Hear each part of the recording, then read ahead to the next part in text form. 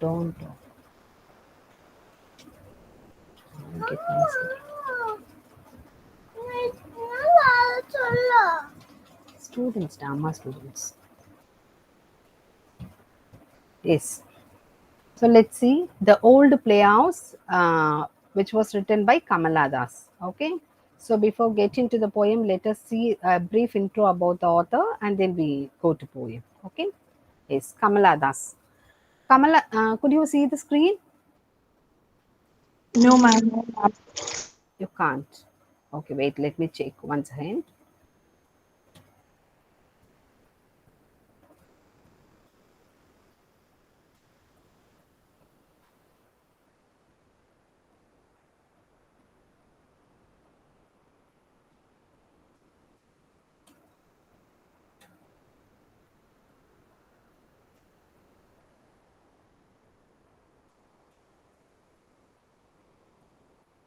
Is what about now? Is the screen visible? Yes, ma'am, it's visible. Okay, fine.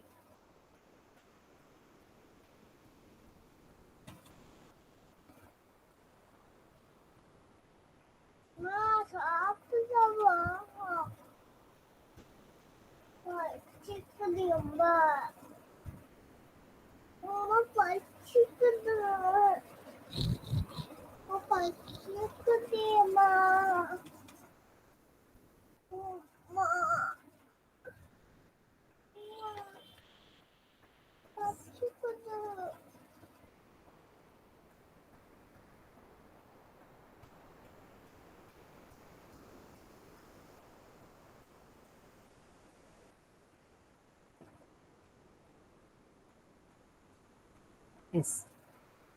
Now, what about now? No, ma'am, it's blank. It's blank.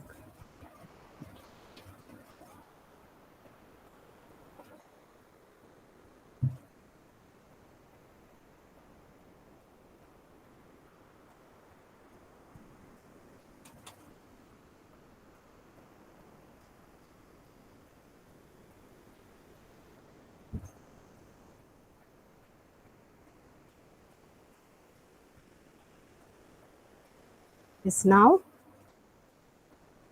No, ma'am.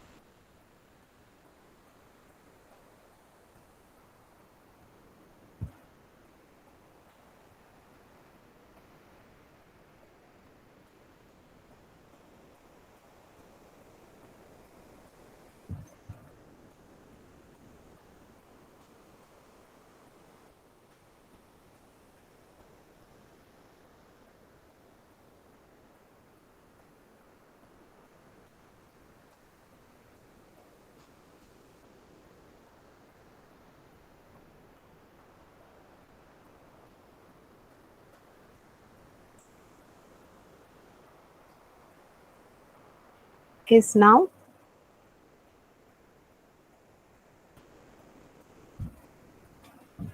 No, ma'am.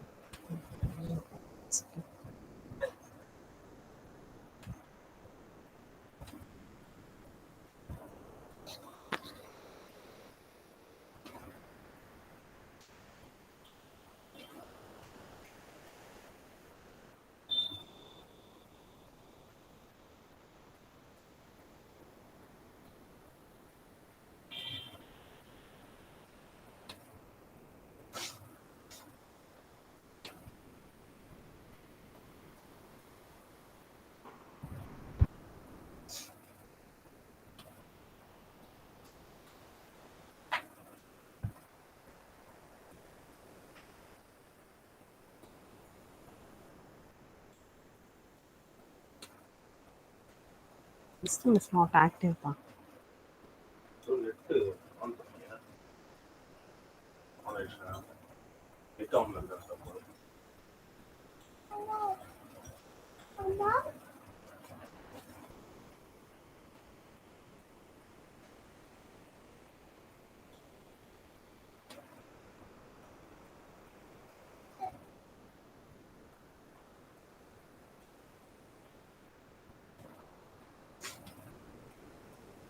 So once you see the screen, please let me know.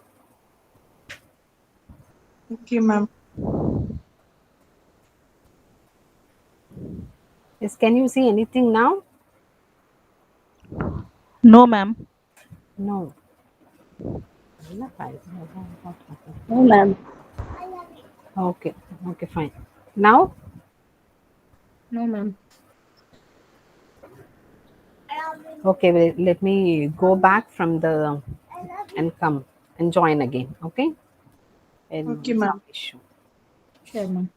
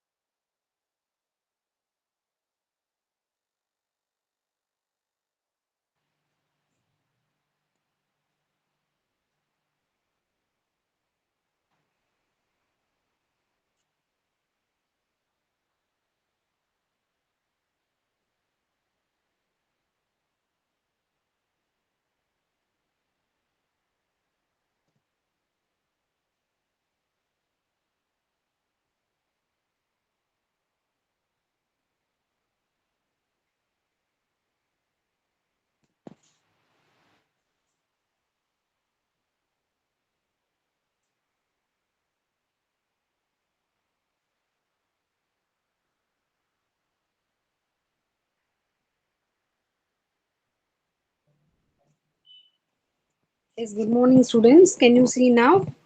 Yes, ma'am. Okay. Yes, Okay, ma'am. fine, fine. Let us start The Old Playhouse. Old Playhouse is a poem written by Kamala Das. You know very well, Kamala Das is a very famous Indian English author, Indian English writer. She is a poet. Um, she is a poet and um, she is an autobiographer. She has written autobiography and she has written a good number of short stories. Let's see.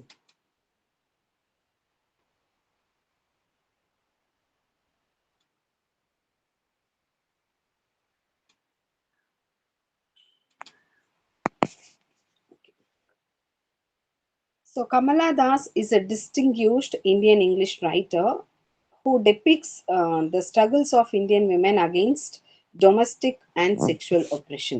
So, actually, so Kamala Das is believed to be a born feminist. Why do we call Kamala Das as a born feminist?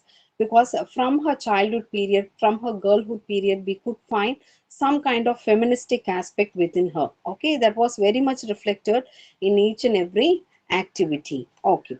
And moreover, even in her writings, she used to depict the struggles of Indian women against the struggles of the domestic women in the domestic sphere, and moreover, what some kind of sexual oppression which is undergone by women. The poems of Kamala Das reflects the theme of nostalgia of her past memories and frustration involved in the marital life. And she not only talks about the sexual oppression as well as the struggle faced by Indian women in the domestic sphere. She also, most of her poem just talks about her memories, her nostalgia of her past memories, and the frustrations involved in the marital life. So you know very well, marital life is nothing but marriage life, and what are the frustration, what are the struggles faced by women in the marital life. And moreover, the love or the failure of love or the absence of love for a woman who strives for it in the loveless male world. Okay. So actually, so for example, if we take the world, we can uh, classify the world into the world meant for men and world meant for women. So for example, so we happen to live together. We happen to live together. But what is the expectation of the women? The women expect to have love from the husband. So whereas she couldn't get the love and affection, true love and affection from the from her life partner. The reason is the male world is represented as a selfish world. So actually the male members in the family remain very selfish and they never worry about the emotions and feelings of the others in the family, especially women or wife in the wife. And these are the recurrent themes handled by Kamala Das in her poetry. And moreover, she is very bold and frank in her expression. And because in that particular time, the many women writer had a kind of hesitation to talk about the sexual life or about the marital life, whereas Kamala Das did not bother all those things. She is very bold enough to talk about all those things, and she is very frank and bold in her expression. Okay, let's see what is the poem, The Old Playhouse, about. The Old Playhouse is about the painful experiences of her marital life. So, actually, this poem has an autobiographical impact. What I mean by autobiographical impact? She talks about her own experience in her marital life. Okay, so here the speaker is Kamala Das is said to be the speaker of the poem, and she in which in this poem she talks about the painful experiences of her marital life. And the very title of the poem, Old Playhouse. So actually, the poem was extracted from the collection of work called The Old Playhouse and Other Poems, and the Old Playhouse is extracted from this particular collection. And the poem is an attempt to explore a man and woman relationship and how woman is trapped in a loveless marriage. Okay. So what is the intention of writing this poem? The poem, the speaker wanted to explore, or the poet wanted to explore the man and woman relationship, especially in the marital life. And in the marital life, what happens? Women is trapped in the loveless marriage. Women is trapped in the loveless marriage, and the poem becomes a microcosm for the a larger concept symbolizing the traditional patriarchal society. So actually, this is not only the condition, this is not only the struggle faced by Kamala Das in the marital life, and this is quite common in all the life of the women, in most of the women's life. Okay, so the poem is said to be a microcosm. Microcosm is nothing but is it it may so actually in this poem she depicts the life, she depicts the experience of her own, but actually this is not only the condition of and this is quite common to all women in Indian society. Okay, especially in the patriarchal society. So am I audible to you? Yes, ma'am. Okay. And it is addressed to you. So actually, so if you see the lines of the poem, so you plan to tame a swallow to hold her in a long summer of your love. So for example, let me show you the lines. Okay. So you plan to tame a swallow. You plan to tame a swallow. What is the meaning for the word swallow? Swallow is nothing but it is a very small, it is a very small singing bird, and it is a very small migratory bird. What do you mean by migratory bird? A bird which used to migrate from one place to another place. In the same way, women is migrated from one place to um, another place, for example from mother's house to in-laws house to have a to enjoy her marital life. Okay, so that's why the women are said to be a swallow, or women are compared to be a swallow. So you plan to tame a swallow, so actually you represent whom? So you is nothing but it represents the husband. So how the husband is represented in the poem? So let's see. The husband is represented as a captor. Who is said to be a captor? Who is a captor? Captor is nothing but hunter. Captor is nothing but hunter. Okay, let's see. So actually, it is addressed to your to is it is addressed to you. So you represent the husband of the speaker, whom she accused of hurting her mind. So actually, so in the marital life, she could not enjoy the marital life. She happened to face so much of struggles, and she receives only wounds and hurts. Okay, so that's why she accused her husband for hurting her very often. And moreover, her mind is like a old playhouse. What do you mean by old playhouse? What is a playhouse actually? So playhouse is nothing but a theater. Playhouse is nothing but it is a theater. Old playhouse means so very old, which is not functioning. So and moreover, there is no cheer. So if it is a theater, there will be a kind of cheer and there will be a kind of emotions. Whereas here the mind of Kamala Das is compared to old playhouse. The reason is there is no cheer, there is no emotions, there is nothing to her. Okay, because she has completely lost everything, and she has completely tuned, or she is completely made into a different person, and she is completely empty. She has no love, affection, there is no cheer, there is no entertainment, there is no delight, and no kind of emotions present in her mind. Her mind is represented as an old playhouse. And in the poem, she compares herself to a swallow. Swallow is nothing but a bird. It is a migratory bird, as I said.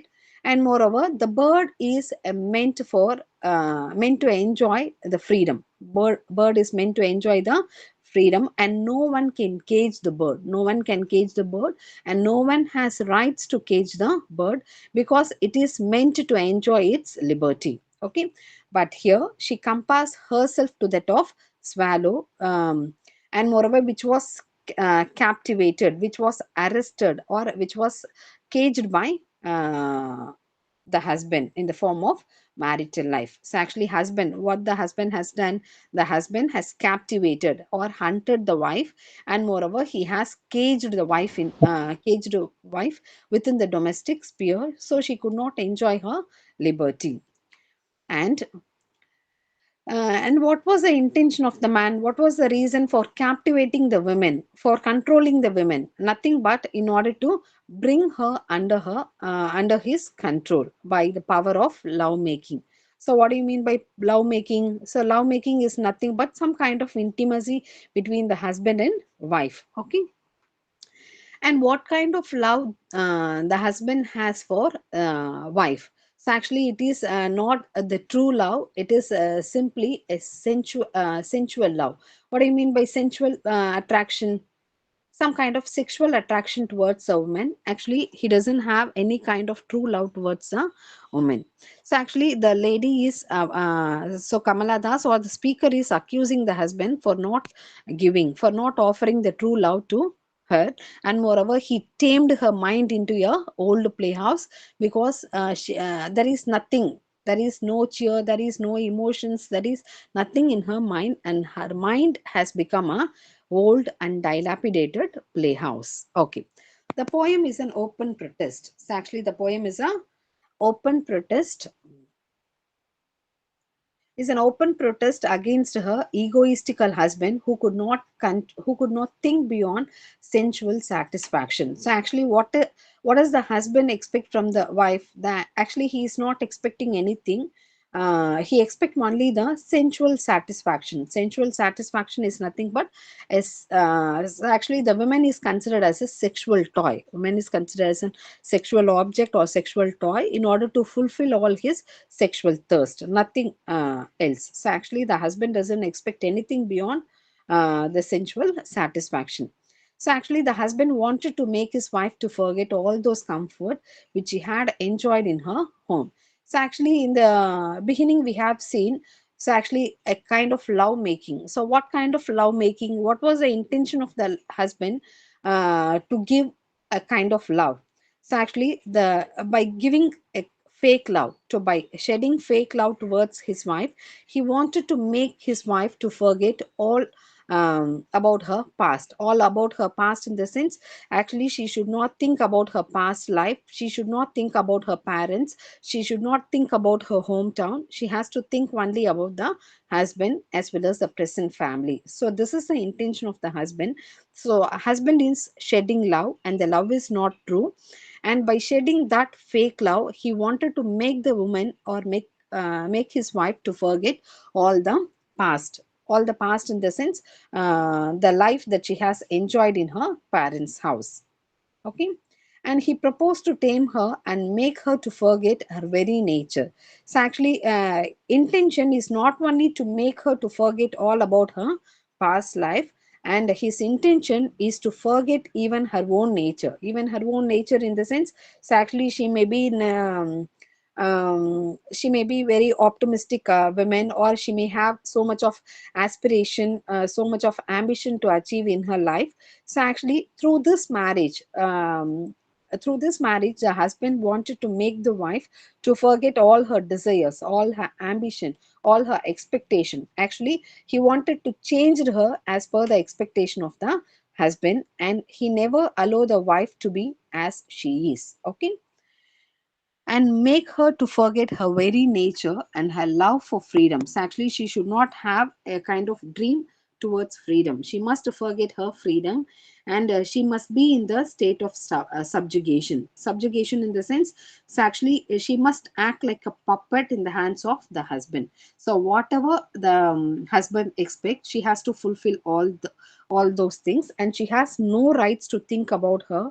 She has no rights to think about her feelings and emotions. Okay, she has to think only about her husband. Okay, the husband is very self-centered, and he is selfish, and he cannot think beyond himself, and he never recognize or acknowledge the emotions, dreams, desires, or expectation of a wife.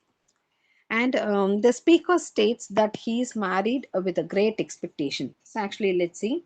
The speaker pointed very clearly, actually, that she married this man.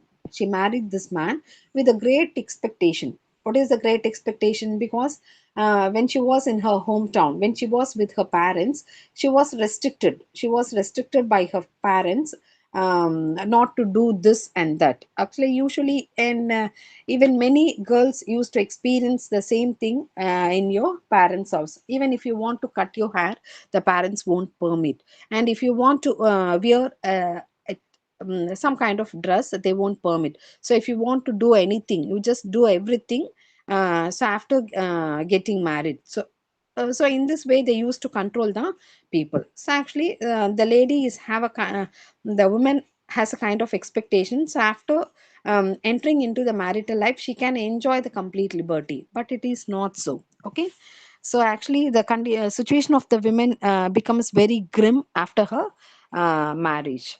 The speaker states that she married with a great expectation of developing her own true self. So actually she wanted to identify her own talent. She wanted to fulfill all her dreams and desires that she had once, but she could not do everything. She could not even think of herself after her marriage. So actually she thinks only about her husband. She cannot think beyond it, because she was tamed, she was domesticated to think only about her husband and his needs and expectation.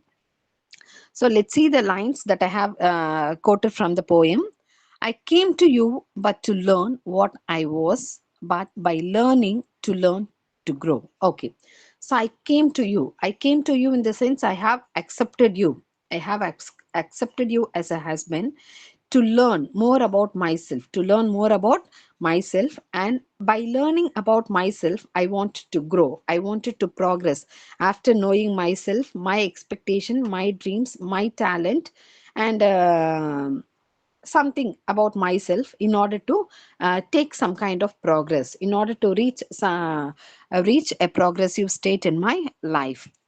And she thought that the marriage would give her opportunity for self growth. So actually the woman believed that the marriage would give some kind of opportunity for her self growth and self discovery.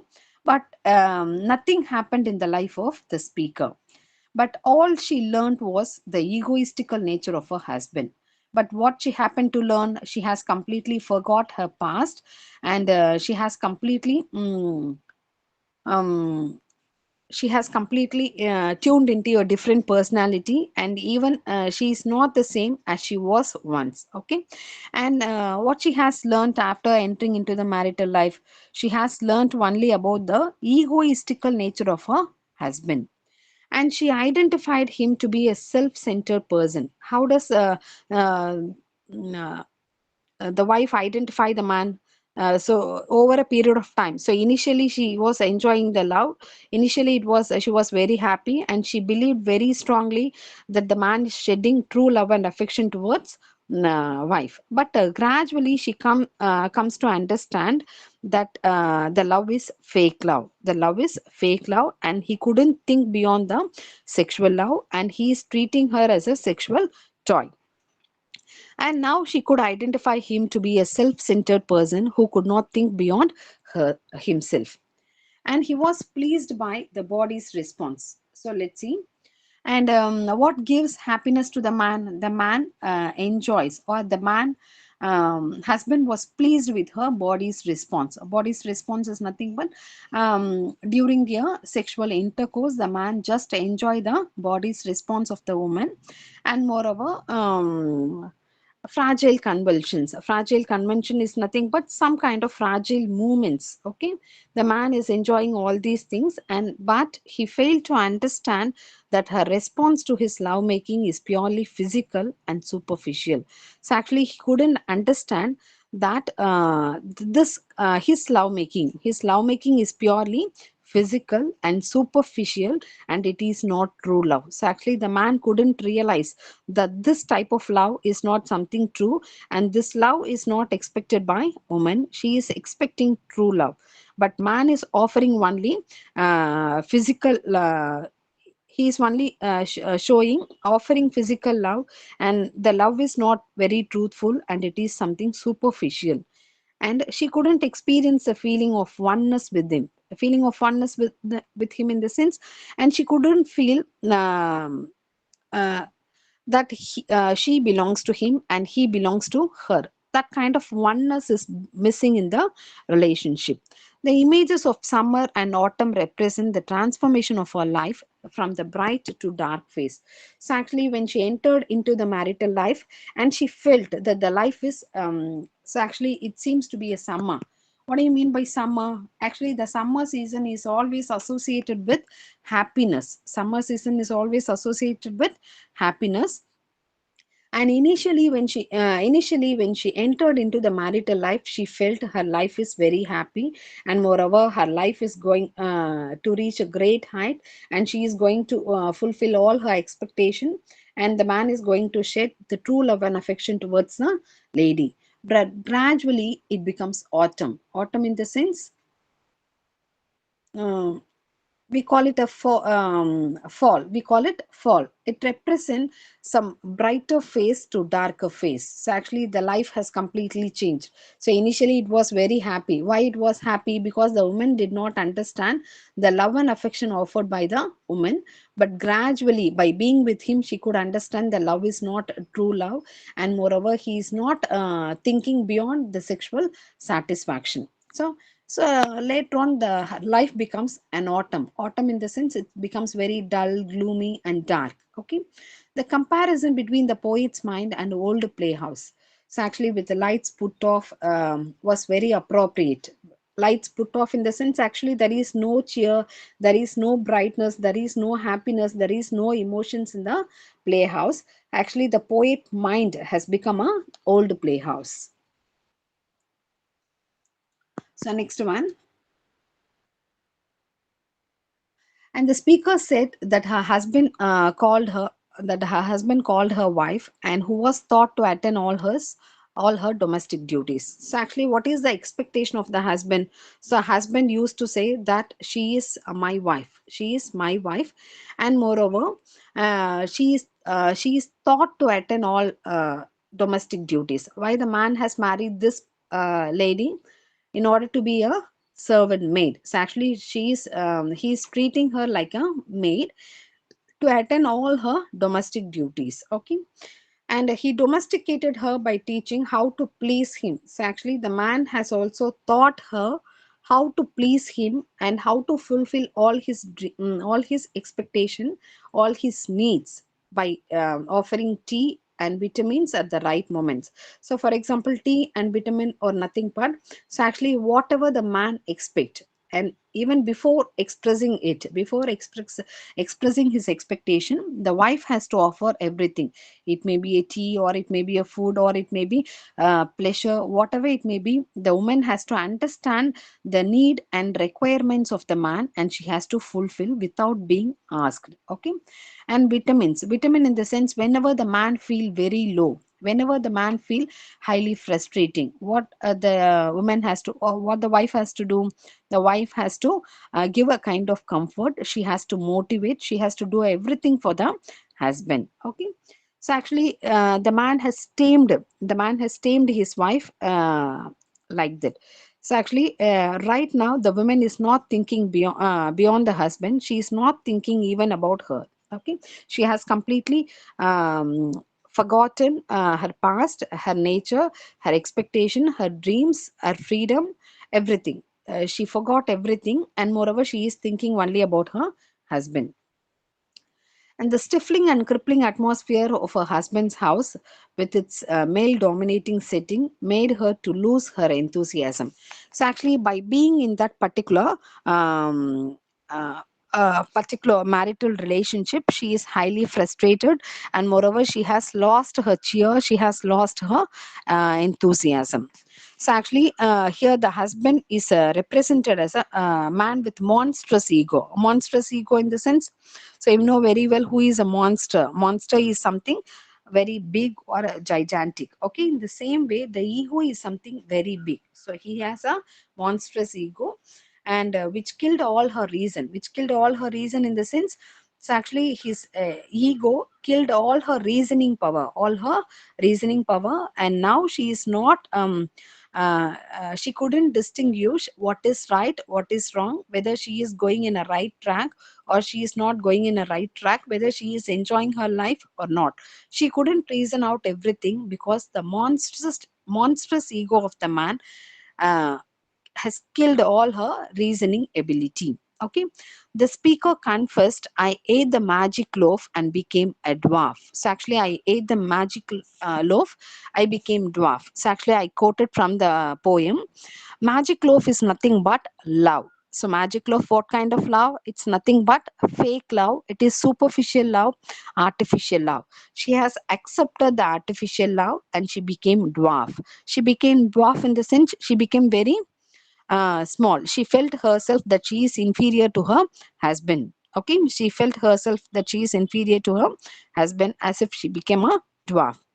I lost my will and reason. So actually, she lost all her willpower. She lost her confidence. She lost her hope, and she lost her reasoning ability. I mumbled incoherent replies. What do you mean by I mumbled incoherent reply? So actually, whatever said by the husband, she just give a kind of incoherent reply because she has lost her reasoning ability. She has lost her reasoning ability and everything, so she could not give a meaningful reply, and her reply remains incoherent. Okay, and she mumbled in the sense she is speaking in a very low tone, so we could understand the man is highly dominating, the man is highly dominated, and so that she couldn't speak aloud, so she is mumbling when she is giving a kind of reply to the man. Okay, the speaker's husband never realized that she was still emotionally unsatisfied and hungry. Okay, so actually, still the husband couldn't understand, and he couldn't realize that the woman who is living with him is emotionally unsatisfied. She is not highly happy. She is emotionally unsatisfied, and she is hungry. Hungry in the sense she is not satisfied with the sexual satisfaction, and she has so much of expectation. She is expecting more and more from the husband, but all her expectation remains unfulfilled. Okay, in the process of unnatural patience, it's actually unnatural passions. What do you mean by unnatural passions? It's actually even the passions has a kind of limitation, it has its own boundary, but she has maintained unnatural patience by withstanding the man. So whatever happened, she did not protest the man, and she did not talk against the man. She just accept everything what she has experienced in the life. Okay, and mentally at the hands of unsatisfied husband, and she is not emotionally and mentally satisfied, and she is satisfied, she could just enjoy the physical union of the husband, nothing else. The man she loved had adopted the artificial light to satisfy the wife. So actually, so the man is taking some kind of effort in order to satisfy the wife. So it's nothing but artificial light. Artificial light in the sense there is no true love, there is no true affection, nothing. It seems to be something artificial. So that particular artificial light could not satisfy his wife. The speaker has lost all her cheer, singing, dancing. She juxtaposed her husband with the mythical character Narcissus. So actually, this is a distance education class, so we couldn't prolong for a long time. So I am not getting into the details of mythical character. So let me just give a one-line definition for the mythical character. Okay. So actually, at this point, she compared her husband with that of the mythical character. So mythical character Narcissus. Who is Narcissus? Narcissus is a mythical character with who is meant for self-love. Who is meant for self-love or selfish nature. So actually, the wife or the speaker compares her husband with the mythical character. That is self-centered character, self-centered mythical character Narcissus. Because even her husband remains self-centered. He is not thinking about wife feelings, her expectation. He thinks all about himself. So she compares herself with that of the mythical character Narcissus, who fell in love with his own image and embraced death and despair. So actually, what is the use of having this kind of love and affection? Nothing. So at one point of time, he is going to embrace death and despair without experiencing the true love, without enjoying anything. The poem disclosed the autobiographical impulse to reveal the gender bias and assertion in favor of living. So actually, so what is the intention of this particular poem? The main intention of the poem is to reveal the male domination and moreover gender bias in the sense some kind of a difference that we could find in treating the male as well as female in the society. Okay, and this is the poem Old Playhouse. And if you just give a reading to the poem, you can better understand. So right now we don't have time to read the poem. Let me skip it. Okay. You read the poem. If you have any doubt in this part, you can ask me in the following classes. Okay. Let me. Okay. We move to the other.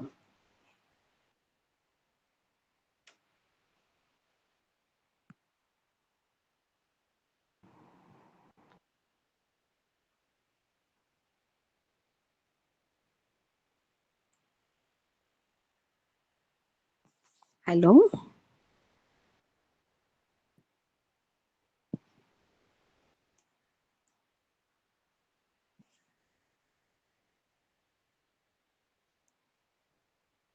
students. Yes, ma'am.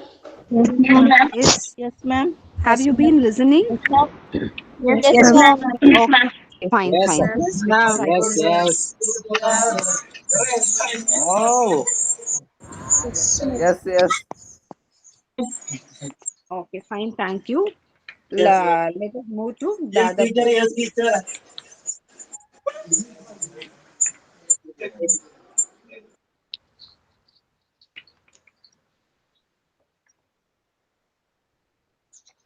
Okay, let me share another screen.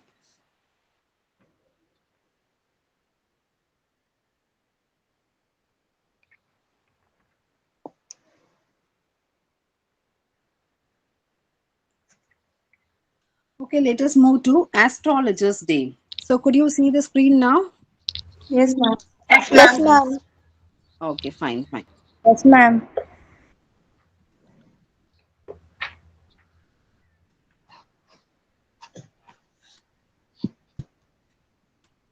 Yes, an Astrologer's Day.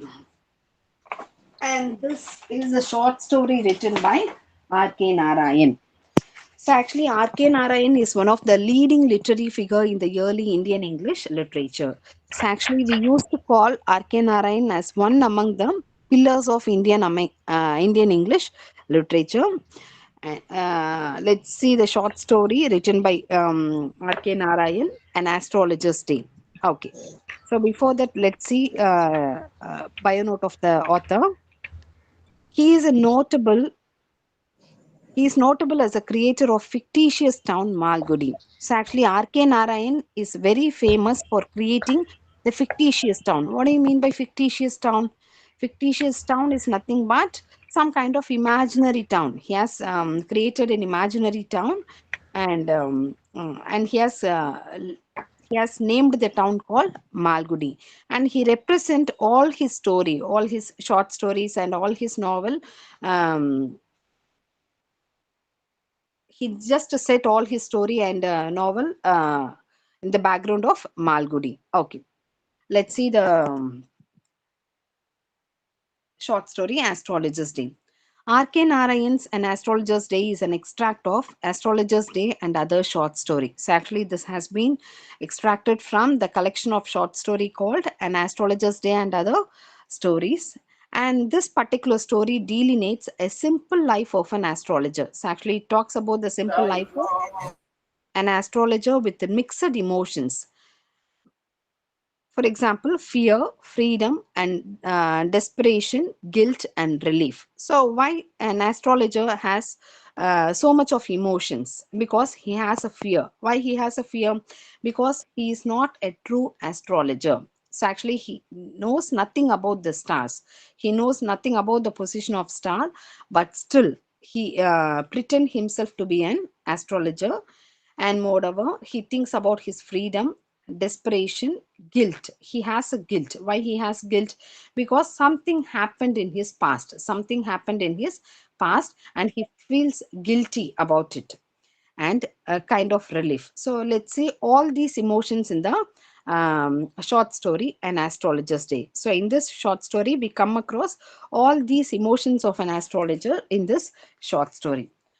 R.K. Narayan is an eye for detail who creates a picturesque and delightful feast for our readers, which exhibits its craftsmanship. So actually, if we read the short story, we can just visualize the scene. We can just visualize the scene. Okay.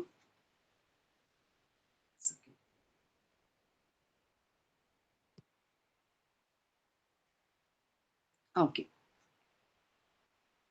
The story opens with the astrologers. Actually, when we read the short story, we can just visualize because it was something very. He has described even the minute details of each and every scene that he has represented in the short story. So it seems to be a delightful feast for all the readers. Okay. The story opens with the astrologer. So actually, the story begins with the astrologer. The astrologer dressed impressively. So actually, he dressed impressively in the sense. So actually, that particular dressing fit him or represent him as a true astrologer. Okay. His profession, and he gave a charismatic appearance on him. So, for example, astrologer's forehead was painted with sacred ash. So, actually, he has applied sacred ash and vermilion, and he wears a turban. He wears a saffron colored turban around his head, and moreover, to crown his effect. So, actually, he appears to be he is wearing a saffron colored dress, and he has applied sacred ash and vermilion on his forehead, and he has a dark whiskers in the sense he's having a beard and whiskers. He's having beard and whiskers, and which seems to be very attractive to all the passers by. And he appeared to be um, an apt astrologer or very a real astrologer. Okay. He conducted his business under the shade. So actually, where he is having his business, he is doing his business under the shade of a giant banyan tree. Under the giant banyan tree, he is doing his business, and sharply by midday. So when does he start the business? He start the business by midday, and by spreading all his professional equipments. So what are the professional equipments he has? Let's see that. Cowrie shells. Cowrie shells in the sense we used to call it choli. We used to call it choli in Tamil, and moreover a piece of cloth in which there is a kind of mystic chart in the sense it has a kind of image, but we ordinary people could not understand what the mystic chart is about and what does it says. We couldn't understand all these things. Only an astrologer could understand all these things. So he's having a dozen cowrie shells and piece of cloth with obscure mystic chart.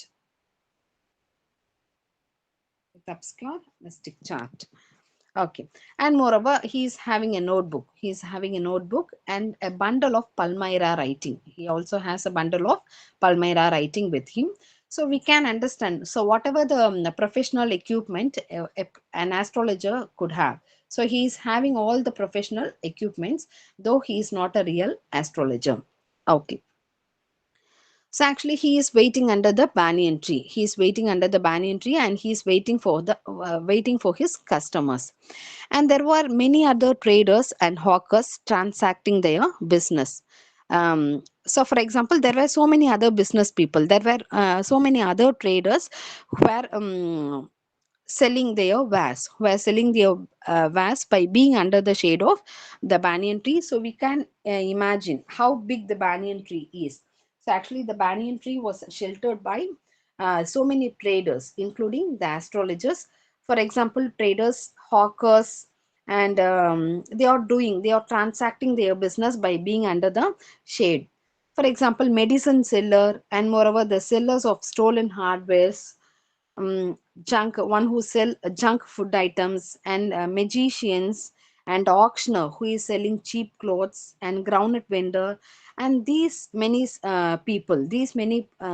traders were under the shade of the banyan tree. Okay. And moreover, groundnut seller, and many traders have given the fancy name for their um, for their items. For example, Bombay ice cream. Some people, that is the ice cream man who sells ice cream, has given a fancy name for the ice cream called Bombay ice cream, or Delhi almond, and or Raja's delicacy. And these many things um, have been sold by the sellers, ice cream sellers. Okay, he did his business without having light systems. Actually, he doesn't have light on his own. He is getting the light of the other traders. So actually, there were so many other traders near him. So actually, he is with the help of those light, he is doing his business. Okay, somehow he is managing and doing his business. Okay.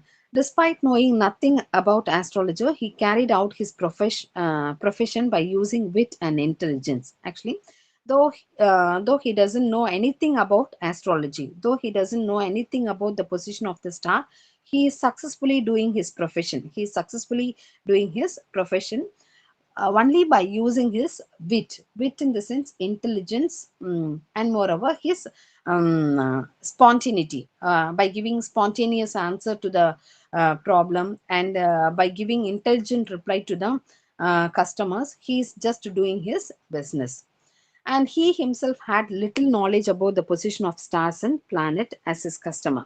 So actually his clients do not know anything about the position of stars and planet. Very similarly, he doesn't know anything about the position of stars and planet, but still by using his spontaneity and by using his intelligence and wit, he is doing his business successfully. Okay, and by using his wit and intelligence, he could convince the people, he could please the people by giving some kind of suggestion, and suggestion, and moreover his solution may astonish even the customers. Let's see. He believed that human beings are entangled in common trouble. And moreover, the astrologer is very smart, and he knows some of the common problems that all the human being used to encounter. So, for example, what are the troubles that we used to face? We used to face trouble in business. So how to make the business successful, and how to earn more money, whether to do this business or that business. This kind of confusion the people used to have. And the people used to have a kind of confusion in marriage. So whether to accept the marriage, or they have to postpone the marriage, and they want to do something about their marriage, and something about their business, so for the progress of the business, and moreover some conflicts in human relationship, and moreover in everyday life we used to face some kind of conflict in the human relationship. So these are the quite common problem that every human being used to face. And he knows very well that human beings or human community is entangled in all these problems. The marriage is a problem, money is a problem, or the conflict in human relationship is a problem. These are some of the common problems, and he knows very well the problems of the people. And he had not intended to become an astrologer. So actually he has no plan to become an astrologer, but all of a sudden, or a situation forced him to become an astrologer. So actually when he began life, so actually there was no plan for him to become an astrologer, but actually the situation forced him to become an astrologer. Okay, due to his past mysterious incident. So actually what made him to be an astrologer? Because something happened in his past life, and that mysterious incident forced him to take up this unknown profession. Okay, if he had been in the village, he would have resumed the work of his forefathers. So actually, what about his ancestral profession? His ancestor, that is, his father and his grandfather, were farmers. They were working on the farm. They are working on the field. Okay, but whereas this man could not continue. He could not um, continue the profession. He could not continue the ancestral profession. He happened to take up the new profession. There was some kind of reason. Okay, let's see the reason later. So otherwise, if that particular incident would not have happened in his life, he would continue the ancestral profession by tilling the land and by tending the cornfield. Okay. When his client sought his suggestion, he let them speak for 10 minutes. Okay. So how does he handle the client? How does he handle the customer? Let's see that. So actually, whenever the customer approached him in order to get some kind of solution to the problem, so he won't speak anything. He won't speak anything. He just closed his eyes. He just closed his eyes and he wait for some moment for the client to speak something. So actually, the customer who sit before the astrologer can't be quiet. So they wanted to find the solution immediately. So what do? They used to tell, they started telling, they started narrating their problem. So he led the people to speak for first 10 minutes, and then he gathered sufficient information from the customer. So actually he never identify what is the problem of the customer. He just wait for some time and he just let the customer to speak for 10 minutes, and then he collects the sufficient information from the customers, and then he clarify their doubt by using his wit and intelligence.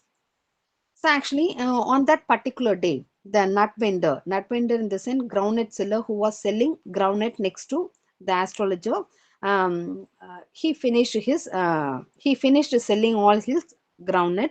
So he just left the place. He just left the place, and there was no light. There was no light for the astrologers to carry out the business. But still, he found a beam of light from the far distance. He happened to found a beam of light from the far distance. By using that particular light, he wanted to carry out his business after the groundnut seller left the spot. So actually, even the when once the groundnut seller left the place, even he did not find any customer. So the astrologer decided to leave the uh, to leave the spot. Okay. So unexpectedly, he happened to found a man with callous behavior. So actually, he happened to see a man who has a kind of rough behavior. He is very rough, and moreover, he is not a pleasing personality. He is not a man with pleasing personality. An astrologer happened to come across such a person. So astrologer pressed him to spare his time to find the solution. So actually, what did the astrologer do? So astrologer compelled the man with callous behavior to sit before him for few minutes in order to find the solution to all his problems. So actually, on seeing the man, he could understand that so actually it was a night time. He couldn't see the face of the man clearly, so he just compelled the man to sit before him for some time in order to solve all his problems. So I could understand that you are in problem, that you have so many problems in your life, and so I can give you the solution if you be with me, if you spend time with me for a few minutes. So he just forced him. Okay. Okay, find a solution. The astrologist tried to deal him with the usual tricks. Actually, he wanted to handle the new man with the as usual tricks that he used to apply to all the other customer. But the man demanded answer for his specific questions. So actually, the astrologer tried to ask. So I know very well that you are in a problem. அப்படின்னு சொன்ன உடனே என்ன பண்றாரு? So actually, the customer asked him to stop. Okay, I don't want anything else. So if you are a real true astrologer, I just want only one thing. Please answer my question. Don't talk much. So in this way, the customer demanded the astrologer. So actually, please answer. So actually, he demanded answer for his specific question. So let us see the question. The astrologer caught the glimpse of his face um, when the stranger lit his cheroot, and for an obscure reason, the astrologer felt uncomfortable. Okay, so actually, the customer who is sitting before the astrologer, he just light the cheroot. Cheroot is nothing but it's a kind of what do you mean by cheroot?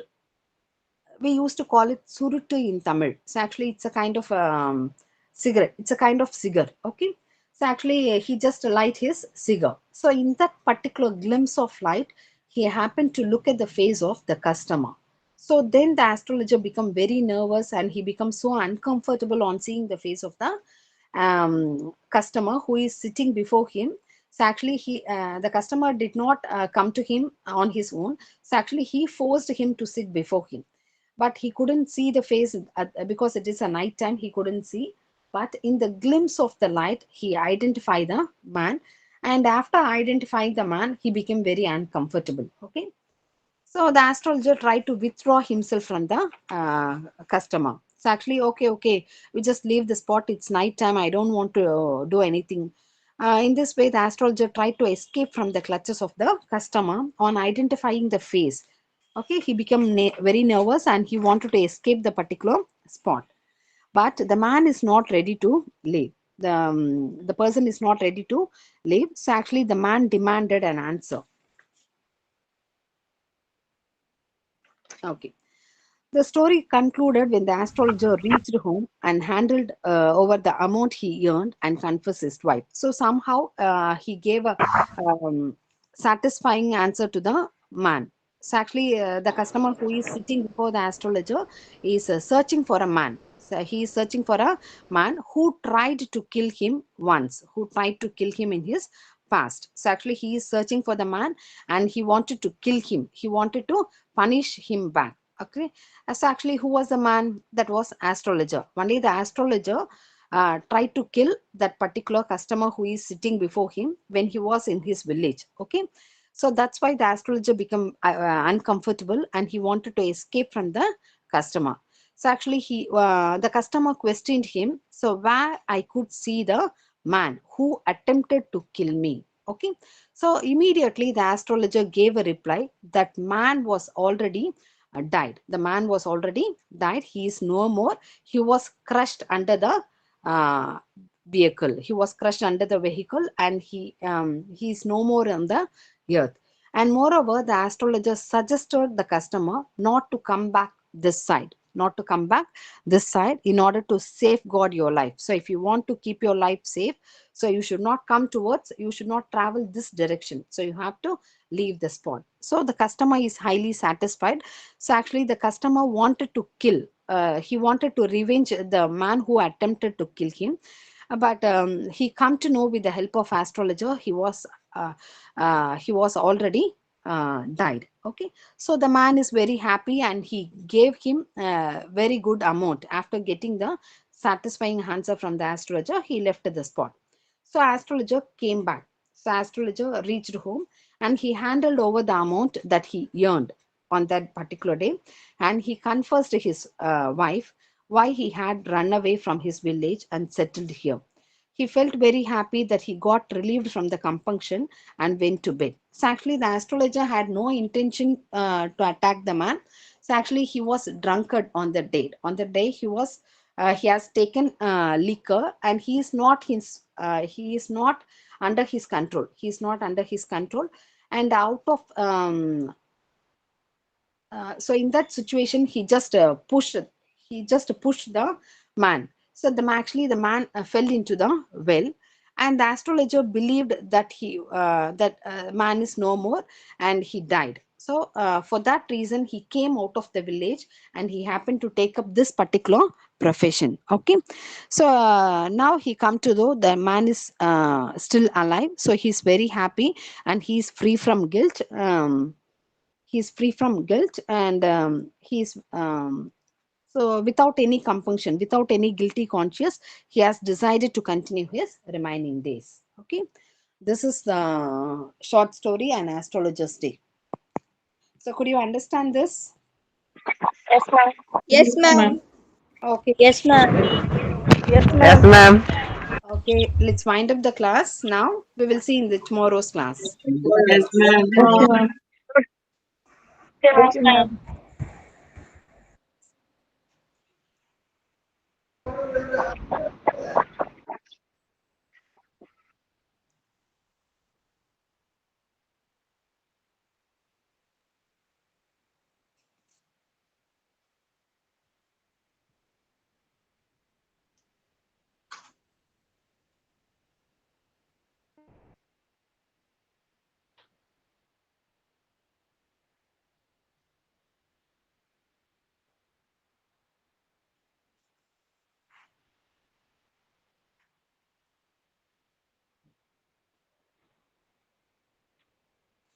Yes, do you have any doubts?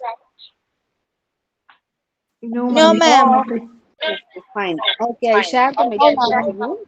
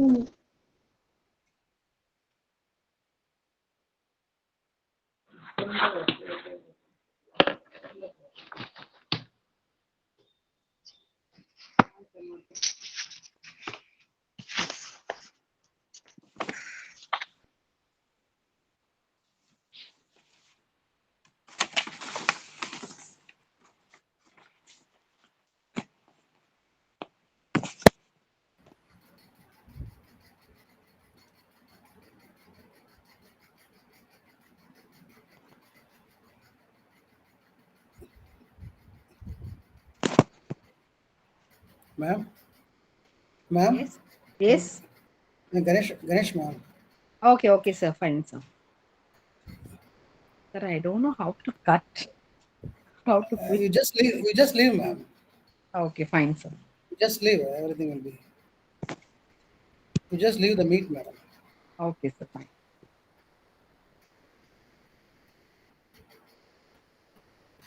Okay. Good morning, friends. Good Am I morning, audible to sir. you? Yes, Yes, sir. sir. Good Good morning, morning. sir. Good morning, sir. Good morning, sir. Okay. Okay. Good morning, madam. Good Good morning, morning, sir. sir. Good morning. Good morning.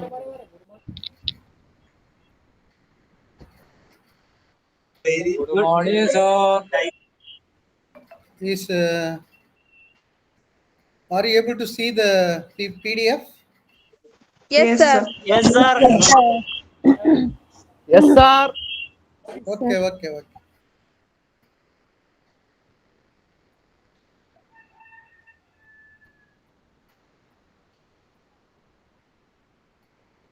Yes, sir.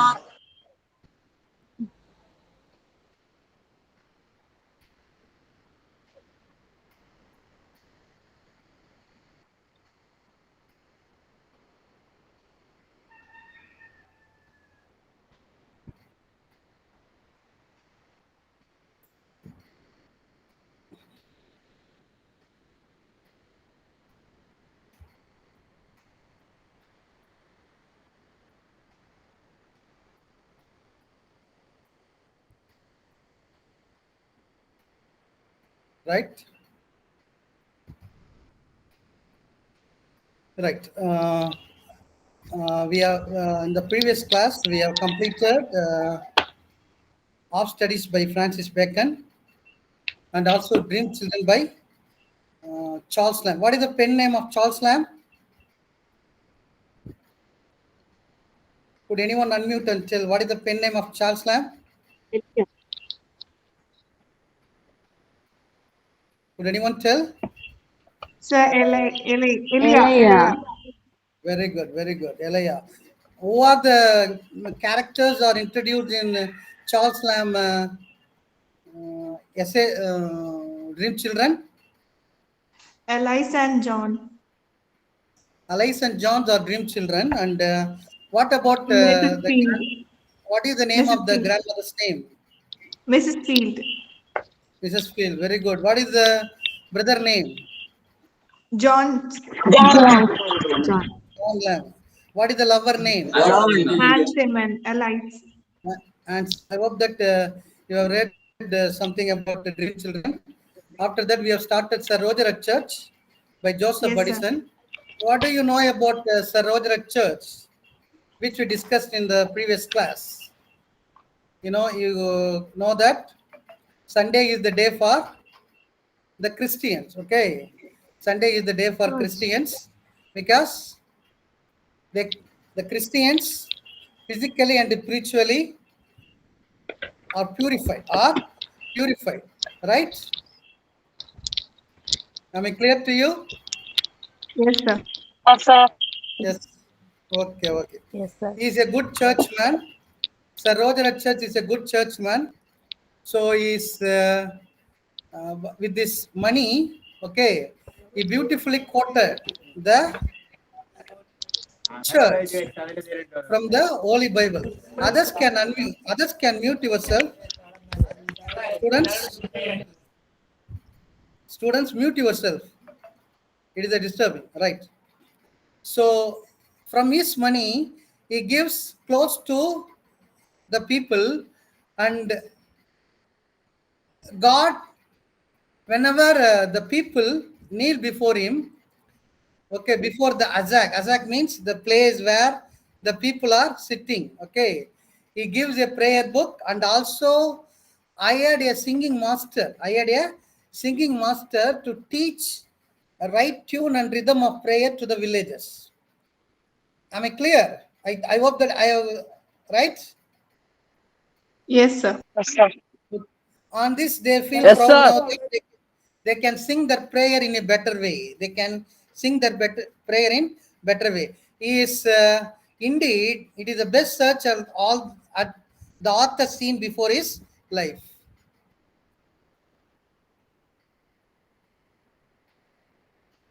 The last day, okay, right. I'm just recollecting what we have discussed in the previous class. He is a landlord of whole congregation. Okay, people are.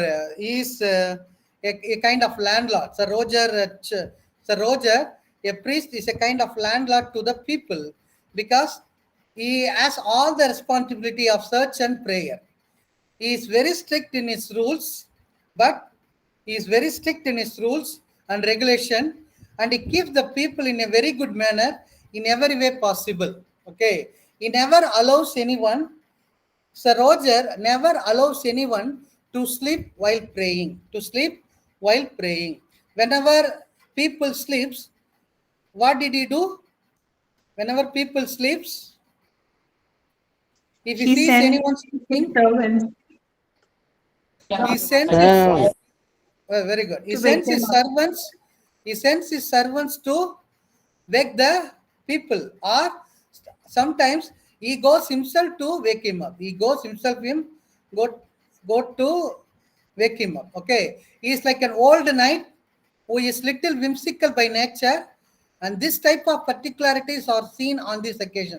He is like a old knight in the sense that he is a soldier. He is more or like a soldier. Don't say that he is a soldier. He is more or like a old soldier who always believes in rules and regulation. Rules and regulation. Whenever people have sung their song, their prayers, he keeps singing verse for a minute. When he is very happy, he sings the song for more than 1 minute. And at the same time,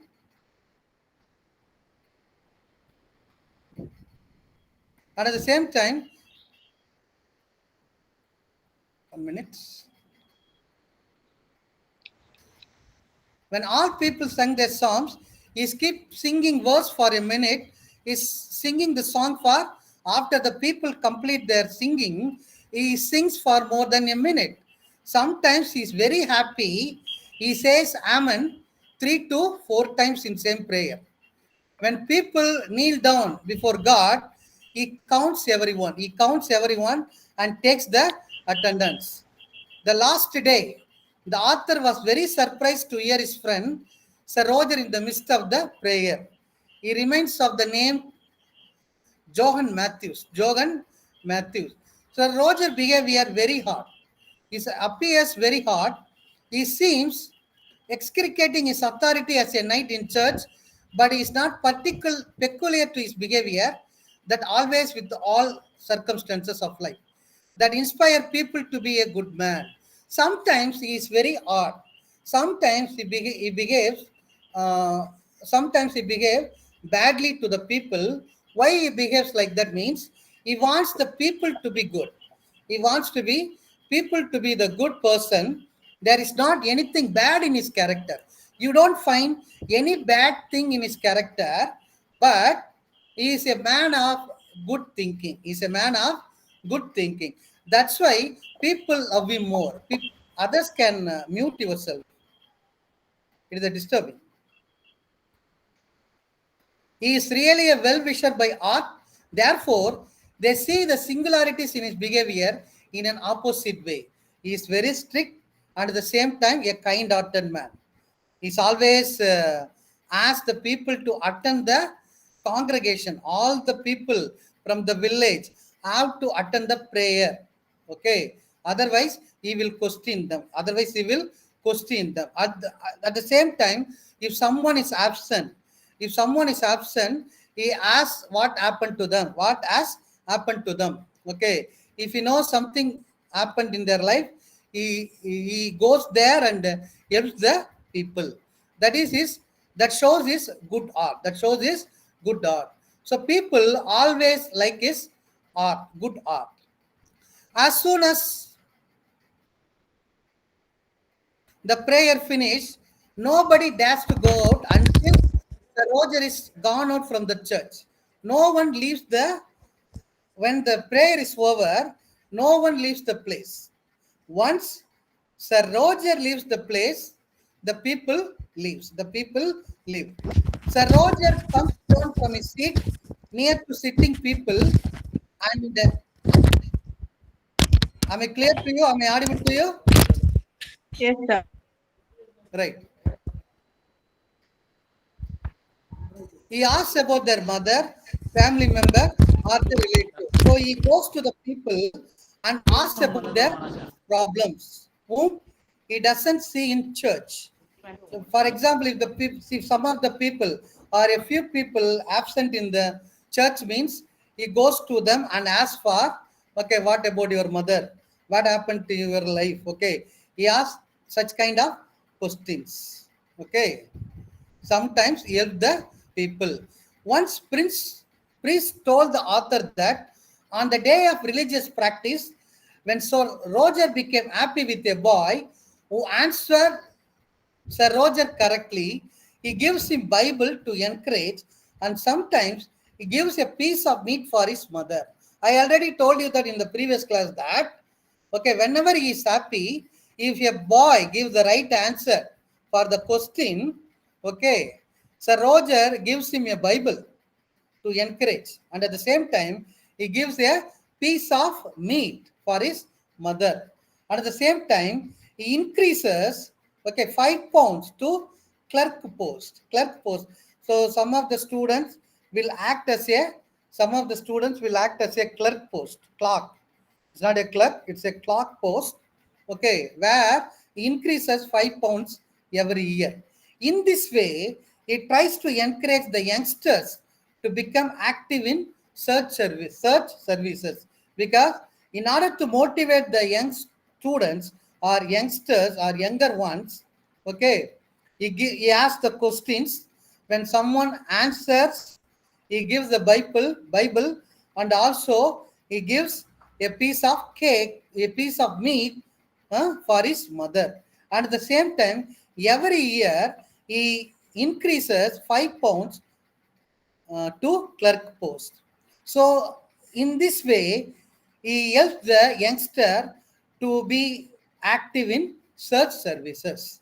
He promised to give good value to new clerk according to his merit when present clerk would be retired.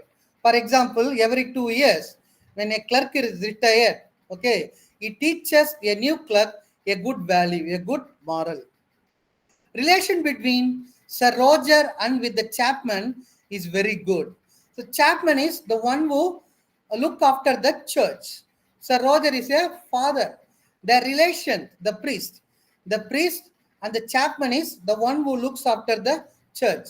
One who looks after, that means he sees everything. Okay, whatever happens in the church, he is responsible. The Chapman is the responsible. The relationship is very good. Yes, very good. But the relationship between the squire in the sense that the landlord of the village. These villages are famous for their quarrel between both. The chapman as well as the squire have not in good relation. I'm not in good relationship, because the result is that people are losing interest in church, because once the landlord, the squire, gives more money to the people will not attend the church. The squire does not go into church, and Chapman criticizes him openly. Okay, squire is a landlord, one who is having more money in the village, one who gives many jobs to the poor people. The people will definitely, okay, hear the words of Chapman. When Chapman says, no, don't go to church, means the people will not go, because the people are working in Chapman's place. Okay, so they have to accept the words of Chapman. That's why Chapman does not go to church, and Squire does not go to church, and Chapman criticizes him openly. This is very harmful. The priest, Sir Roger always teaches people against the landlord, and landlord takes revenge on him.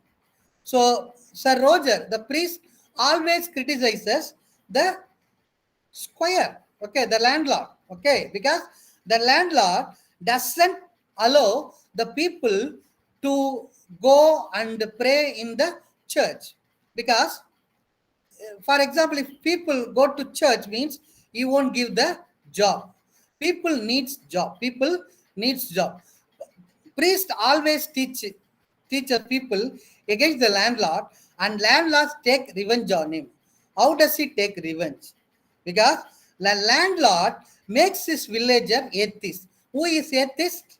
What is the meaning of atheist? One who doesn't believe in God.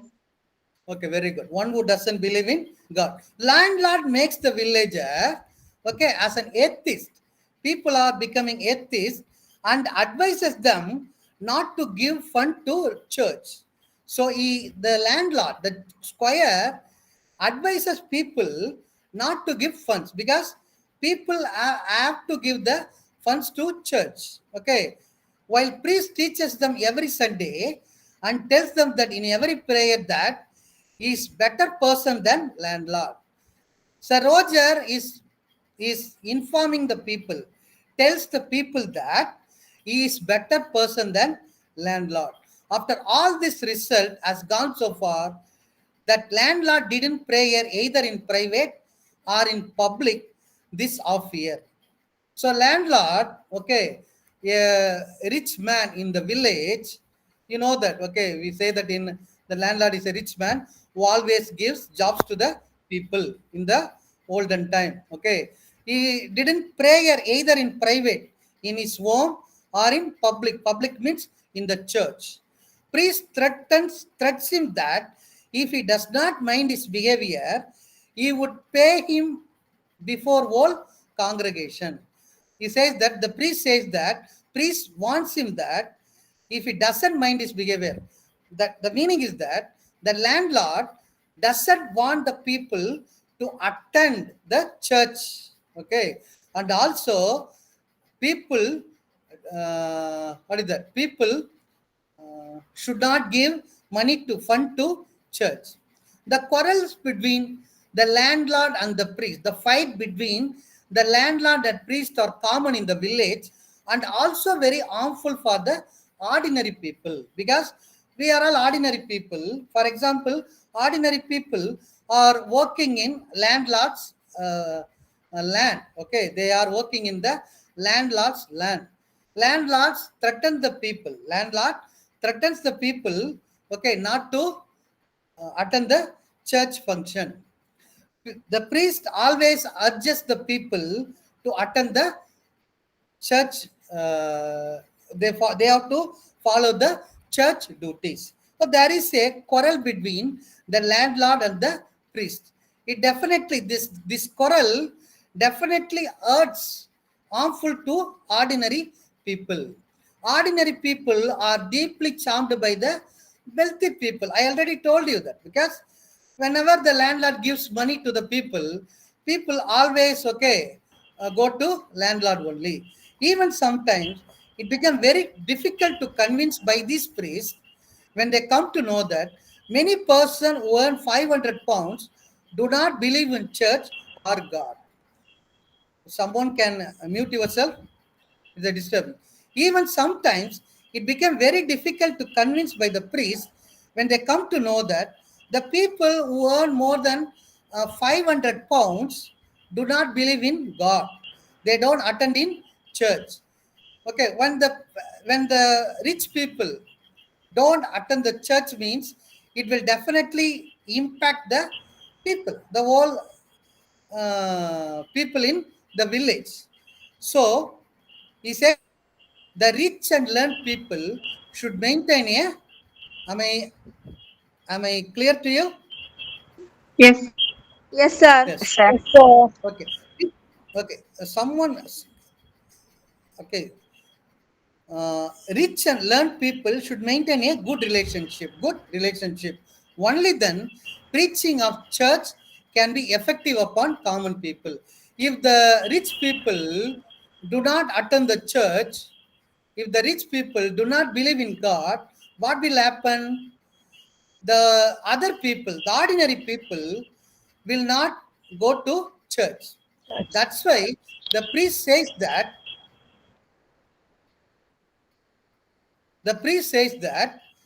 rich and learned people should maintain a good relationship. A good relationship. Uh, Others can mute yourself because it is a disturbing.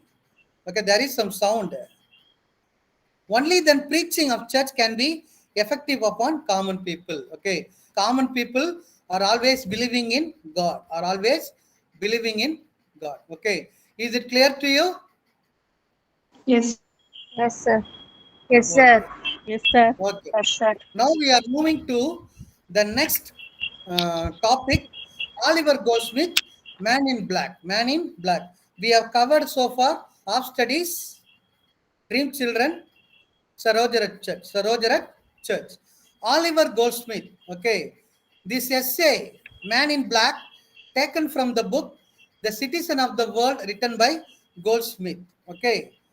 Atlangi is a imaginary Chinese traveler. In this essay, we have a imaginary traveler who visits England. What is the name of the imaginary traveler? Al- Atlangi. Altangi. What is the name? Altangi. Altangi. Altangi. Altangi. Are you able to see the PDF? Yes. Yes, Okay. sir. Okay. Goldsmith invents this character. So he creates a character. Okay. He creates an imaginary Chinese traveler who visits the England. Who visits the England through the imaginary character, through the imaginary Chinese traveler. Okay. Goldsmith. Oliver Goldsmith is the author who wants to show the English life and culture. English life and culture. The eccentricities of the people are minutely observed and gently satirized. Okay. Eccentricities of the people means the various people's thinking are minutely observed. How the people are behaved when, for example, how the people are behaved with beggar, how the people are behaved with good, for example, rich people, everything is minutely observed and gently satire, gently criticize. He doesn't give the harsh he doesn't say in harsh words, but he gently satirize. The man in black as a art of gold. The character, man in black as a art of gold. The man is a art of gold. Okay, he is a good man. Art of gold in the sense that kind-hearted man. Art of gold in the sense that a kind-hearted man who always helps the people. Who always helps the people. Whatever he has in his pocket, he gives to the people. But he wants to be a stern person. He wants to be a stern in the sense that he wants to be a rough person. Okay, odd-hearted. He wants to be a stern and odd-hearted He wants to show the people that he's odd-hearted, what a man he is. He's not at all helping to any people. But actually speaking, he has a art of gold. In this, he is a humorist. In this, he is a humorist. In his encounter with beggars, his mask drops off. What is the mask he wears? Sometimes question may be asked. The mask he wears is he wants to be a stern and art-hearted. Stern and art-hearted. Okay. But actually speaking, he is a gentleman, kind man. Okay. The man in black is described as an autobiographical character. In real life, Goldsmith, the author, was always kind to the poor and gave away everything he had.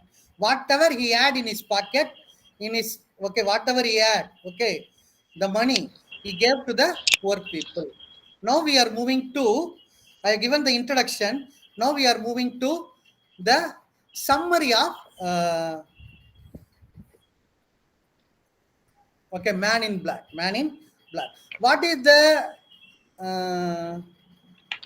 imaginary name of the characters? The traveler's name. Altangi. Where is he from? Altangi. Where is he from? He's a Chinese He's a traveler. Chinese traveler. Yes, Chinese Okay, traveler. China. He's a Chinese traveler. Okay, he visits England. He visits England. He has a great respect for the man in black, who is an interesting character. Okay, so here we are introduced. Okay, imaginary character. Through the imaginary character, man in black, okay, gives his own description about dash people. Okay, dash people here refers to, he tries to talk about the dash people and culture.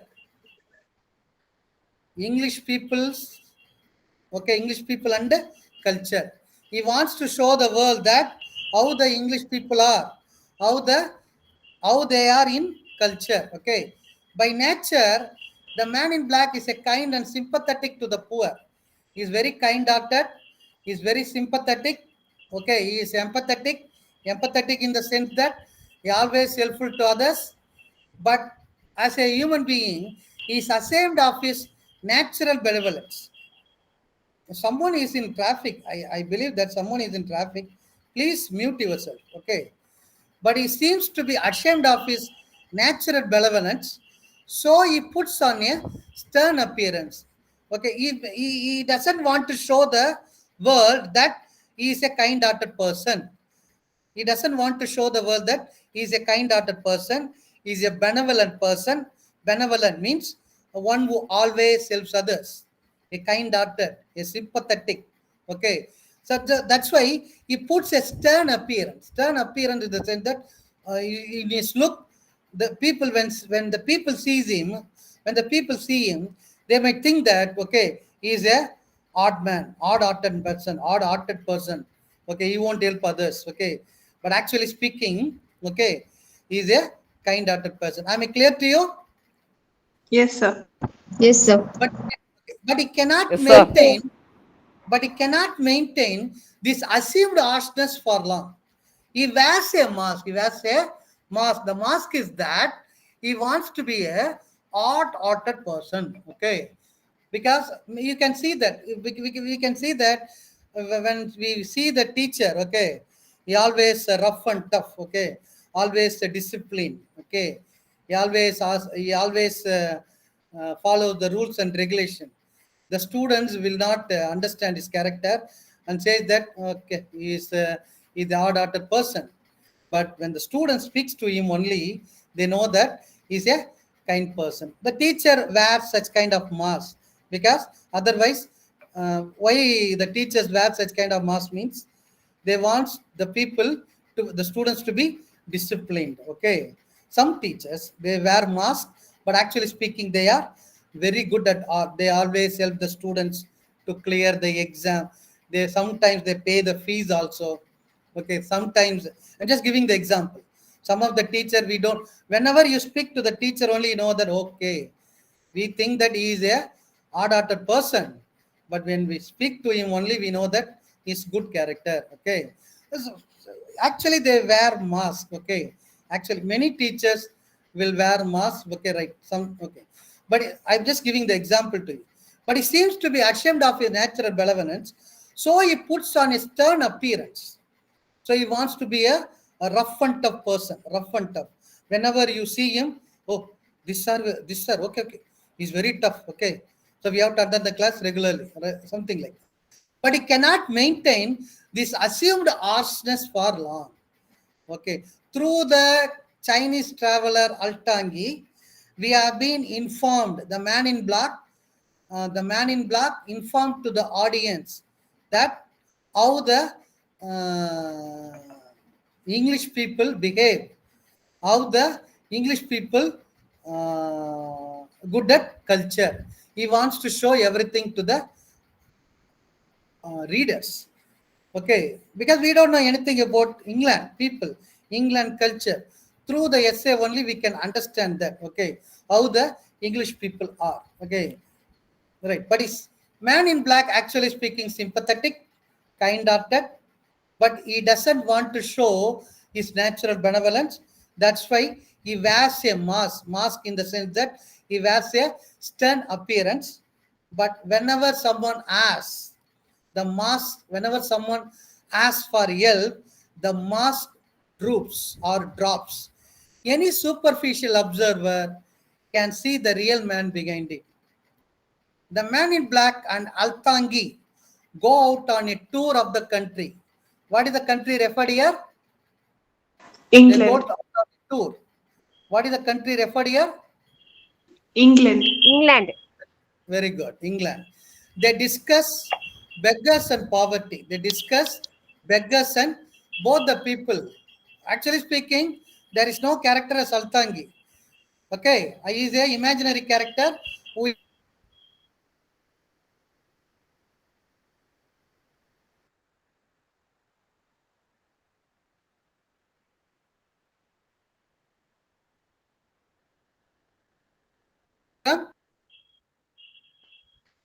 Yes, am Yes, I sir. sir. able to hear? Yes, sir. They dis- Yes, okay. sir. Yes, sir.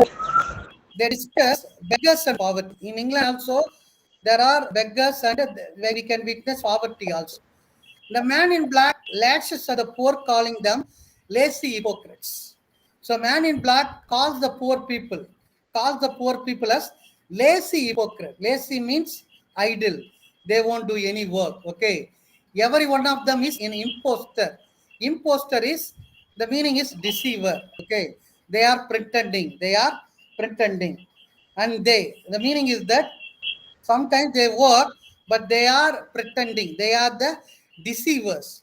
They deceive the people. Imposter means deceive the people.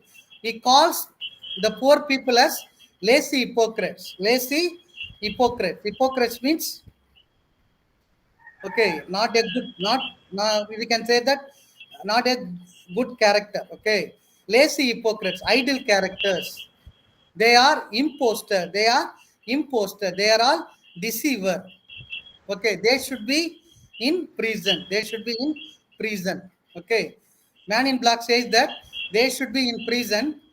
The government has taken steps to relieve their suffering. The England government has taken different steps to relieve their suffering. Please mute yourself. Please mute yourself. But they roam about everywhere pestering travelers. Okay, you can see the beggars when you are in traffic. Okay, when you are in traffic, people will come to you and ask for money. Okay, the same thing as in England also. In England, he says that the people, okay, though the government has taken many steps to relieve their suffering, they roam about everywhere pestering travelers. They begging the travelers to give money. While the man in black is talking in this manner, when the man in black criticized the poor and the poverty people, okay, the poor people, okay, the old man appeals for help, and old man asks for help. He speaks about his dying wife. The old man says that he has a dying wife and five hungry children. We know that it is an invented story, the old man tells a lie.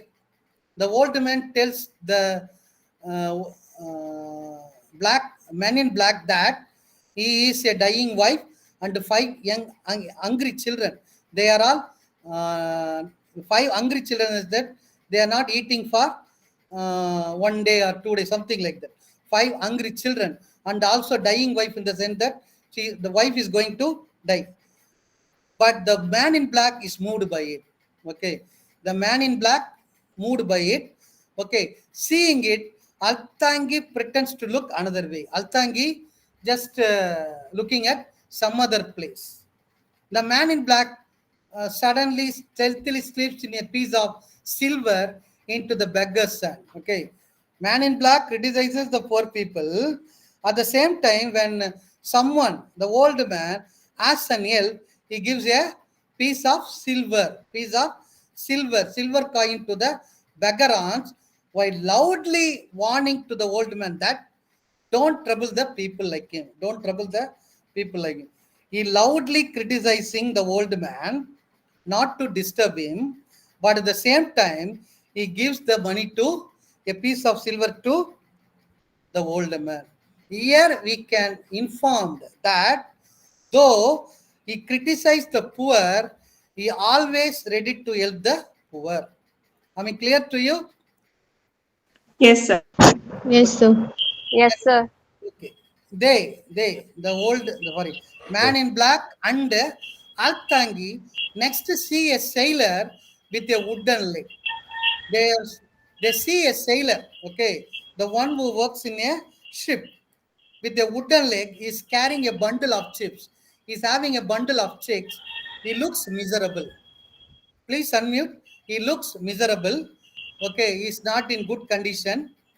Pretending to expose the impostor, the man in black angrily questions the sailor. He wants to show that the sailor is a deceiver. The man in black, please mute yourself. The man in black angrily questions the sailor. The man in black angrily questions the sailor, but soon he buys the bundle of chips for 1 shilling to the great surprise and joy of the sailor. Actually speaking, the man in black wants to show the deceiving character of the sailor who is with a wooden leg. Okay. He is carrying a bundle of chips. He is selling the bundle of chips. He is selling the chips. He looks miserable. He looks a miserable character. But after seeing the sailor, he buys a bundle of chicks for 1 shilling. For example, 1 rupee, something like that. To the great surprise and joy of the sailor. Sailor is very happy after selling the bundle of chips to men in black. He pretends that he has made a cheap purchase. The inconsistency his character is interesting.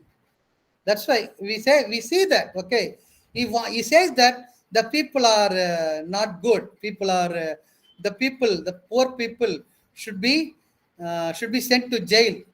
He says all these things to the Chinese traveler. And at the same time, when old man asks for help, he gives a piece of silver to his aunt. Okay, when sailor asks to buy the chips, he buys the chips also. Okay, but there is a inconsistency in character. The meaning is that he wants to be a rough person. Okay, a hard-hearted person, a rough and tough person. But actually, whenever someone asks, he helps. He helps. Now, a poor woman in rags with one child in her arms and another on her back. Okay. Now we have seen that. Hello, hello, hello. Yes. Yes. Am I audible to you? Yes, sir. Okay. Someone says something. Okay. Please mute yourself.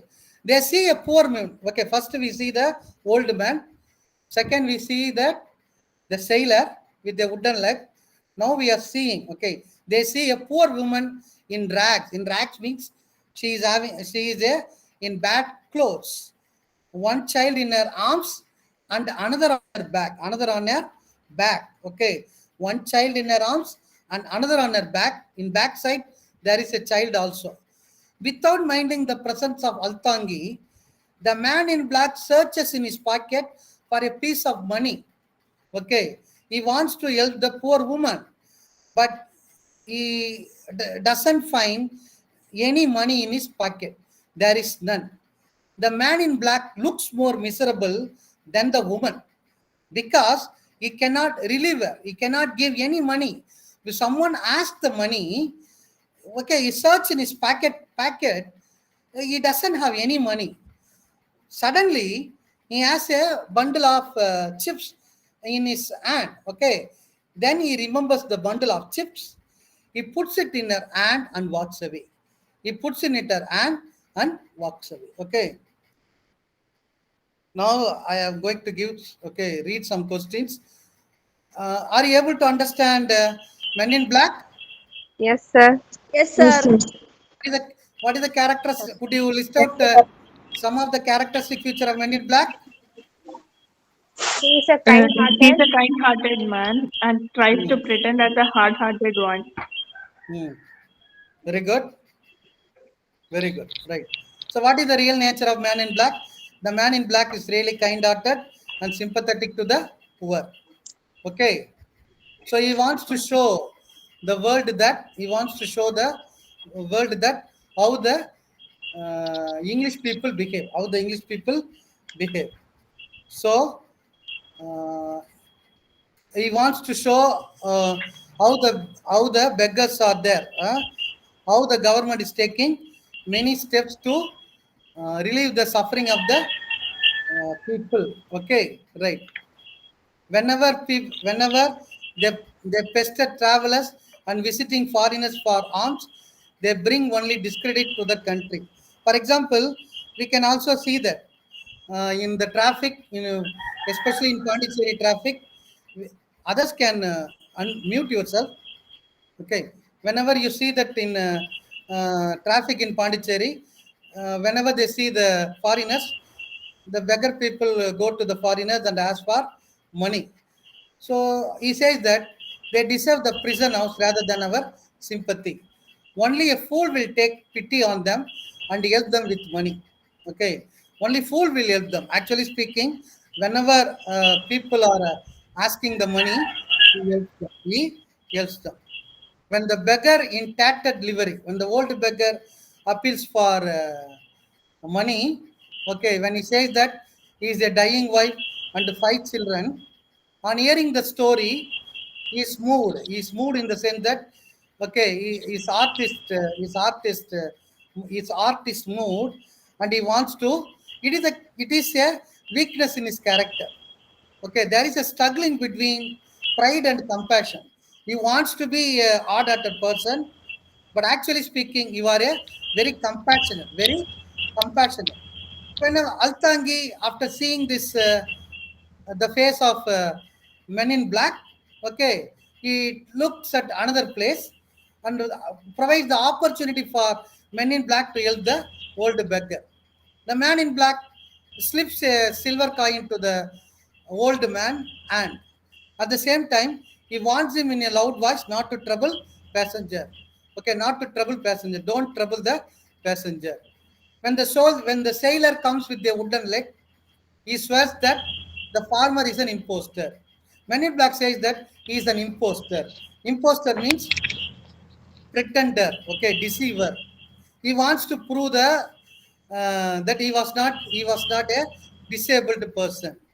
But actually speaking, when he says that, the sailor says that he was a captain on a board a private ship of war and lost his leg in defending his country. The sailor says that, please mute yourself, listen the class, right? It is disturbing. The sailor replies that he was a captain on board a private ship of war and lost his leg in defending his country. Okay. The sailor says that he was a captain on a board a private ship of war and lost his leg. By hearing the story of patriotism and sacrifice, he wants to help the beggar, unobserved by Altangi.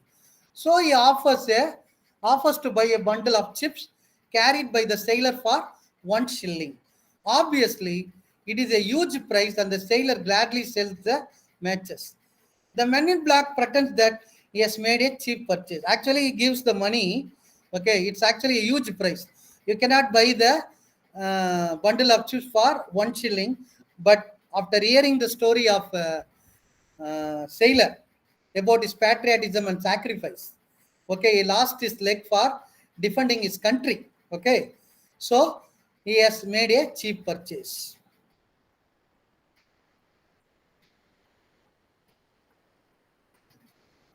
Then I already told you that about a woman in rags with one child in her arms and another on her back. She is singing a sad song. She is singing a sad song. Okay. The man in black cannot withstand the sight of the wretched woman. The woman with bad clothes, with and also having one child in her arms and another children in her back. Okay. He instantly wants to help the women. He searches a piece of money for in his pocket, but he doesn't find money in his pocket. There is none. The pain felt by him is more than that seen in the women. At last, he remembers the bundle of chips he bought from the sailor. He puts it in her arms and walks away. And puts it in her arm and walks away. Am I clear to you? Yes, sir. Okay, now we Yes, have complete. Yes, Yes, sir. sir. Okay. So I will give all the material to you. Don't worry about that. First listen the class and try to understand the concepts, right? Now we are moving to On Reading Old Books by William Wordsworth. On Reading Old Books, William Wordsworth. Okay. Off studies. What do you, okay, just read. I have already given the questions. Try to read the questions, okay, of off studies.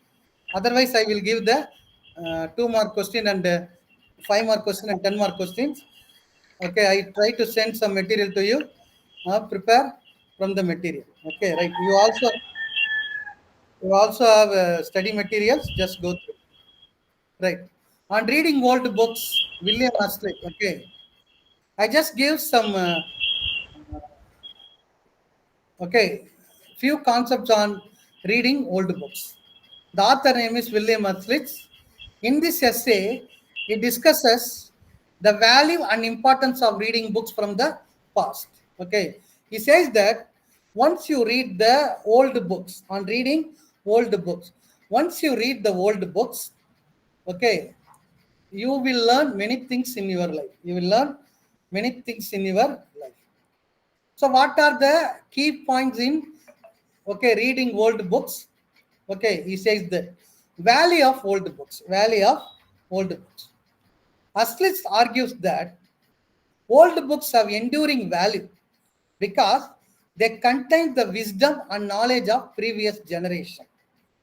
They provide a window into the past and allow us to learn from the experiences and insights of those who came before us. When you read the Socrates books, Plato's books, Aristotle, Shakespeare, Ben Jonson, Spencer, or philosophical books of many writers, or Homer's Odyssey, Iliad, Horace's work, or Ovid's work, Dante's, when you read Dante's Divine Comedy, okay, when you read the old books, okay, you will understand, you will have wisdom and knowledge of previous generation.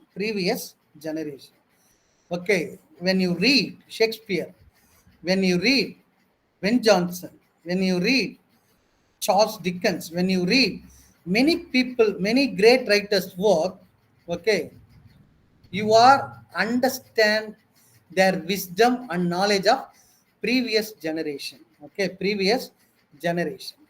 It gives you a kind of, it allows you to learn from the experiences and insight of those who came before us.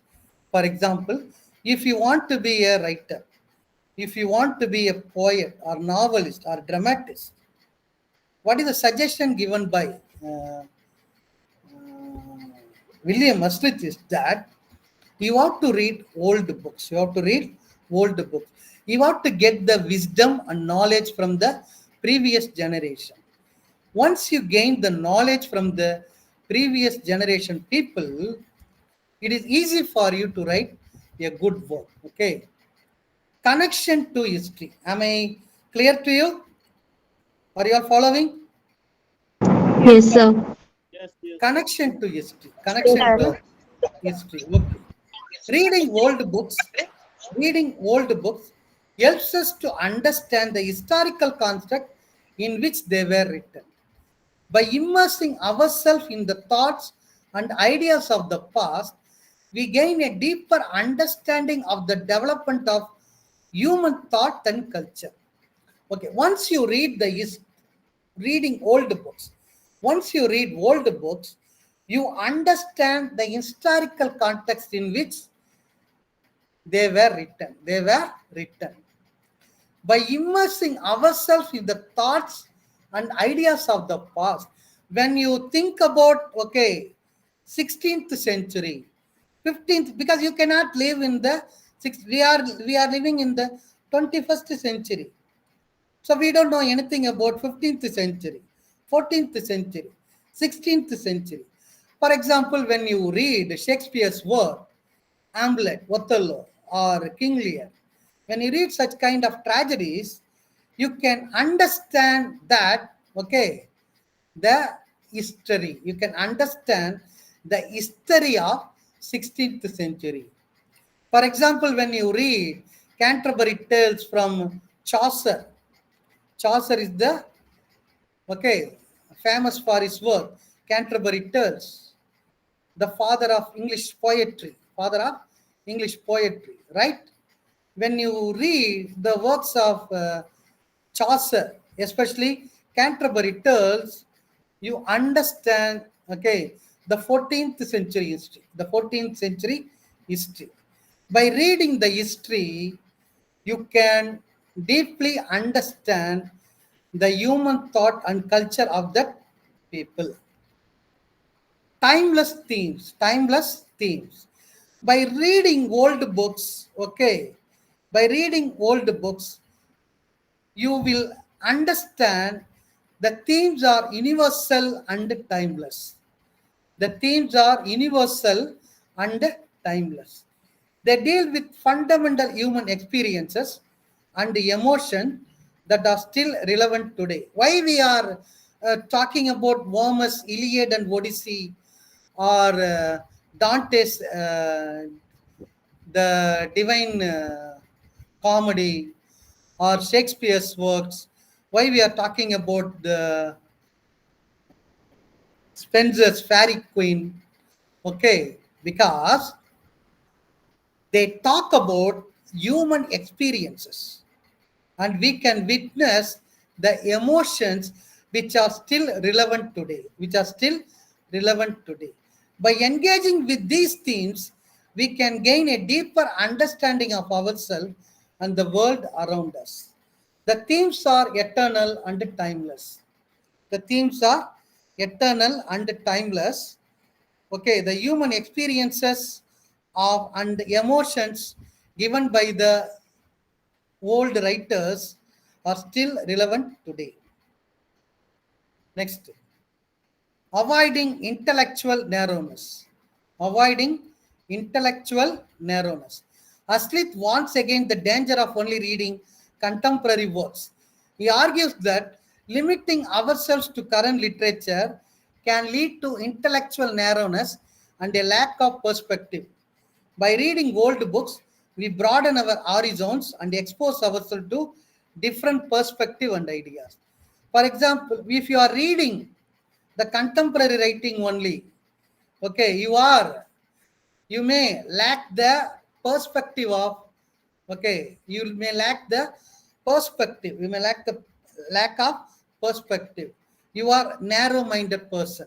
You become a narrow-minded because you are reading only about 21st century book. Means You don't know anything about 20th century, modern period, or Victorian period, Romantic period, or Elizabethan period. If you don't read all the people's work, means you are okay intellectually a narrow-minded person.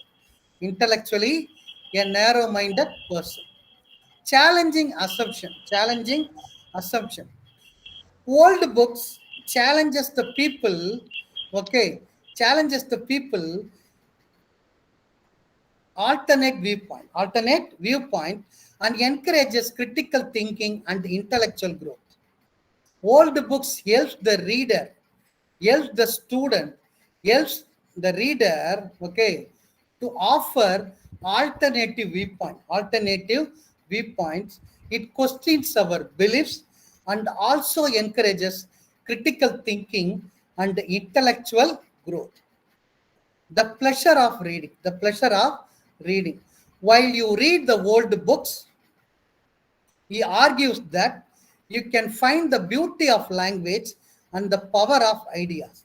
For example, when you read Hamlet, Othello, or any other works of Shakespeare or Ben Jonson, Charles Dickinson, whoever it is, when you read the old books, okay, you find the beauty of language and the power of ideas. And also, the reading old books can be a source of intellectual and emotional fulfillment. Am I clear to you? Yes, sir. Yes, sir. Okay. Yes, sir. We will discuss on reading old books in the next class. Thank you. Thank you very much. Happy learning. Thank you. Thank you, you, sir. sir. Okay. Okay. Thank you. Yes, sir. Thank you, sir. Okay. Thank you. Thank you, sir. Thank you. Thank you. Thank you. Thank you, sir. Happy learning. Happy learning. Happy reading. Happy learning.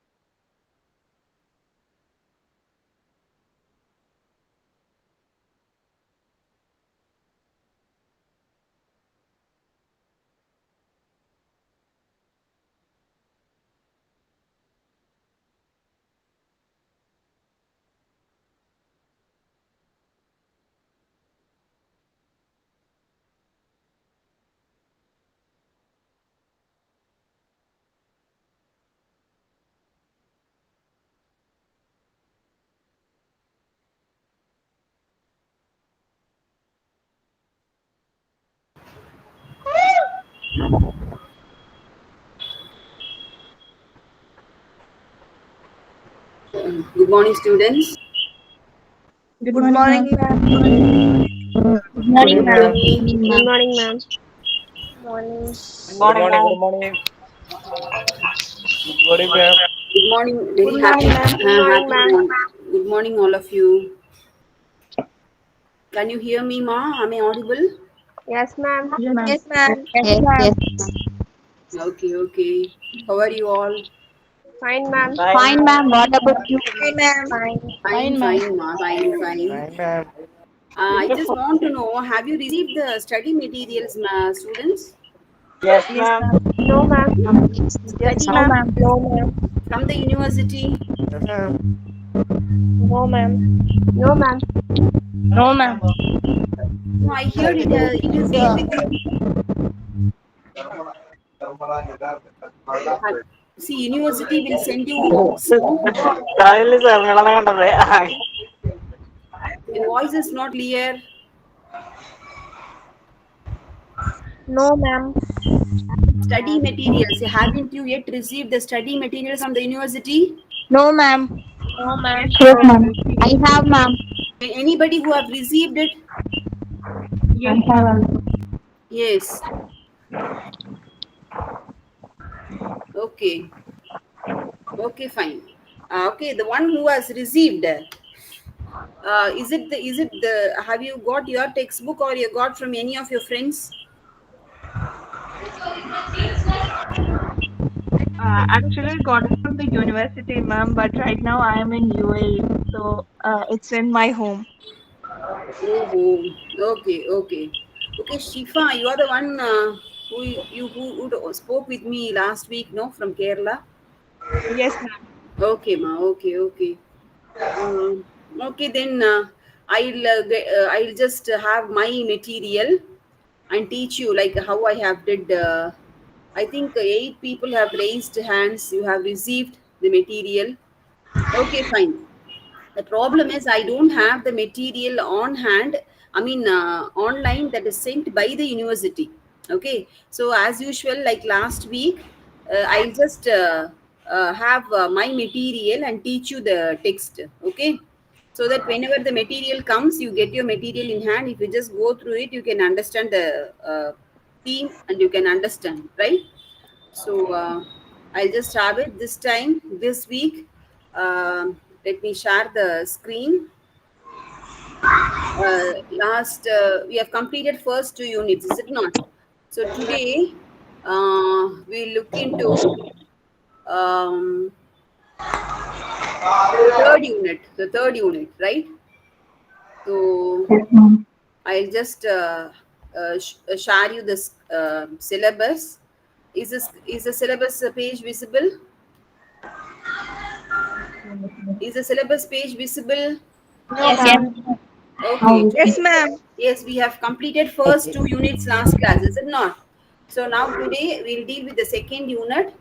So second unit, see the one that I am shading now. Wordsworth's Westminster Bridge and these two.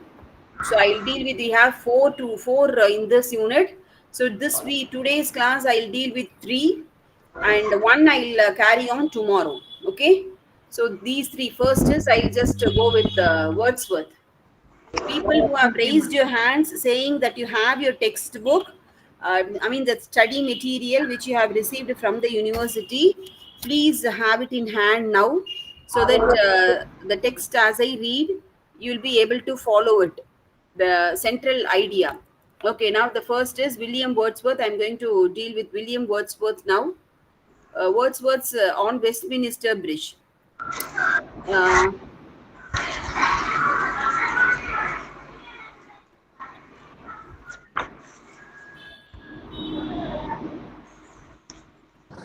Ma'am, yes, excuse me, ma'am.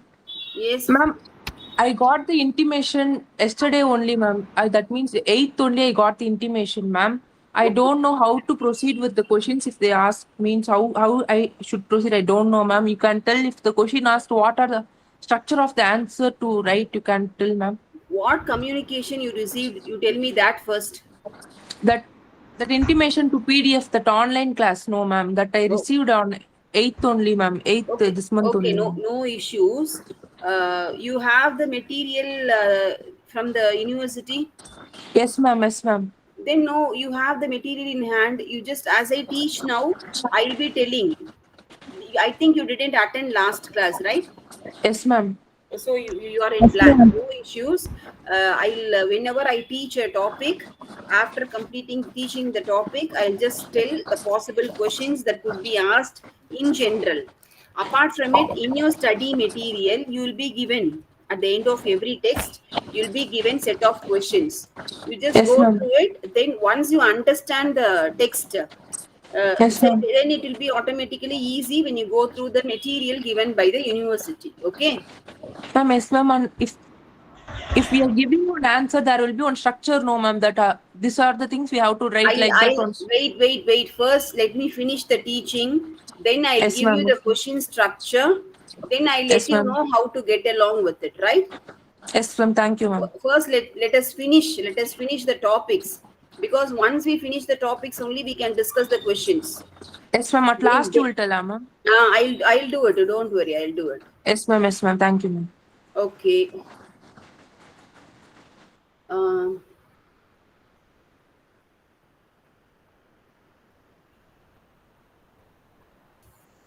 okay. So, is the screen visible? Yes, ma'am. Okay, Yes, ma'am. Wordsworth. So the first poem today is composed upon Westminster Bridge by William Wordsworth, right? So William Wordsworth, he belongs to the Romantic age. We have different periods. I told you last week itself, like we have different periods accordingly, I mean different age uh, according to the writers, right? So he belongs to the age of Romantic period. Okay, Romanticism, he is remembered as a poet. He is a nature poet, the only poet who sticked on throughout his work, admiring nature, is Wordsworth, right? So we call him in our literature field, we call Wordsworth as a pantheist. Panth. If you want, you can even make a note of it, because supposingly you get in short answer. How do you call Wordsworth? Or else, what do you mean by pantheist poet? So, a Pantheist,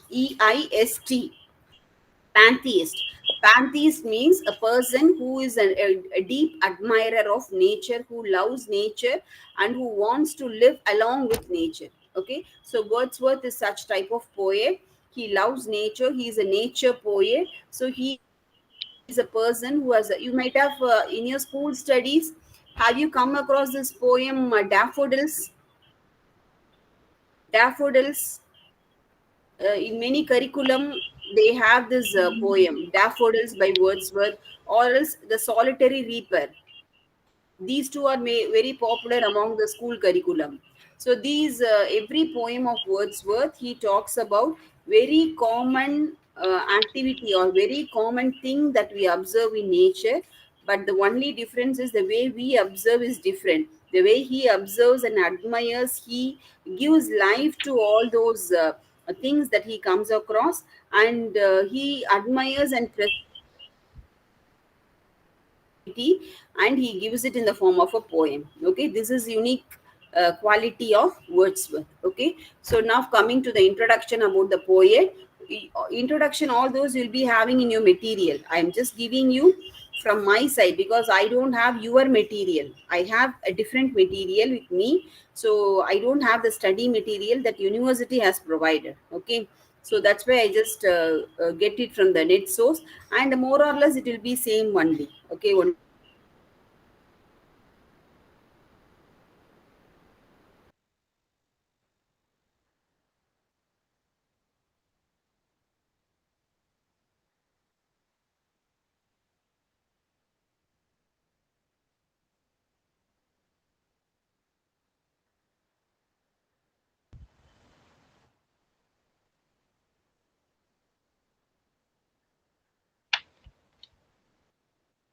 So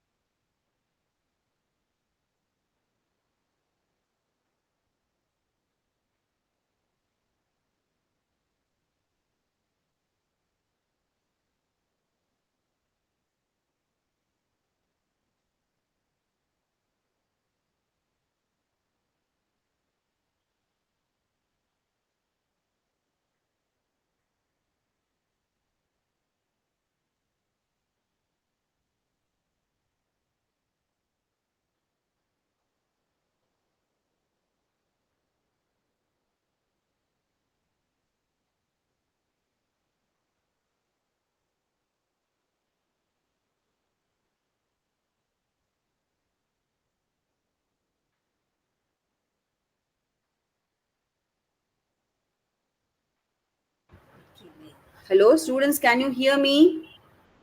Yes, ma'am. Yes, I ma'am. read the poem now. Were you able to hear me? Yes, Yes, ma'am. ma'am. Ma'am. Okay, I read the full poem now. I think some network issue in between. You couldn't hear my voice, I suppose.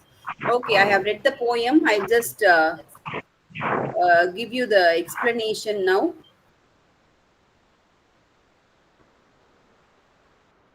Yes, ma'am.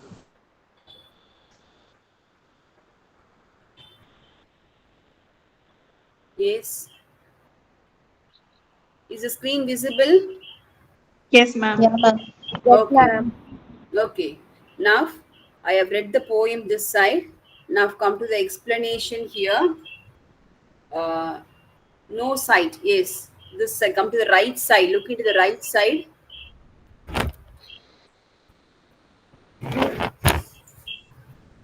No sight on earth is more beautiful than the view from. So this is actually this poem, as I told you, it talks about the Westminster Bridge, which is in the heart of the London city. Okay, so the way, see, it is a very, see, every one of us, we come across many things from nature in our life, but we don't take time to admire each and everything. We just have a glance of it and we keep moving. But this poet Wordsworth, he looks into everything so deeply, admire and enjoy, and wants his readers also to enjoy. Okay, that is his quality. And here, this Westminster Bridge, so no sight. So, according to him, no place in earth is so beautiful as the Westminster Bridge. Okay, he is giving a very highest position for the bridge. Okay, so in fact, only someone suffering from a severe spiritual deficiency could walk by without noticing the view, which is emotionally stirring in its all encompassing magnificence. So what does it mean? So everyone who passes by, they should admire this bridge. If at all a person is not admiring, it means that person has a very high spiritual. I mean, that person has a very deficient spiritual thought. So only then the person won't admire. So apart from it, all will admire, because that is the beauty of that bridge.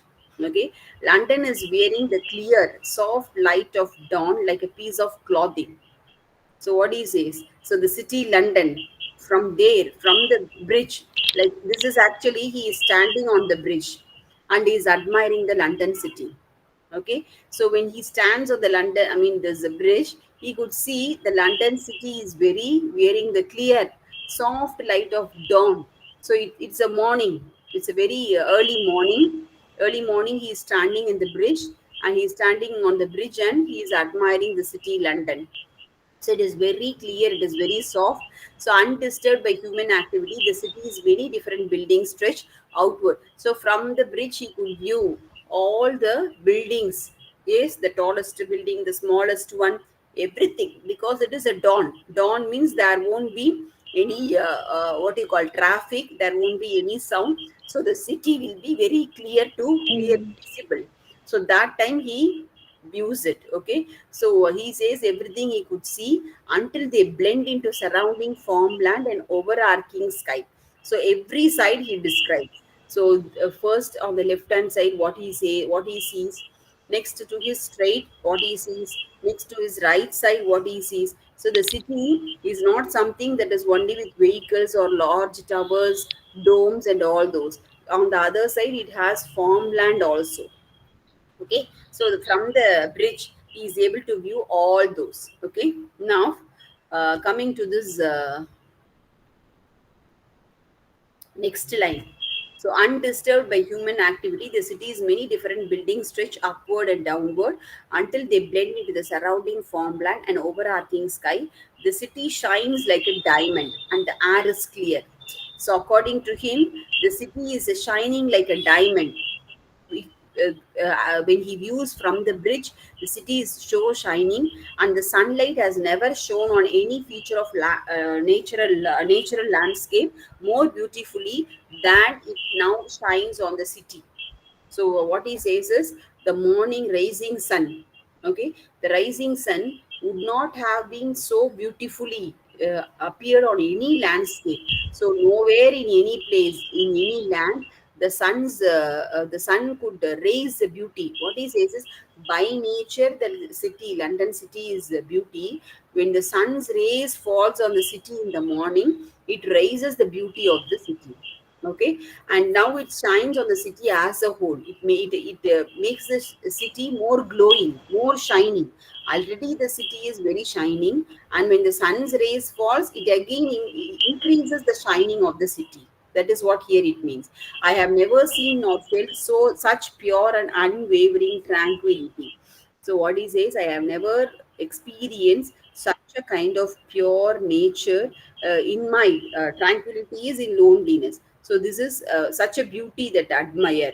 The river flows easily. So one side he sees river Thames. You have this in the poem. River Thames is flowing there. It's very calm, guided only by the forces of nature. The river flows, but the sound cannot be heard. It is so soft. My God, even the houses seem like they are sleeping. What he says, the houses are very, people are sleeping in the houses. They don't get up and admire this. Okay, so nature is so beautiful. They don't get up and admire. The whole city is like immensely powerful object. For that moment remains inactive. So what he says, the moment the city raises up, people doesn't spend time to admire all these beauty. They are inactive, they are sleeping, they don't enjoy the beauty of this city. Okay, that is what he says here. And I have another one explanation here which I found interesting. I would like to share with you here. Yes, it's line. Yes, here look into this lines 1 to 3. Wordsworth begins by describing the view from Westminster Bridge and praises it. Says that there is nothing fairer in the world. We came across this. So world is except this place, no place is fairer. And next is.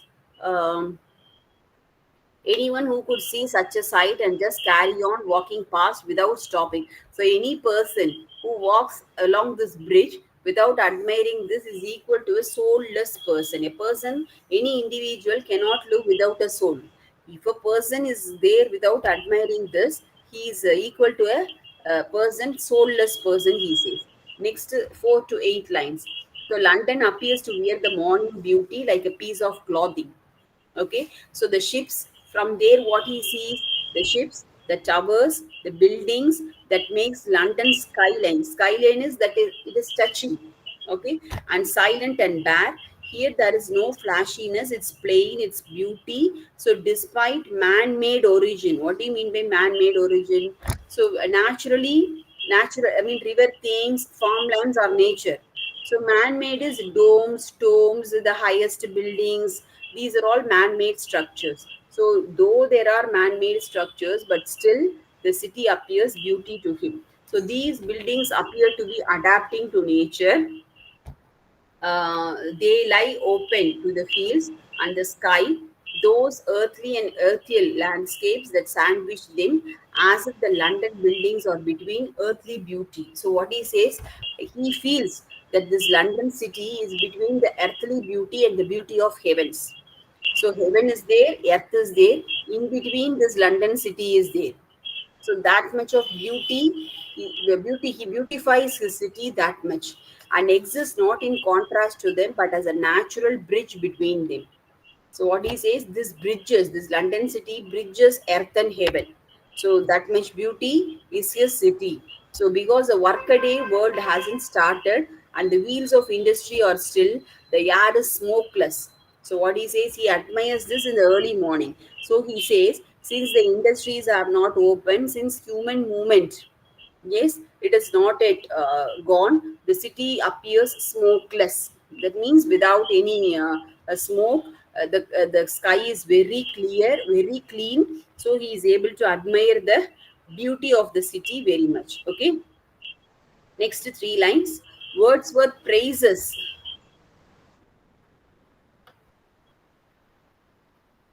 Wordsworth praises, being a nature poet, that the sun never rose so beautifully, not even the natural features of valleys, rocks, hills. So what he says, even he could see the valleys, uh, uh, rocks and hills on one side, from the one side of the city. They are also so beautiful, and the poet felt calm to watch the scales and outlines of. So he is very calm in watching the beauty of the city with those buildings. He connects with the calm of the country's capital before the business of the day begins. So before the day begins, before the traffic and all those, so he could see through the beauty. And the last one is, even the Thames appears to be taking its time, slowly flowing through the city. So it appears to him as if the river Thames, the river Thames flows in the heart of the city, London. Okay, so when he sees the river, it appears to him as if the river is also very softly, very slowly and softly flowing without disturbing the beauty of the city. And Wordsworth returns to the buildings of the city in his reference to the to the houses. The people are indoor asleep, but the bricks and mortar of the houses seem to be hypnotized. The heart of London, the people who make it what it is, are all lying asleep, still and calm. So, what he says, people whomsoever are there, they are sleeping even now.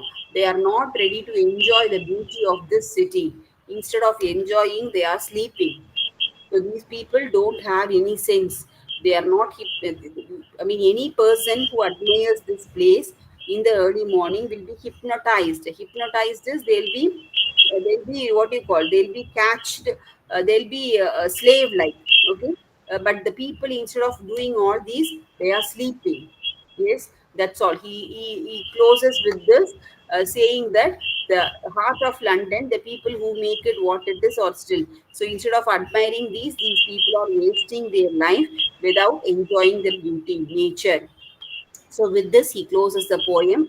Now coming to the conclusion, Wordsworth's poem is a celebration of the natural beauty provided by the earth, and it is thus unusual to come across a poem of this that celebrates the beauty of man-made structures.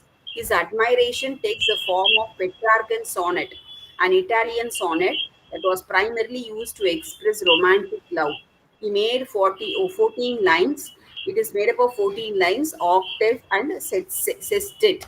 As I told you, sonnet. Sonnet, the first 8 lines we call it as octave, and next 6 lines we call it as sestet. Okay, that is what is given here. So this with this the poem comes to the end.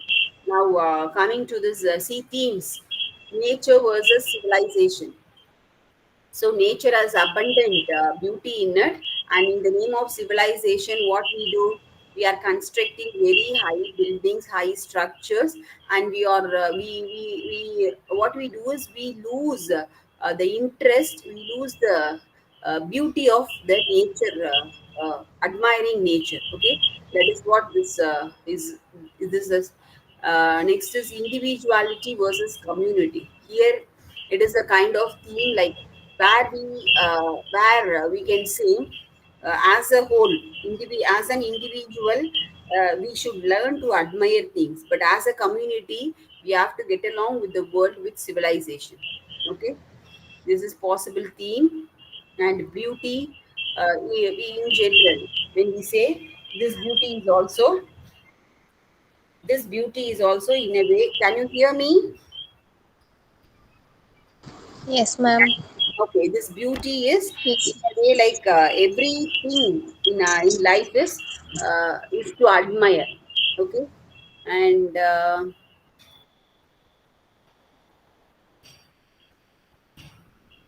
okay, so that's all we have here.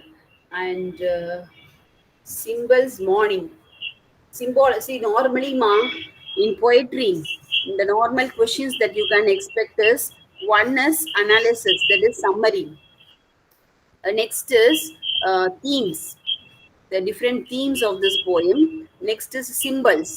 Any symbols that is being used, you have to describe. So these are the possible areas through which you can expect questions. Apart from it, poetic devices are there. Even that could also be asked, but let me have a look at your model paper and get back to you in the next class. Okay. And people who have got the textbook, if you have any model paper attached to it, you can just share with me through the end. So let me have a look at the model paper. Morning is actually like it depicts that the beauty. Okay, because it is a new day, we begin a new it is a new opening. So morning is the only symbol that is used here in the poem. Okay. So this poem is over now. Now next is um,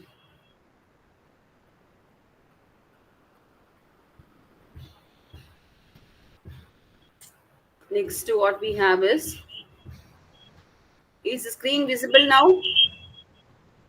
No, ma'am. No, no. Okay, next is Keats' Ode to Nightingale. Next poem, Keats' Ode to Nightingale.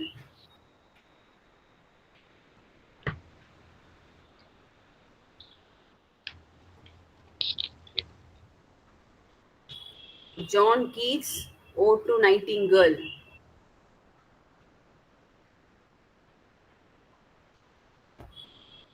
Is the screen visible now? Yes, ma'am. Yes, ma'am. Okay. Keats is a poet. Yes, Is ma'am. he also belongs to the Romantic age, and he's a poet. He's also a bit nature poet. Um,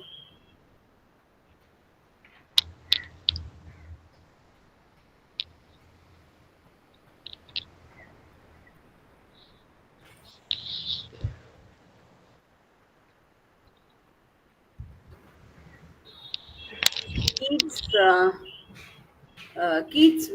Mostly he has done with odes. Ode, what you call ODE, ode. So this poem by Keats, Ode to Nightingale.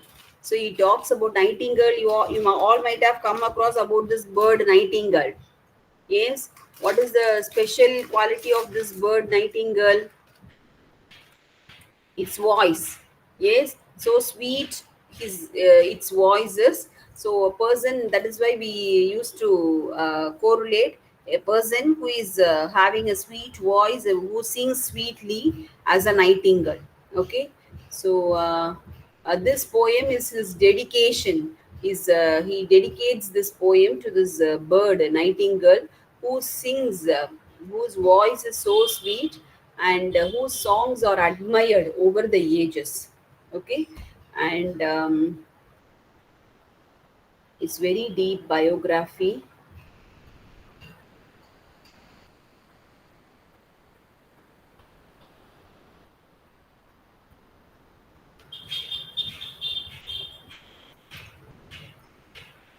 Yes. Ode to Nightingale by Keats was written in 1890. So it is the longest, one of the longest Keats odes. So the poem focuses on a speaker standing in the dark forest, listening to the beautiful song of the nightingale bird. Okay, so it provokes a very deep meditation by the speaker on time, death, beauty, nature, and human suffering. Okay, that is everybody, any human being who listens to the song of the nightingale will totally forget their suffering, everything, and and they'll become a slave to this nightingale. That is what he says. Can you hear me? Yes, ma'am. Yes, Okay, that is ma'am. what that is what the central message he conveys in the poem. So this Keats, what he says is, any person who is overloaded with depression, if that person goes to the place where this bird nightingale is and spends his time in listening to the music of the nightingale, he or she will totally forget their identity. Okay, they'll forget all their sufferings and they will have a totally new life. That is what he says here. And he, at times, the speaker finds comfort in the nightingale song. And at one point, even he believes that poetry will bring the speaker closer to nightingale. And end of the poem, he says the speaker seems to be an isolated figure. Nightingale flies away, and the speaker unsure of whether the whole experience is a vision or a waking dream. Okay, this is what the central idea of the poem. Now, the whole poem. See, it's a bit lengthy poem. See, it goes very long, the poem, about 80 lines, a bit lengthy poem. So I'll just take up the uh, uh, analysis, summary of it, okay?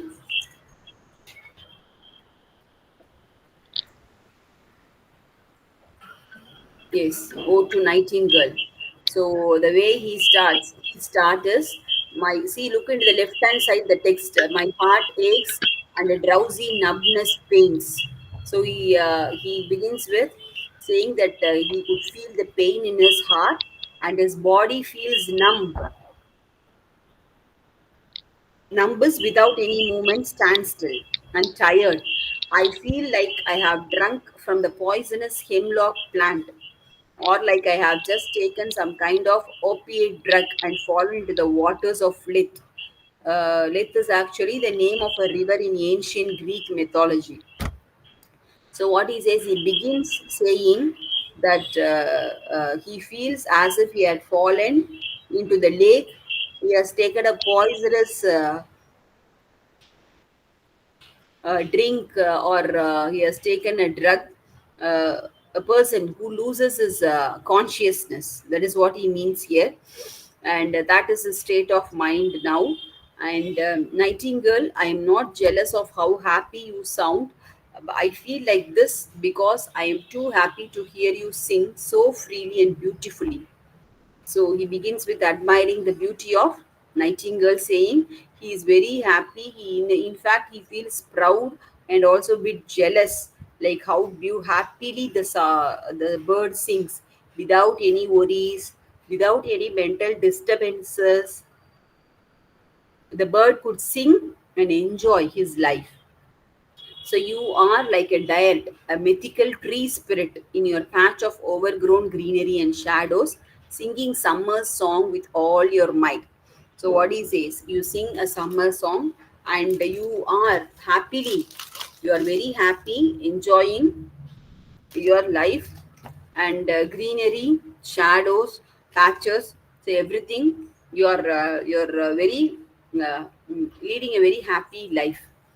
I wish I had some vintage wine that has been stored for years deep in the belly of the earth.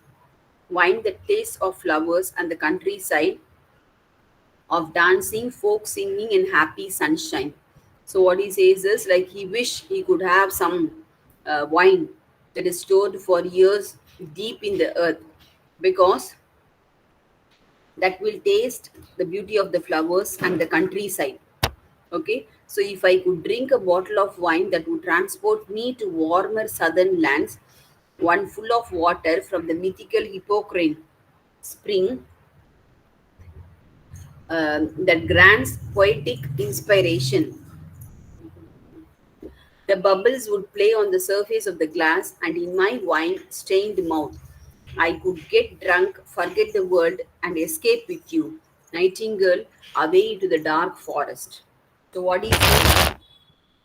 I want to have some intoxication, some what do you call, some wine like, where I'll totally forget my identity. I'll forget all the worries. I'll forget everything that happens around me, and I'll get along with you to the dark forest, escape with you, forget my world, yes, and be with you, hearing your song, and enjoy my life, forgetting about myself. That is what it means here. Can you hear me, students? Yes, ma'am. Yes, ma'am. Yes, ma'am. Yes, ma'am. So I long to disappear to forget what you, nightingale, have never had to know. You live untouched by all the exhaustion, sickness, and worry that come with being part of the human world, where people sit and listen to each other groan in pain. Groan na enna urumarudhu, like how the lions groan. Lion, the sound created by lion roaring sound, we say. So groan in pain, where disease and old age are inevitable, and where see these all these he talks about the human suffering. So every human being, they do have their own sufferings depending on their age. Okay, right from a child to the senior person, everybody is suffering in their own way. Okay, that is what he means here. So people, they sit and listen to each other's pain. They have diseases, and the old age people, they have their own difficulties. Youth fades, dies, and human beings, even just to think, is to feel suffering, heavy sadness and pain. In the human world, beauty never lasts, and neither does love. So what he says, in the human living, there is no, what do you call, there is no day without any suffering. Okay, so suffering is there every day.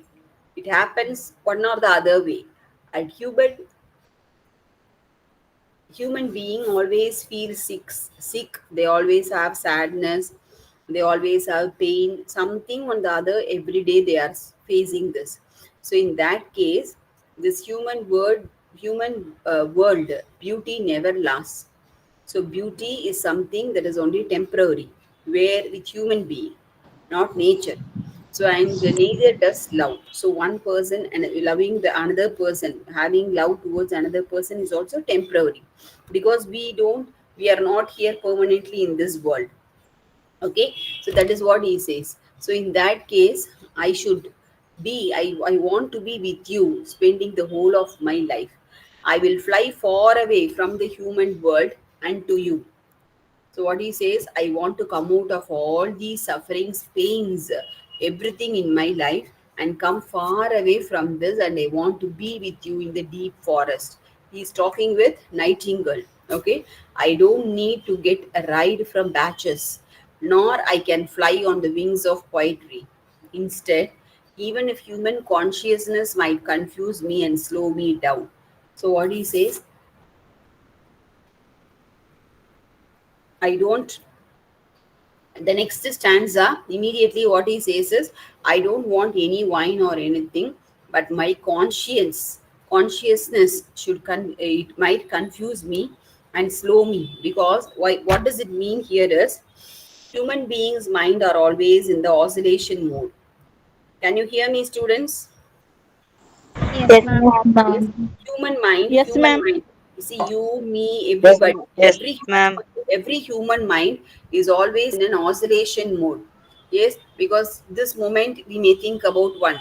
The next moment our mind will get changed. That is why human mind is always compared to monkeys. Is it not, in colloquial term? Human mind is equal to monkey, we say. Why? Because we don't have that mental stability. So that is what he means here, the poet. So I can fly on the wings even if my human consciousness might confuse me and slow me down. Okay, Nightingale, I am already with you in my imagination.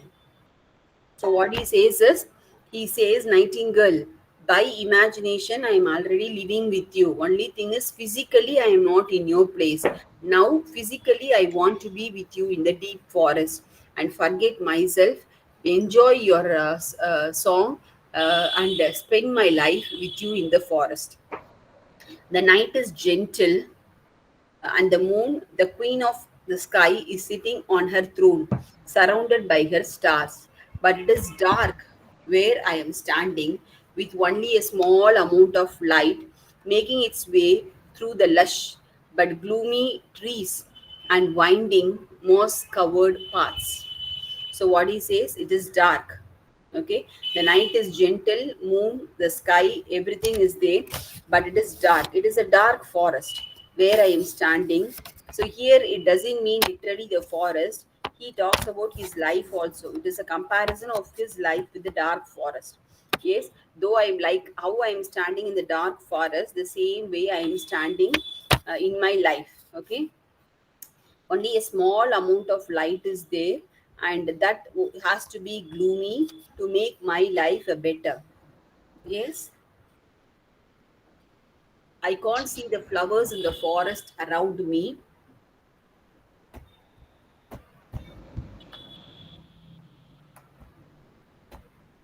I can't see the forest, I mean the flowers in the forest around me, nor tell what fragrant plants hang from.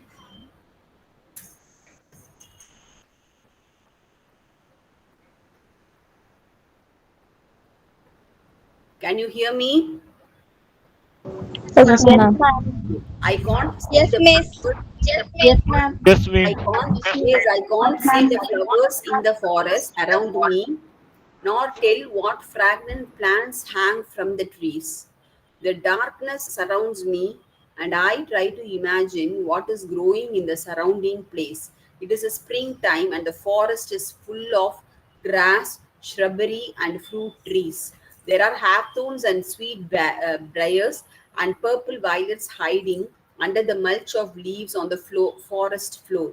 And the musk rose with its luxurious scent will be here soon, crowded by the humming mass of flies in the summer evening. So here he describes the beauty of the forest, because forest is a place where it is totally away from the human habitation. So every season, the seasonal changes, everything could be admired, could be seen only in forest. That is what he means here. Okay, all those changes whatever he has mentioned here are the changes that we admire with the change of the season.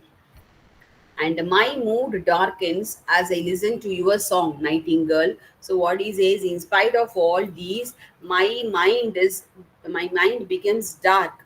Dark in the sense, I don't think about anything except you, your song. I have often romanticized death, written about and personified it in poetry, half longing to die myself. So, what he says, many times I have personified my death, saying that I am longing to die fast. Okay, I don't want to live because I have faced so much of sufferings in my life. So, I don't want to be. But now, I want to spend my later days of life with you in the forest, Nightingale. Okay, so right now seems like a good time to die, to end the pain of human suffering while listening to you. Nightingale, let your ecstatic song pour out from your soul. If I died, you would go on singing, but your song would be wasted on my ears. So, what he says, so like we have a saying, men may come, but men may go, but we go on forever. The same way he says, like, even if I die, I'm ready to die now when I am hearing your song, when I'm hearing you. Yes, so my life, my mind will be very peaceful if I die hearing your song. So even if I die, you are not going to stop your singing. Okay, you will keep singing, and my ears will still be listening and enjoying your song. Okay, this is what I want to be in my life. This is what he says. Can you hear me? Yes, ma'am. Yes, ma'am. Okay, Yes, okay. ma'am. You Yes, Yes, weren't, ma'am. ma'am. you weren't, okay, you weren't born to die like me, immortal nightingale. So what do you mean by the term immortal? Mortal is one that Dead. has an end. Immortal is one that doesn't have an end. So he calls Nightingale as an immortal nightingale. That means ages after ages, nightingales will be there, though human beings won't be there. Okay, so you don't have new generations of people breathing down your neck. The song I hear is the same one heard many years ago, in the time of emperors and court gestures. Perhaps it is even unchanged since biblical times, when Ruth stood in fields of corn. It's the same song that would charm open the windows of ships on dangerous seas. The same song that could be heard in the forlorn lands where fairies dwell. So he now talks about how the importance of this nightingale song. Nightingale song was heard over the generations, over the ages. Okay, in the past, emperors and court gestures heard it. Then in biblical times, people heard it. Next is people in the fields of corn, they heard this.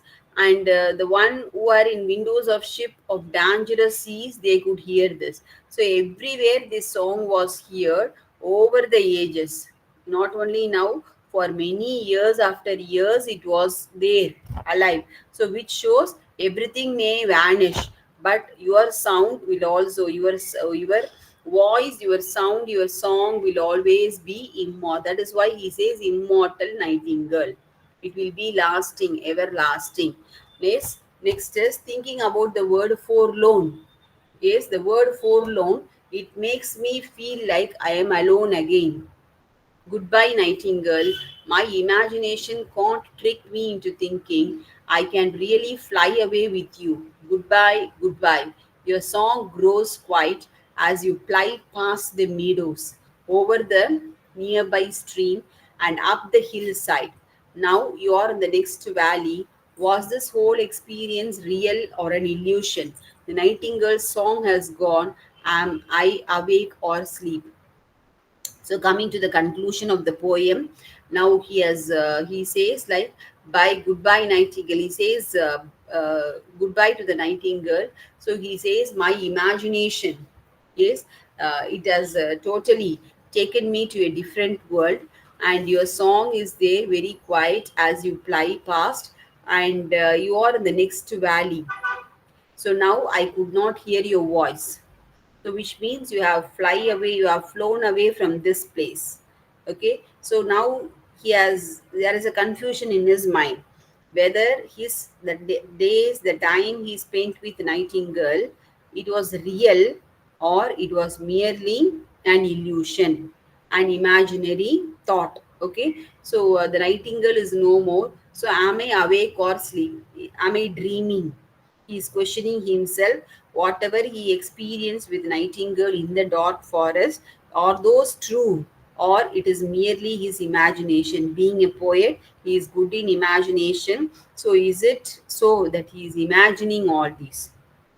Okay. So with this he ends the poem, and he gives importance. He wants people to understand, his readers, whomsoever reads this poem, he wants them to understand the beauty of the nightingale's song. Okay. And he says like, one can forget everything when they are among the songs of the nightingale. Okay.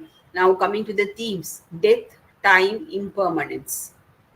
This is one of the theme here. So where he says the immortality, he calls nightingale as immortal, is it not? So which means the bird's song will be there for over the years, generation. Okay. Time may go, man may go, everything may change, but nightingale's beauty, the charm, the song will not change. It will be always admiring one for all. Art, nature, beauty, this is another theme. So this talks about the relationship about two different types of beauty. So one is man created, the other one is by nature. Okay. So this is what another theme is. And okay, now mm, we don't have any symbols used here. And poetic devices, no. Okay. Okay, with this the summary gets over. So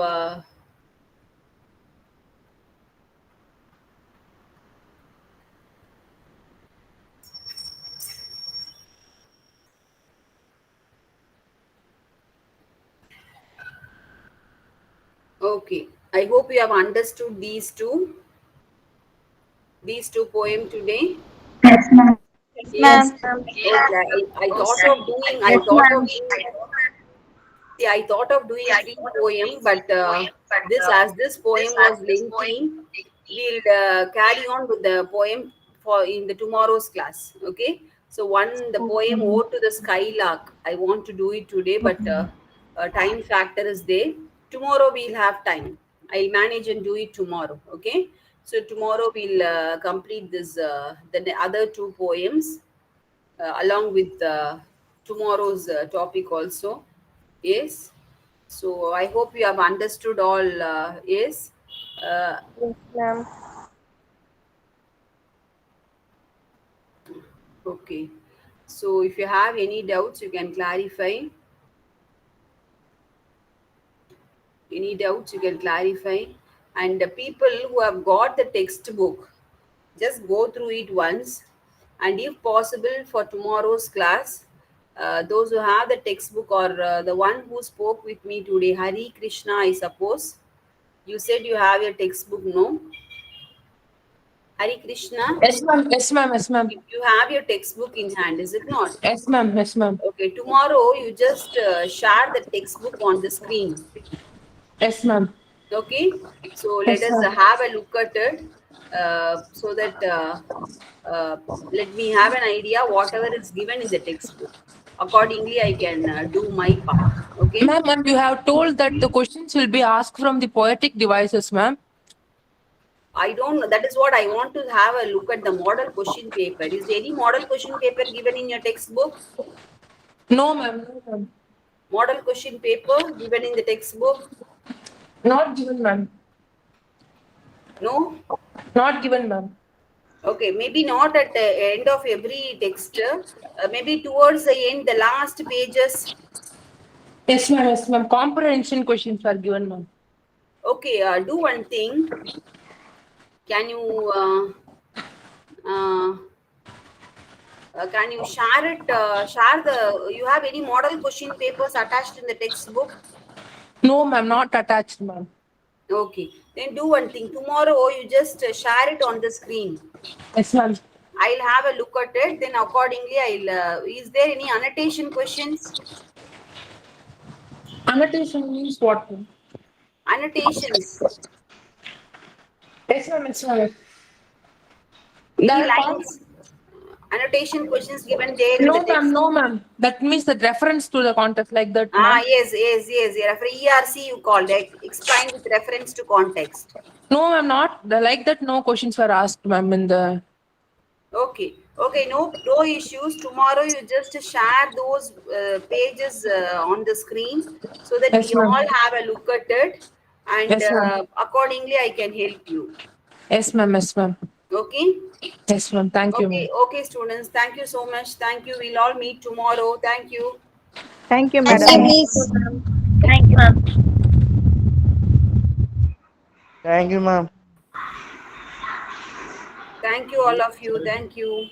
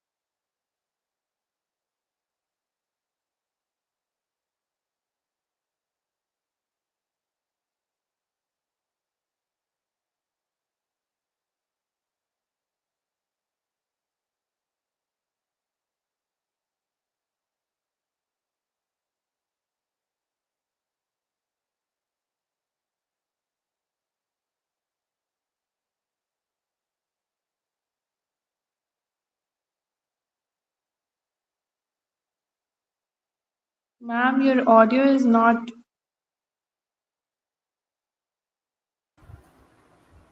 Oh my goodness, sorry, I was on mute. Sorry. Okay, I'll begin from the. So I said, sorry for that, I forgot to unmute myself. So far we saw Charles Prante, Jane Iyer in the last session. So today we are going to see Charles Dickens' Oliver Twist. Okay, so let's begin. So here's Charles Dickens, the famous novelist of Victorian era, and we are going to see the biography of Charles Dickens. He himself was born in London, and like I said, he is the one of the famous novelists in Victorian era. So these were the famous works of Charles Dickens: Christmas Carol, David Copperfield, Bleak House, Tale of Two Cities, Great Expectations, and Mutual Friend. Mutual Friend. Okay, so he was born in Hampshire, England, and this is his lifetime, 1812 to 1870.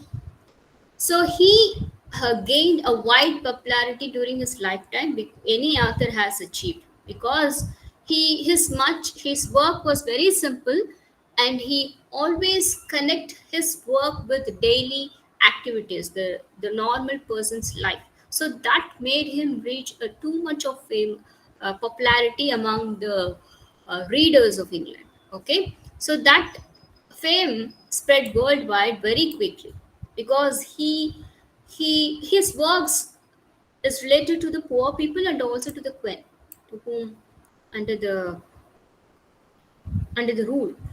And his longer career fluctuations in the reception, and the individual novels that he has written, more than 15 novels, right? Some of his works, yeah, these were the works of Charles Dickens. Take a screenshot if you want. So each and every novel, at what year, at which time it was published. So in particular, we are going to see Oliver Twist, that was published in 1837.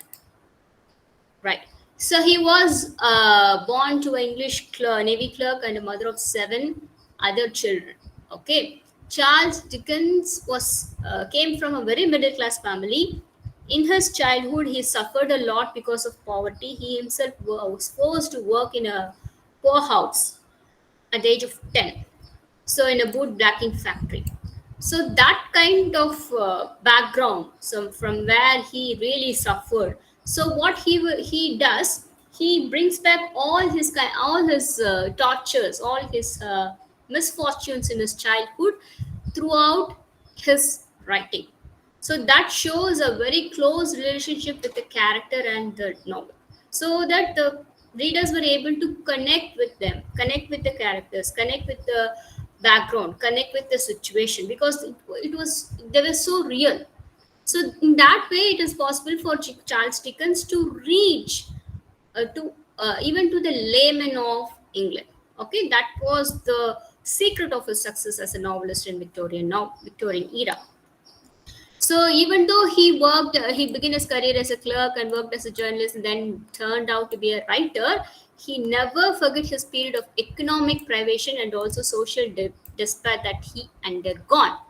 So all the depictions of poverty, everything is included in 15 novels and the short stories and also the prose pieces that he have written. So everything includes the whole course of his life.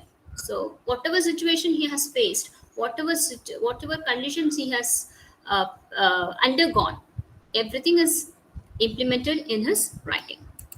Okay, so we move on.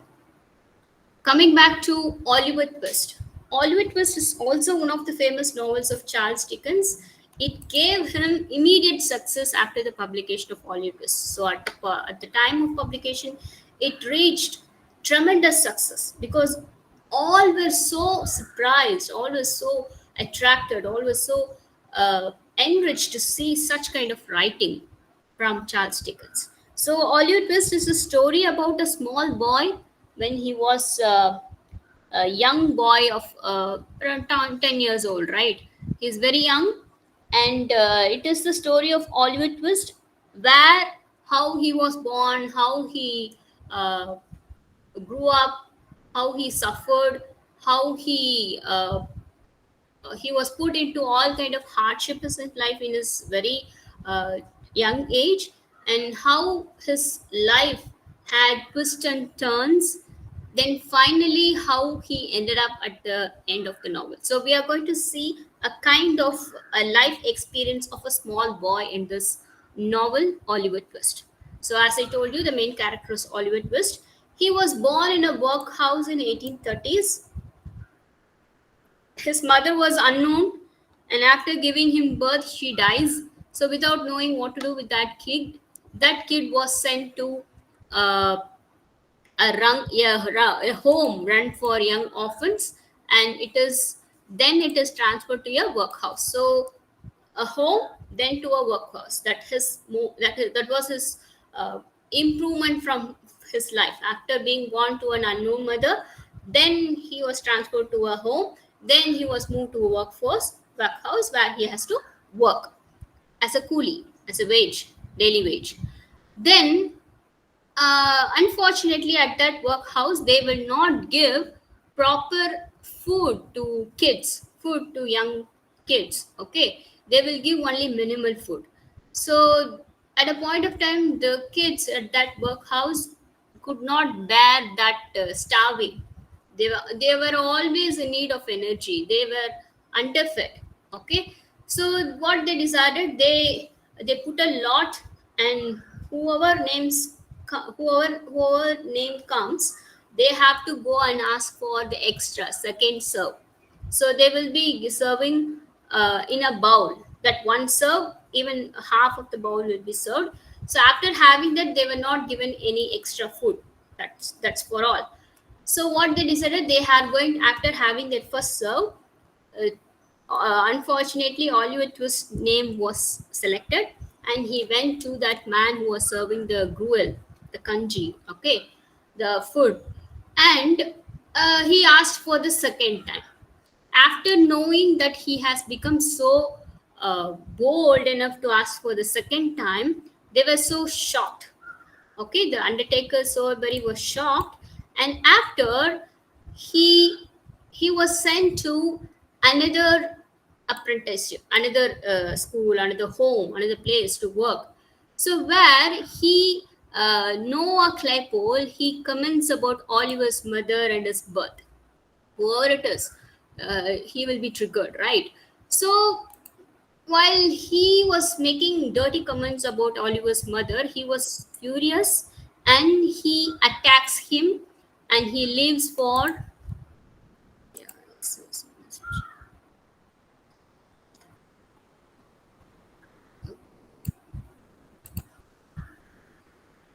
so he attacks Noah Claypole, and he left the place. He ran away, literally.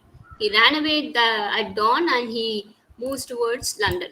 So in London, from the main, because this home was some 20 kilometers away from main London city. It was a village away from the main city. So he went back to the main city, and he has no idea where to go and what to do. He was starving, and he was totally exhausted out of not having any energy. So at that point of time, he happens to meet a boy, of his same age, Jack Dawkins. So he informed Oliver Twist that there was a house. It was run by Fagin. So he is the benefactor of that house. He is generous enough to give place and food to boys, particularly orphan boys. He is so generous enough. You better come along with me. Let me take you to Mr. Fagin. He will look after you well. So like that, he somewhat what to say, convinced Oliver Twist to come along with Jake Dawkins. Jack Dawkins took him to Fagin. So he was so surprised to see such a very generous man, because of having traveled all kind of hardships from workhouse, the behavior, and also the ill treatment done by many people out there. So he felt he was very thankful, and he stayed there back. So after that point of time, he came to know, he happened to witness Fagin giving training to other such boys of the same age, how to pickpocket, how to steal money, how to steal purses, how to steal kerchiefs. In early days, people used to have silk kerchiefs and all. It's very costly. Okay, steal kerchief without their knowledge how cleverly we have to steal. Like that, he will be giving practice inside that house. Like dressed as a gentleman, he will be having all the packets filled with purse and money and handkerchiefs, and he will be walking along. So all the boys has to come towards him. Without his knowledge, they have to pick the purse like that. He has been giving official training for pickpocketing. So after looking at that, he felt he is very young and he is very innocent. Oliver Twist has no idea what this guy is doing like that. So then he thought that he's kind of acting or amusing those people, or they are practicing some kind of drama or something like that. So when they all went out one day, one boy from his group happens to steal. So as you can see this picture, happens to steal a kerchief from this man. So then only he came to know, okay, this group is not what he thought. It is a dangerous group. So as an innocent boy, he is very young, kind, and he is very good boy. He does not entertain all these kind of nasty practices of stealing and pickpocketing and all. So at that point of time, he got terrified. Okay, so when I live along with people, he would be also in trouble. Okay, so he decides to leave that place as soon as possible. When the from the person whom they stole something, these two boys left. They left the place quickly. So this Oliver Twist was untrained, right? So accidentally, this old man, that old man's name is Mr. Brownlow. Yeah, Mr. Brownlow. He was the man. So he uh, wrongly accuses Oliver Twist for stealing his handkerchief. So he made the police to arrest Oliver Twist. So when he was about to be sentenced for some months of prison imprisonment, the bookshop owner, at that nick of the time, he came and gave witness for in favor of Oliver Twist, that he saw that Oliver Twist did not steal, the other boys were stealing handkerchief from Mr. Brownlow. So Mr. Brownlow felt very sorry. He felt pity for Oliver Twist. He took him to the house of Brownlow himself. So when he took him, to his own house, so he was taking care of Mr. Brownlow. This Oliver Twist was having a good time out there. So after knowing this particular boy, Oliver Twist was taken to by Mr. Brownlow's house. This Fagin, okay, from him only he escaped for the time being.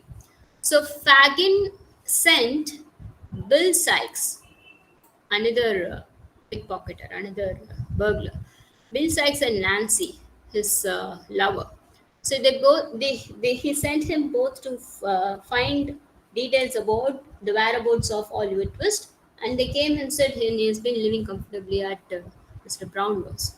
So they were scared because Oliver Twist knows their house, where they stay, and what kind of business they were doing. He knows everything. Okay, they were scared of mm, him telling everything to the police. So they want to take him out of that place. So this act was cleverly done by Nancy by picking Oliver Twist while he was sent by Mr. Brownlow to return some books to the bookstore. Okay, so when he was about to return the books to bookstore, on the way he was kidnapped by Nancy. Again, he was sent to Fagin. So what Fagin did? Fagin again sent him to Bill Sykes for a burglary.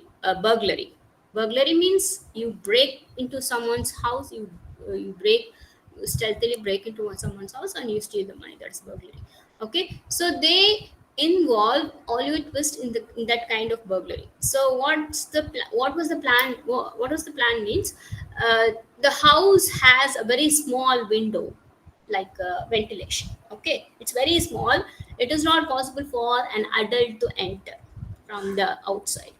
So they made Oliver Twist to enter that hole from outside. So he has to squeeze him into the hole to enter the house, and he has to go and open the door from the inside so that all the burglars will get in the house and they will steal the money without the knowledge of the sleeping owners of that house. That was the plan. So he was made. Olivitus was denied. Then he was blackmailed at gunpoint by Sykes to do that. Without having any kind of full heart, he agreed to do that, and while he was doing that, he successfully entered the hall, and he was about to go and open the main door from inside. So without doing that, upon the instructions, uh, he turned back. He turned to the side where the owners were sleeping, their bedroom. So when they were about to scream or um, uh, what to say, they warn Olivier, what the hell are you doing? You are supposed to open the door, not to inform the owners. So like that, when we're tense, one of the servants from that house shot Oliver Twist. He was shot. A bullet went into his body, I think in his stomach. Okay, so when he was shot, it is not possible for them to steal further. Okay, so what they did, they carried the Oliver Twist on their shoulders, and all the gang were running away from that house. So while they were running, they found very difficult to carry Olive Twist and run fast. So when you carry something, you could not run fast. So they dropped him into a ditch, a dry ditch, next to the place of that house where they came to steal. They dropped him into inside the ditch, and they fed off. They fed. Then, when the people from the house were chasing these burglars, they did not see him because it is night time, and he is already dumped inside a dirty ditch, dry ditch. So for the whole night, he was lying there groaning and moaning with all the pain. And after the next day in the morning, somehow he mustered up all his energy. He got up, and he slowly walked towards the house from where they planned to steal the previous day. He knocked the door, and the Maileys opened the door. The Maileys were the family people who were living there. After uh, after knowing that it was not Olivier uh, deed, it was the burglars who made him do that. They felt very sorry for him, and they took him. He was living comfortably out there in Mr. May's. Again, while he was trying to recover from the gunshot and all, so in one of his nightmares, he happened to see throughout his window that Fagins was standing out, waiting for him to kidnap him from there. Because wherever he goes, whoever he stays with, they have the fear that Oliver Twist will uh, tell all the secrets about Bill Sykes, Fagin, Nancy, and all, because he knows everything, right? So they were about to kidnap him at any point. He was scared to see Fagins at a distance from his window. He shouted, but they fled. Okay, they could not catch them. So, like they were doing, so it is at that point of time they came to know one Mr. Monks is trying to kill Olive Twist at any point, or making him to be a thief, pickpocketer, or the worst, they could even kill him. So then we come to know that Mr. Monks has become Oliver's half brother. Okay, so Mr. Brownlow and Mr. Mayleys came to know the truth about Mr. Monks, that Mr. Monks is one of the half brothers of Oliver. So they are talking about the whereabouts of Oliver, from which family he came, from which route he came from. Because at the beginning we didn't know anything about his mother, right? She came from somewhere, she delivered, and she died. So without knowing the whereabouts of her mother, then the secret opens, like he is one of the half brothers of Monk, and he has such a huge inheritance, full very good property. So when Oliver Twist dies, it is possible for Monks to have the all fortune for himself. That's why he has been planning to kill Oliver at any point. Okay, So then Monk revealed all this news. They discovered that uh, Oliver is having a very huge fortune. He is not an orphan. He is coming from a very good family. He even has some kind of relatives. Then finally, he lives happily with Mr. Brownlow's Mr. Maylis. So finally, Mr. Brownlow, the one who from whom he was doubted to steal the handkerchief. He adopts himself, Oliver, as his son. He adopts him. Then he had a very blissful life existence with the family of Maylis. Like with a happy note, the whole novel comes to an end. Okay, this is the full story of Oliver Twist. So hope you have understood the story. Okay, let's move on to the critical points. So we are moving on to the character study. Okay, so the main character is Oliver Twist. He is the novel's protagonist. Protagonist means main character. So like we know, he was born from a workhouse. So this Oliver Twist character is used by Charles Dickens to criticize the public policy towards the poor. So there is no caring for the poor. When they are poor, the government did not even ask any questions for their well-being. So the poor people were allowed to work in a workhouse, even though they are kids. That's why I said in the beginning, Charles Dickens took this chance of novel writing to portray the social background. So all the government policies. So what is the real situation of poor people at 1830s England? So it clearly portrays, clearly showcases the real scenario that has been happening in 1830s England. So this Oliver is between 9 and 12 years. So as you could see, he started around 9 to 10 years of age. So that's how the story moves. He will be around 11 or 12 towards the end of the novel. Okay, so these were the main action that we could see in the novel. So treated with cruelty and surrounded by coarseness of most of his life, he is a pious. So they're talking about the characterization of Oliver Twist. So even though his surrounding is filled with bad people, he is always ill-treated by rude masters. But by nature, he is very innocent. Even his charms, even his appearance, even his qualities, personal character qualities, they attract the attention of several wealthy benefactors like Mr. Brownlow and Miss Maylis. Okay, so his true identity is the central mystery of the novel. So finally, only we come to know that the real whereabouts of Oliver Twist. So that's how Charles Dickens is clever enough to characterize that particular character in a way to be a likable character to all the rich people. So even though he is coming from a very poor background, even though he has suffered so many lot of things, his charm made other people to pity him, to take care of him. So just imagine a house with people, and they happen to see a boy who came to steal in their same house the previous day. They were even eager to take him in after knowing the truth. So look at the way he cleverly portrays the characterization of Oliver Twist. Okay. So even though he is not well educated, Oliver Twist, he is abused, he was manipulated when he was ill treated. He does not become angry at all. So even though he is uh, tortured, blackmailed to help him in a robbery, to burglary, and Oliver merely begs to be allowed to run away and die at the fields. So he will beg the people, please don't make me do all this kind of stuff. I'm not that kind of boy.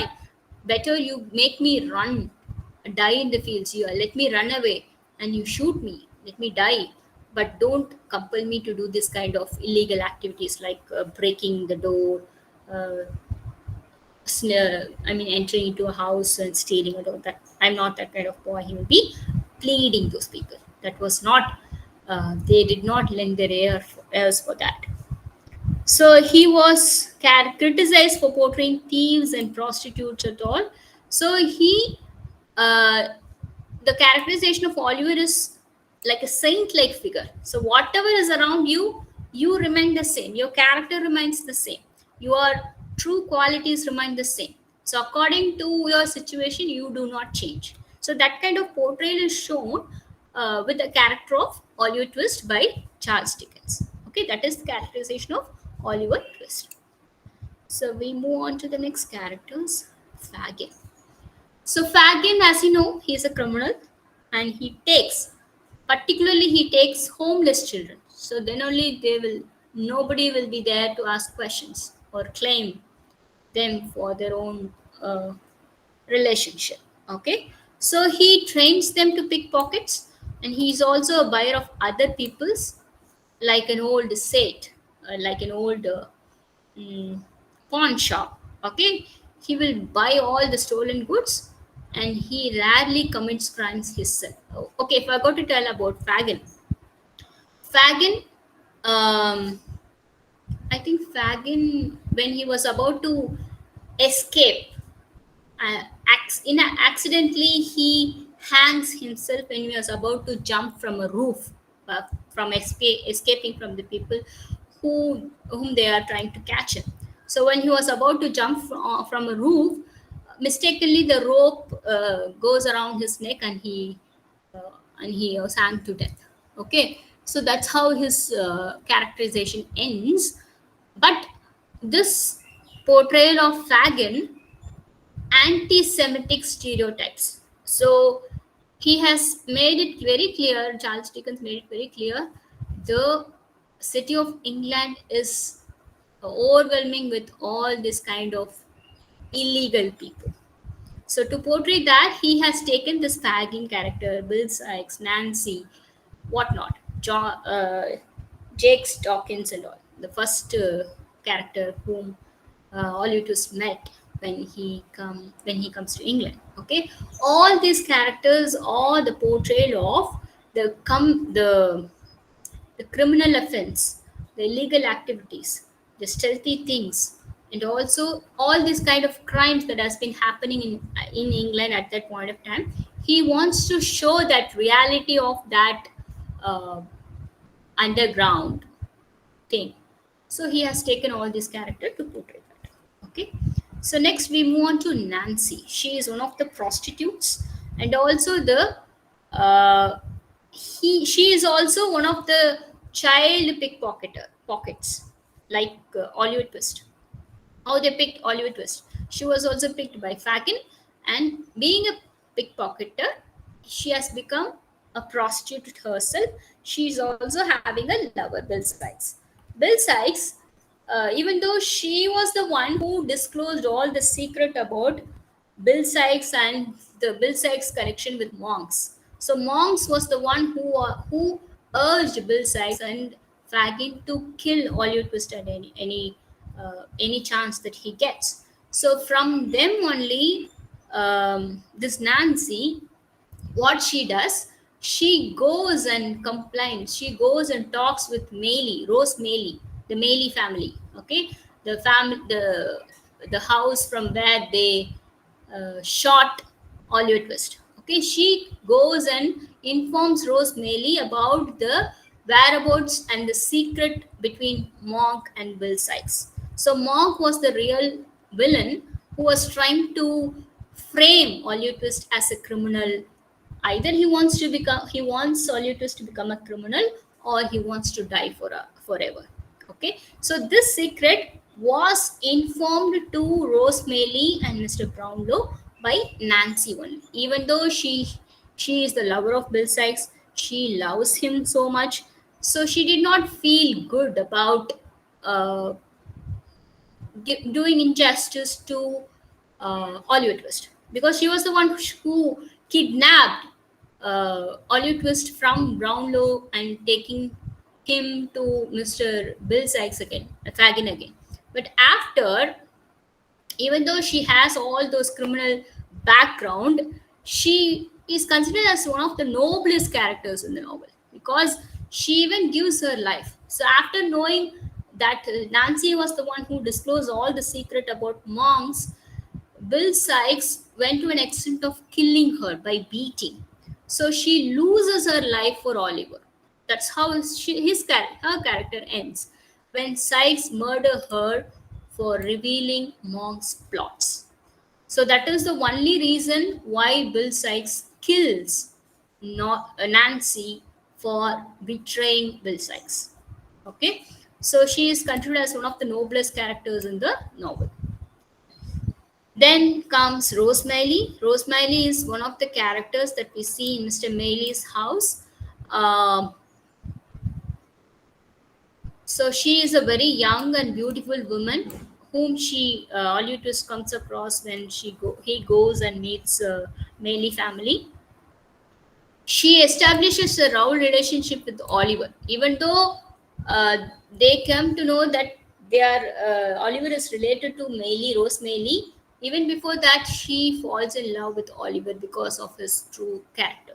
Okay, she develops a love relationship with Oliver, even before they were two are related.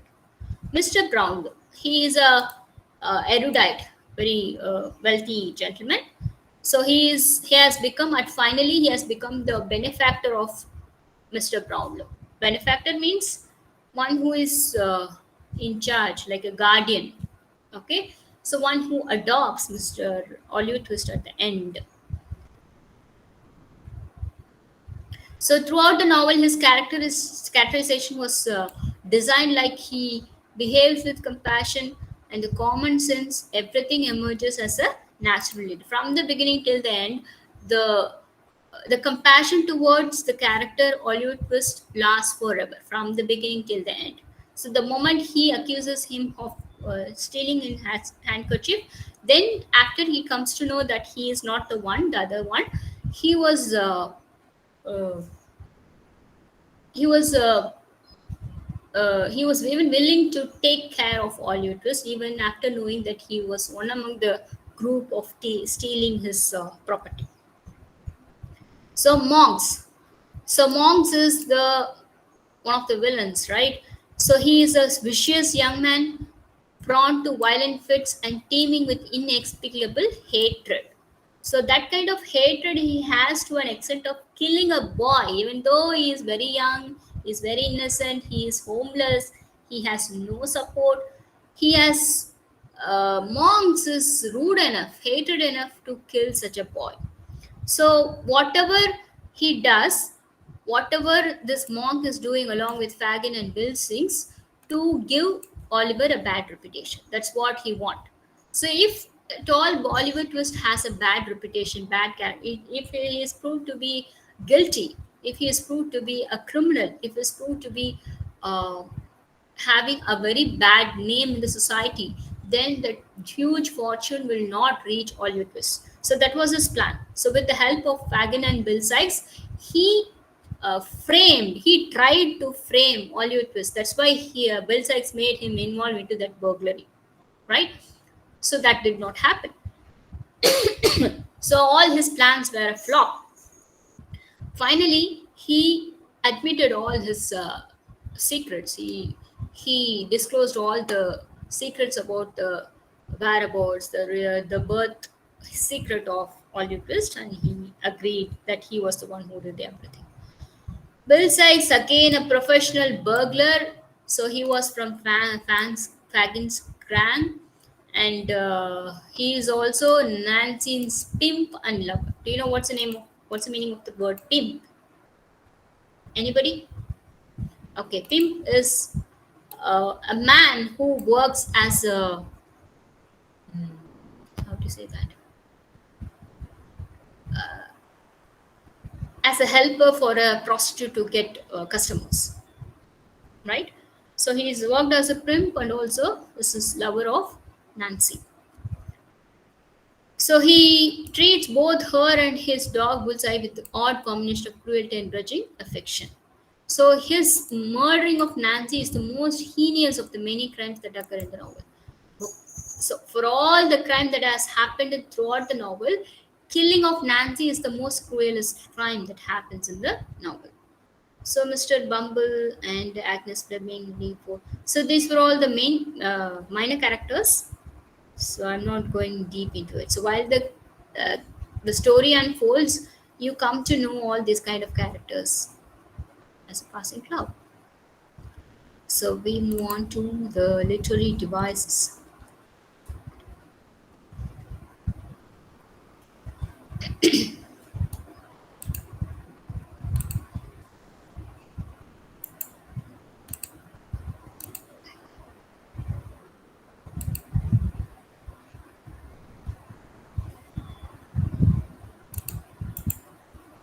One sec.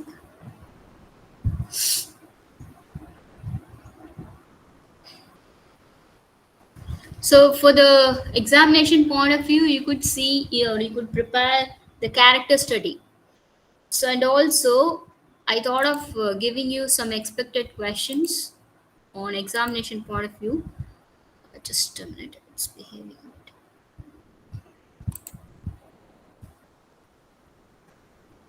Yeah.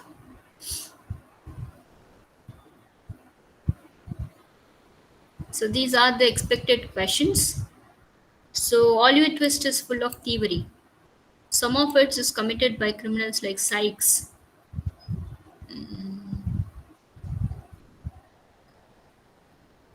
The prevalence of thievery in the novel say about the world that it portrays. So, like I told you, the England, the city of England, how it was being swarmed by these these people of burglars, thieves, pickpocketers, how they have been surrounded by. So they will ask what kind of portrayal of that society is shown in the novel. So with the help of these characters, with the help of these pickpocketers and thieves around the novel, you could relate the type of characters that prevailed in the real England. Okay. So as he himself, as the Oliver Twist novelist, Charles Dickens himself has worked as a wage in a poor factory, I mean black booting factory.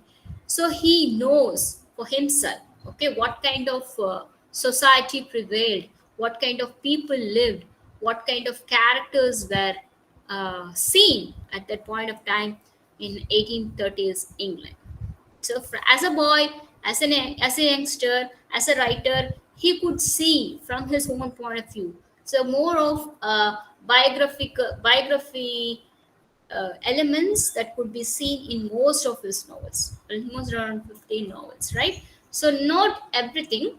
So according to the character, according to the plot, so whatever is required, he would take everything from his own personal experience. So as you know, we would have heard of Tempest, right? Tempest by Shakespeare. So that was inspired from one of the stories, like it was news at that point of time when Shakespeare lived. So there was a ship and it disappeared, and from the ship one sailor lived in an island. It seems that island is full of spirits, full of strange noises, that ghosts laughing and all he heard. So when he that island is full of spirits and ghosts, so the sailor is fortunate enough to live and have been saved after that. So after knowing this news, he was inspired. Then only he wrote Tempest, it seems. So it does not mean that novel has to take everything from his own life. Whatever he hears, whatever he reads, whatever he comes to know, he could turn that into his main plot or the content for his writing.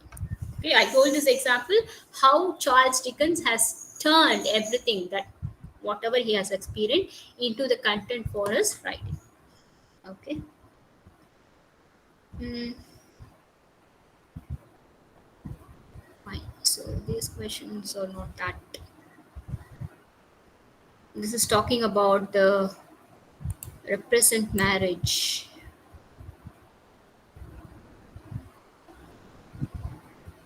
Yeah.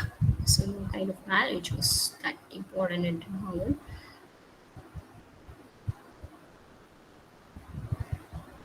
Okay, you could see some different scenarios that you could see inside the novel. So as you could see, Oliver Twist is from a poor background. We see that Mr.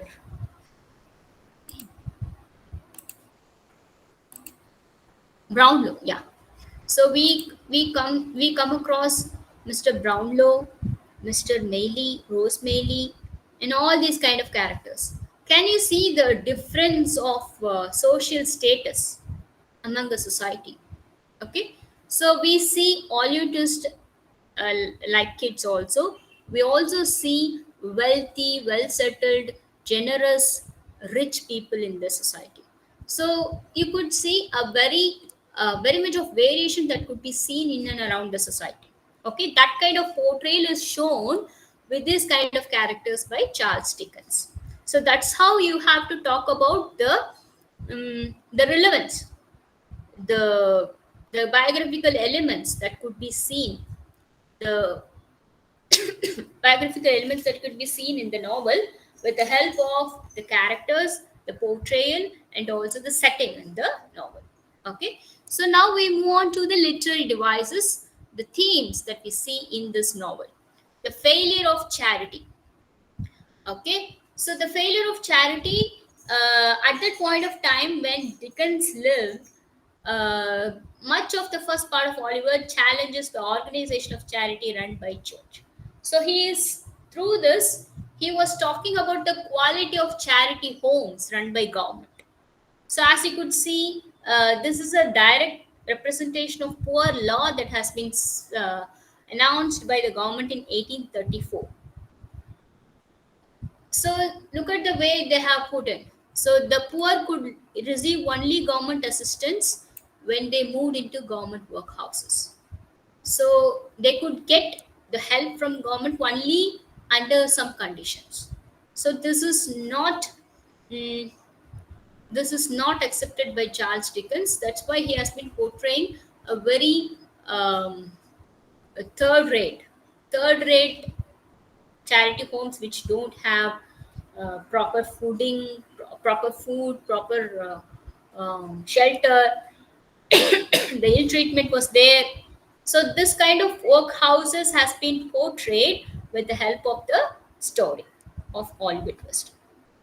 So how the charity has been failed in city of England, that has been portrayed. That theme is prevalent, and also the folly of individualism, right? With the rise of capitalism during the industrial revolution, so individualism is lost. It is lost forever because there is no individuals, there is no identity. So if there is a capitalist, if there is a wealthy man, if there is an industry, if there is a huge factory that has been owned by any one of the owners, so they have that kind of social status. Whereas on the other hand, the people who are working there as wages, as daily coolies, they do not have any kind of identity. So like we see in the characters of other Oliver Twist himself and also the other characters, how they lost their identity, like Oliver Twist. So that individuality is missing. Individuality is lost because of this uh, in, introduction of the rise of capitalism around that point of time in England. Okay, that was being portrayed by several characters like Brownlow, Rose Maley, and their many friends. You could see a set of characters in different scenario. So you see Sykes, Monks, and also um, Charlie Bates. So these are under one set. When you see Brownlow, Rose, and their many friends, they are another uh, another set of people from the same social background. Okay, so in the same society we live, we see a different set of characters like this thieves and pickpocketers, and we also see a different set of rich people, and they are living separately, happily, and content with content. Okay, so that kind of individualism is missing in throughout the novel. That is one of the themes that you could see. Purity in a corrupt city. So this is directly uh, pointing out Oliver Twist characterization. So, in a corrupt city, purity. So, like I told you, Oliver Twist characterization is like a saint-like character. So, whatever is around, whoever is around you with bad character, what illegal intentions, you have to remind your own true self. Okay. So, the true self and characterization, purity in a corrupt society, how to become a pure man, how to become a loyal man, even though you are living in a corrupt society like Oliver Twist. So it will be very fortunate for Oliver Twist if you would have adopted Fagin's business, if you would have adopted Bill Sykes' assistance, you would have become a very good burglar. But even though he was put in such kind of circumstances, he remained the same as a true character, as a good character, as a character with good qualities. So that is the theme of purity in a corrupt city. So while you are writing this theme, you could talk about how the characterization of Oliver Twist remains pure throughout the uh, corrupt city of England. The countryside is idealized. Okay, the countryside means um, the country is well portrayed, where he was born, where he was brought up, where he grew, and how unfortunately he moved and fell into the hands of thieves, and how he was rescued by Brownlow. Again, he went into the hands of thieves. Again, he was saved by, fortunately, saved by Mr. Maylis. Then he has a life threat of by killed by Fangs, monks, with the help of Bill Sykes and Fagin. Then he moves back to Maylis. Finally, he has become an adopted child of Mr. Brownlow. At the end, he was able to live a comfortable life along with the Mr. Maylis. So the countryside, the background, the society, the the houses, and also the all kind of social status, the different sects of people, everything has been portrayed, everything has been revealed with the help of this story.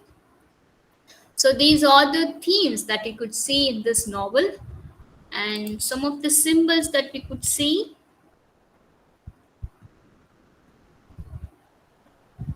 So the characters names, so the character names represent the qualities. Oliver Twist. So twist. You know what's the meaning of the word twist? So he himself is having a huge fortune as a twist that we see in the novel. So we could not even imagine that he would inherit so much of fortune. So his name explains the twist that he is going to have in the future life. So that is the symbol Charles Dickens is trying to give with the name of the main character. Rose Maylis, Rose, she is associated with flowers, springtime, youth and beauty, and Bumble. So bumbling arrogance. So Mr. Bumble is from the caretaker of uh, the workhouse from where he worked. Okay, he was bumbling. He was emerging with arrogance. Okay, that's why he's named as Mr. Bumble. Mr. Mr. Grimwig. So see, you know what's a grim? The suspicious sound that we makes. Okay, we make. So that is grimness that can be removed as easily as a wig. So like we remove the grim, so he has been intentionally named as Mr. Grimwig. Bullseye. London Bridge. London Bridge was the spot Nancy meets Brownlow and Rose and reveals the secret of Oliver Twist's birth. So that is related to Monk. So these are the symbols that we could see in the novel. Bullseye. Bullseye is the name of the dog that has been raised by Bill Sykes. Okay, so he loved that dog than his lover Nancy. That's how he puts it. So Bullseye, after killing Nancy, he comes out Bullseye, the dog, comes out to see, and he wants to leave. He wants to feel that he has committed a very great mistake. Okay. Okay. So we see some of the motives here.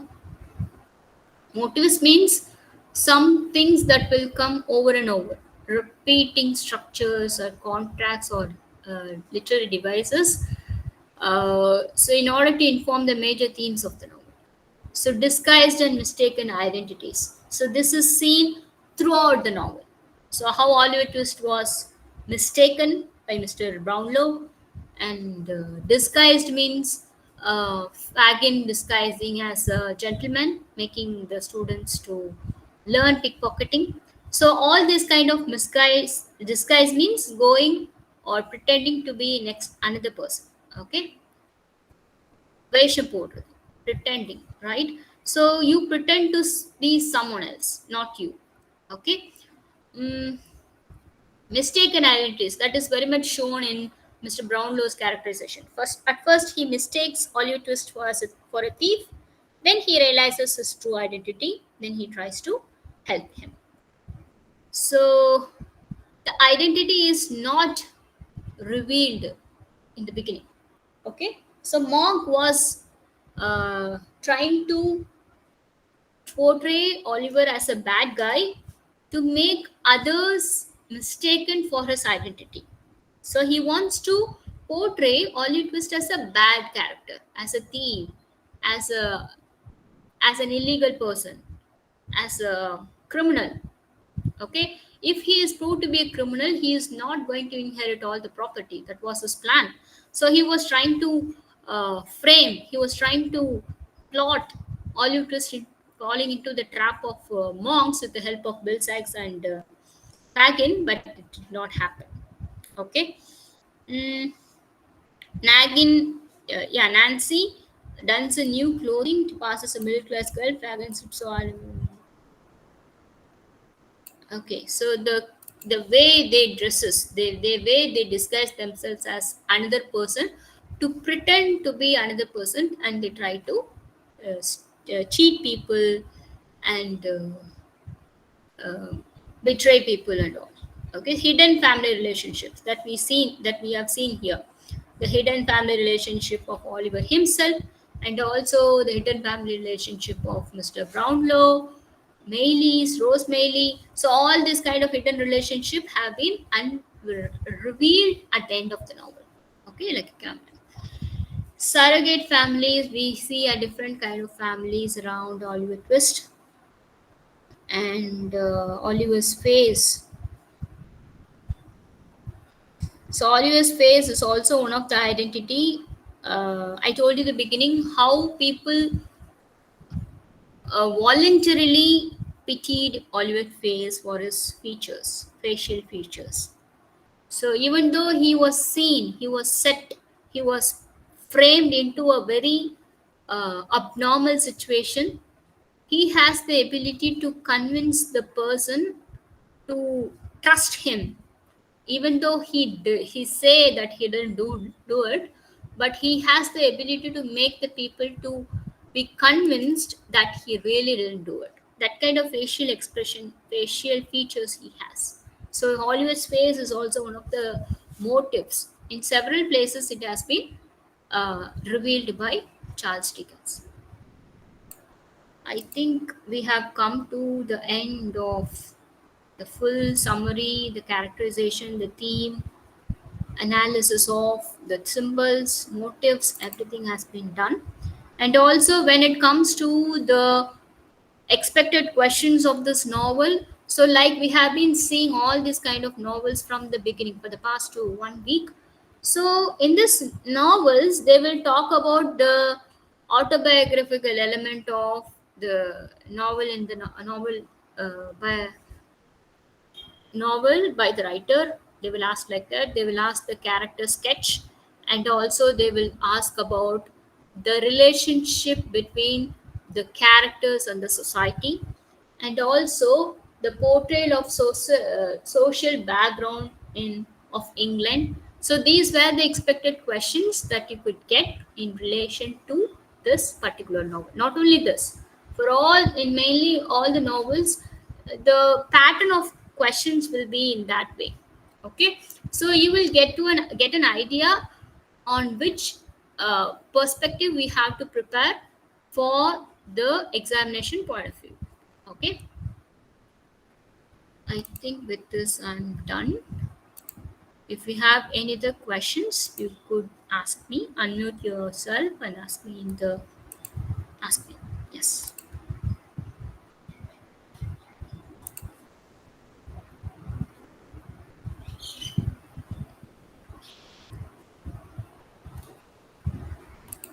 So you could even put your questions on the chat box. I'm willing to answer.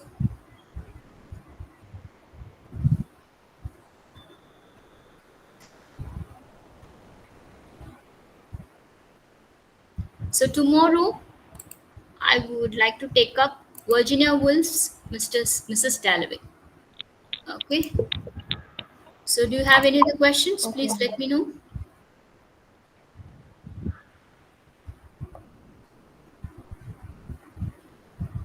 Is Tanshi, Yes, ma'am. do you have any other questions? No, ma'am. Hope you have understood. Yes, ma'am.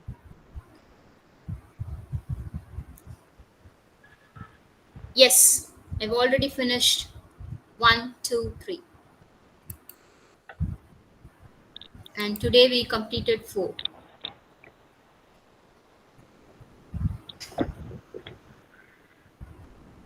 So at the final session, so after I complete Virginia Woolf's Mrs. Dalloway tomorrow, by next week, I think we have 2 more classes left, right? Right? Tomorrow we have 1 class, and the next week we have 1 more class. So the recordings are available. You please contact the person from whom you got the, because all the sessions are being recorded. You just ask the concerned person for the recording if you haven't attended the previous classes. Okay. For the reference purpose, everything has been recorded from the beginning. You just yeah, that's what I said. Taslima, you just contact the person. They will provide you with the recordings of the sessions. Okay, if you have missed, please get notes from. And also when we were explaining, when we were sharing the screen, please do take screenshots. If you have any doubt or from where we shared the screen, you could see the links. If you want the links also, I would send. So you could search for Spark Notes and all. So many film adaptations have been taken for this novel, from this novel. So you could even see Oliver Twist. Just go and type Oliver Twist on YouTube. You will get film adaptations. As this story has become very popular at that point of time, even after some years, it has been taken for film adaptation. So you could see many versions of this same character, because when we see a small child suffering on screen, it it receives all kind of sympathy, all kinds of emotions that it could receive from the uh, readers or audiences. So that kind of tremendous success was immediately reached by this particular novel, Oliver Twist, for portraying the very sensitive character of being a boy suffering too much, that he suffers, which is not supposed to happen in a child's life, right? So that was so unique that it has received a lot of success for this novel, both in novel reading and also in film adaptations. You go and watch. You just ask the person from whom you got the link for this DD classes, and they will let you know about the information about recorded classes. Okay, with this I'm done. See you tomorrow. Bye bye. Thank you, ma'am. Thank you, ma'am. Thank you, ma'am. Thank you, ma'am.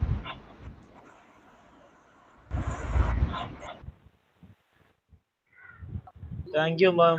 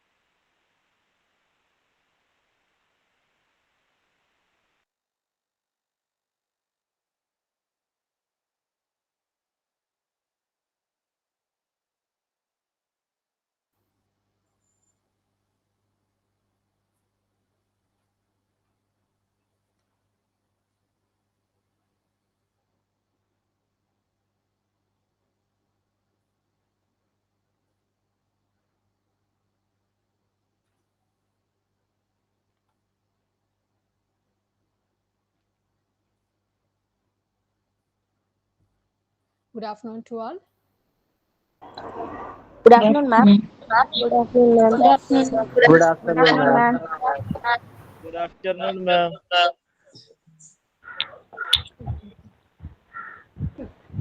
Good afternoon, ma'am. Yeah, okay. Good afternoon. So previous class we discussed that natural resources. Kindly mute yourself.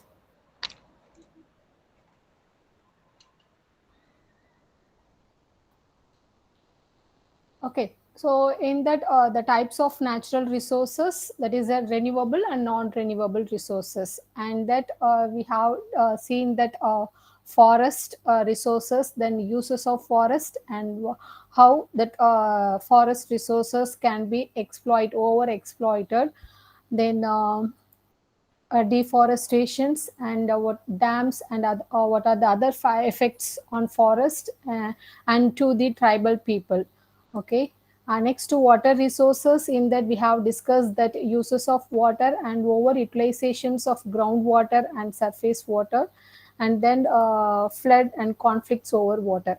So this is what we have discussed in previous class, and now we are going to be discussed that mineral resources. Okay.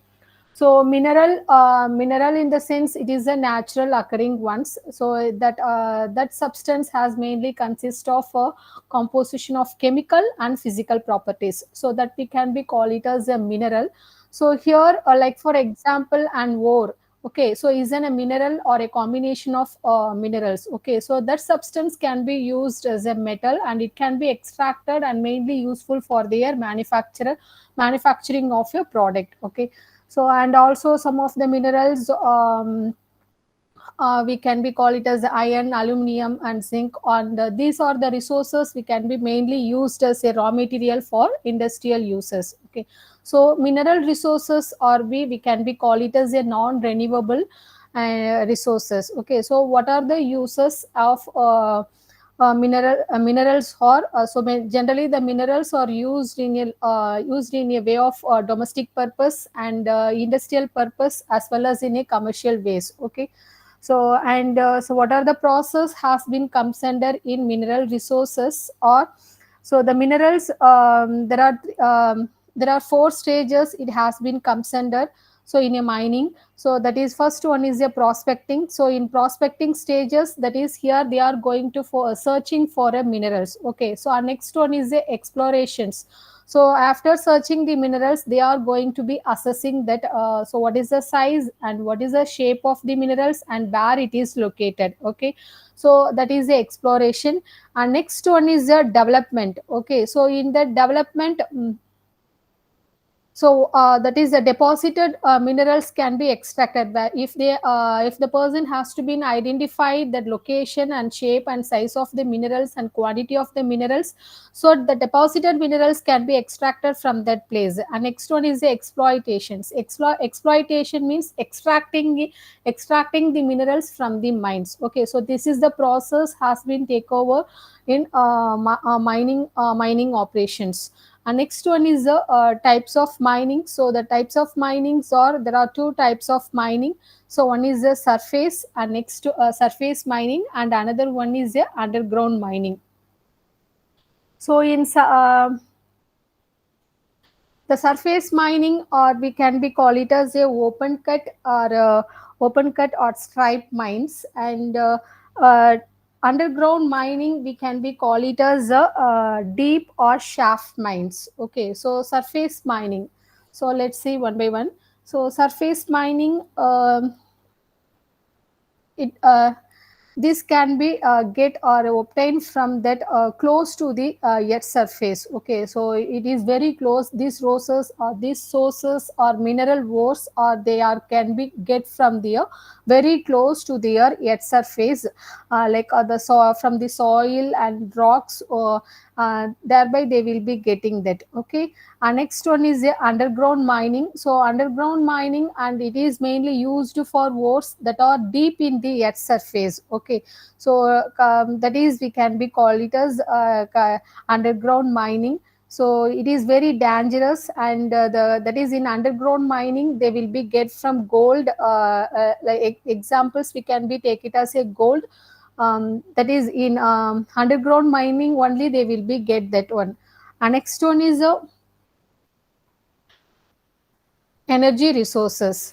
So you all know about that energy. So energy means, that is general meaning we can be call it as energy means it is a capacity to do work. So that we can be call it as a energy. So energy is mainly found in our plant in a variety of forms. So that like mechanical energy, like thermal energy, chemical energy, and biological energy, etc. So it can be we can be get it from a variety of forms. So some of these forms of energy we can be immediately we can use it immediately, or others the other forms we can be get it from that for process of transformation. So it can be neither be created or nor be destroyed, but the transformed from one form to other. Okay, so other form, so that is we can be call it as energy. So that so the types of energy. So before that we are going to see the types of energy. What is the use of energy? The energy is the primary input for an industrial operations, like sectors such as commerce, transport, and telecommunications.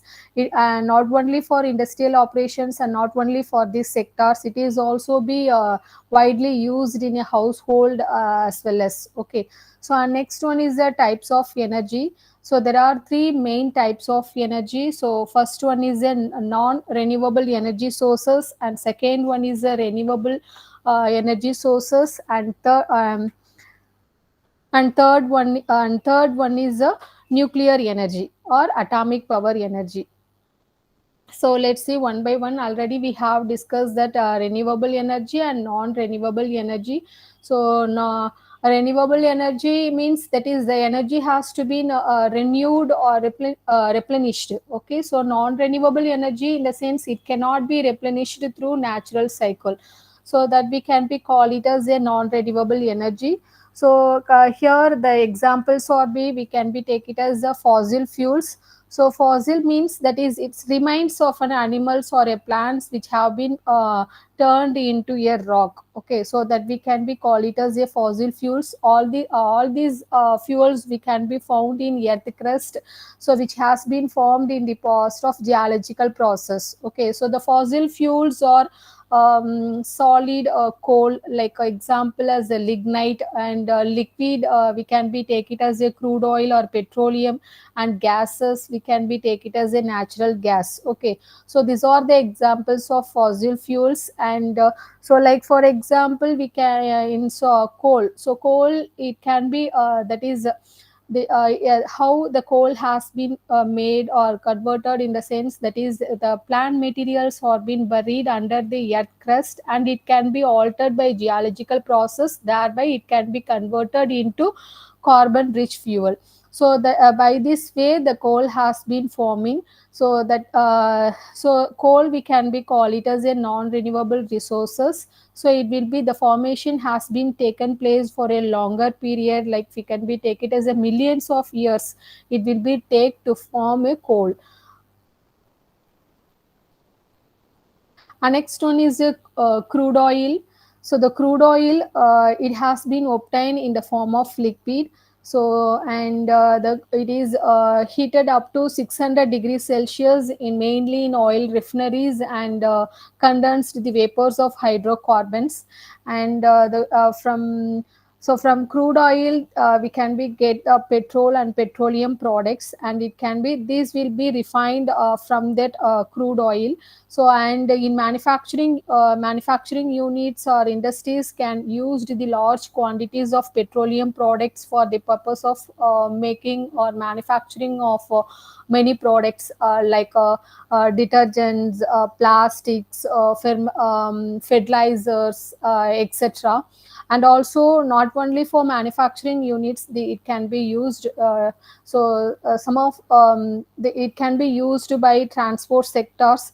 So they will be consume around 40 percentage of diesels, and from industries they will be consume 25 percentage of petroleum products, and in household, and they will be using 19 percentage, and remaining sectors like agricultures and other sectors also be using that petroleum products. Our next one is a natural gas. So these gas are mainly trapped from the sedimentary formations, and in sedimentary formations they will be drilling the holes into the rock. So through that rock, the natural gas will be formed. Okay, so while burning of natural gas, mainly carbon dioxide is emitted. So that will be due to that emission of it, global warming will be increases, and it will be reduce the greenhouse effect. Okay, so that is the natural gas. So in non renewable resources, the fossil fuels are example for non renewable resources. So the fossil fuel means it is a remains of an animals or plants for a longer period, and that it will be turned into a rock. Okay, so that we can be call it as a fossil fuels, that fuels, or we can be call it as a solid coal or liquid and gases. Okay, our next one is a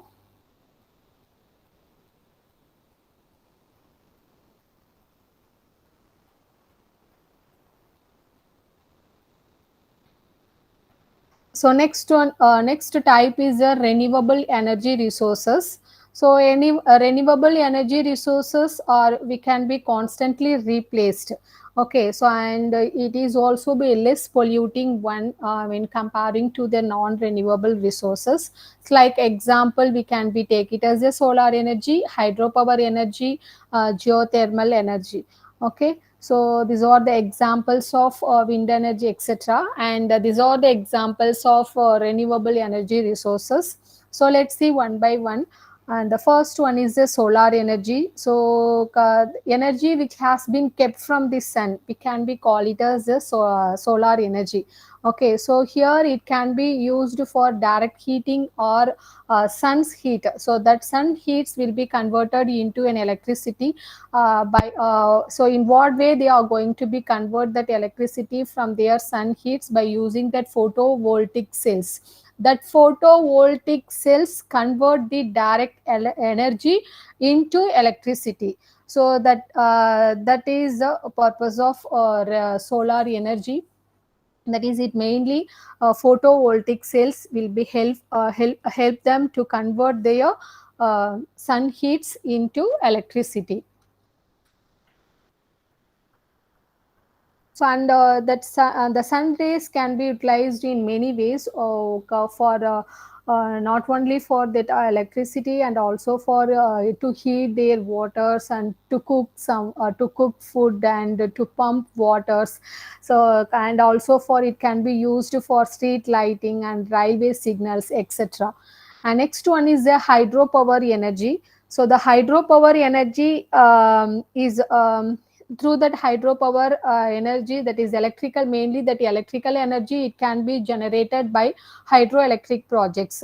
So which in hydroelectric projects are mainly which has been constructed in dams are been constructed across the river.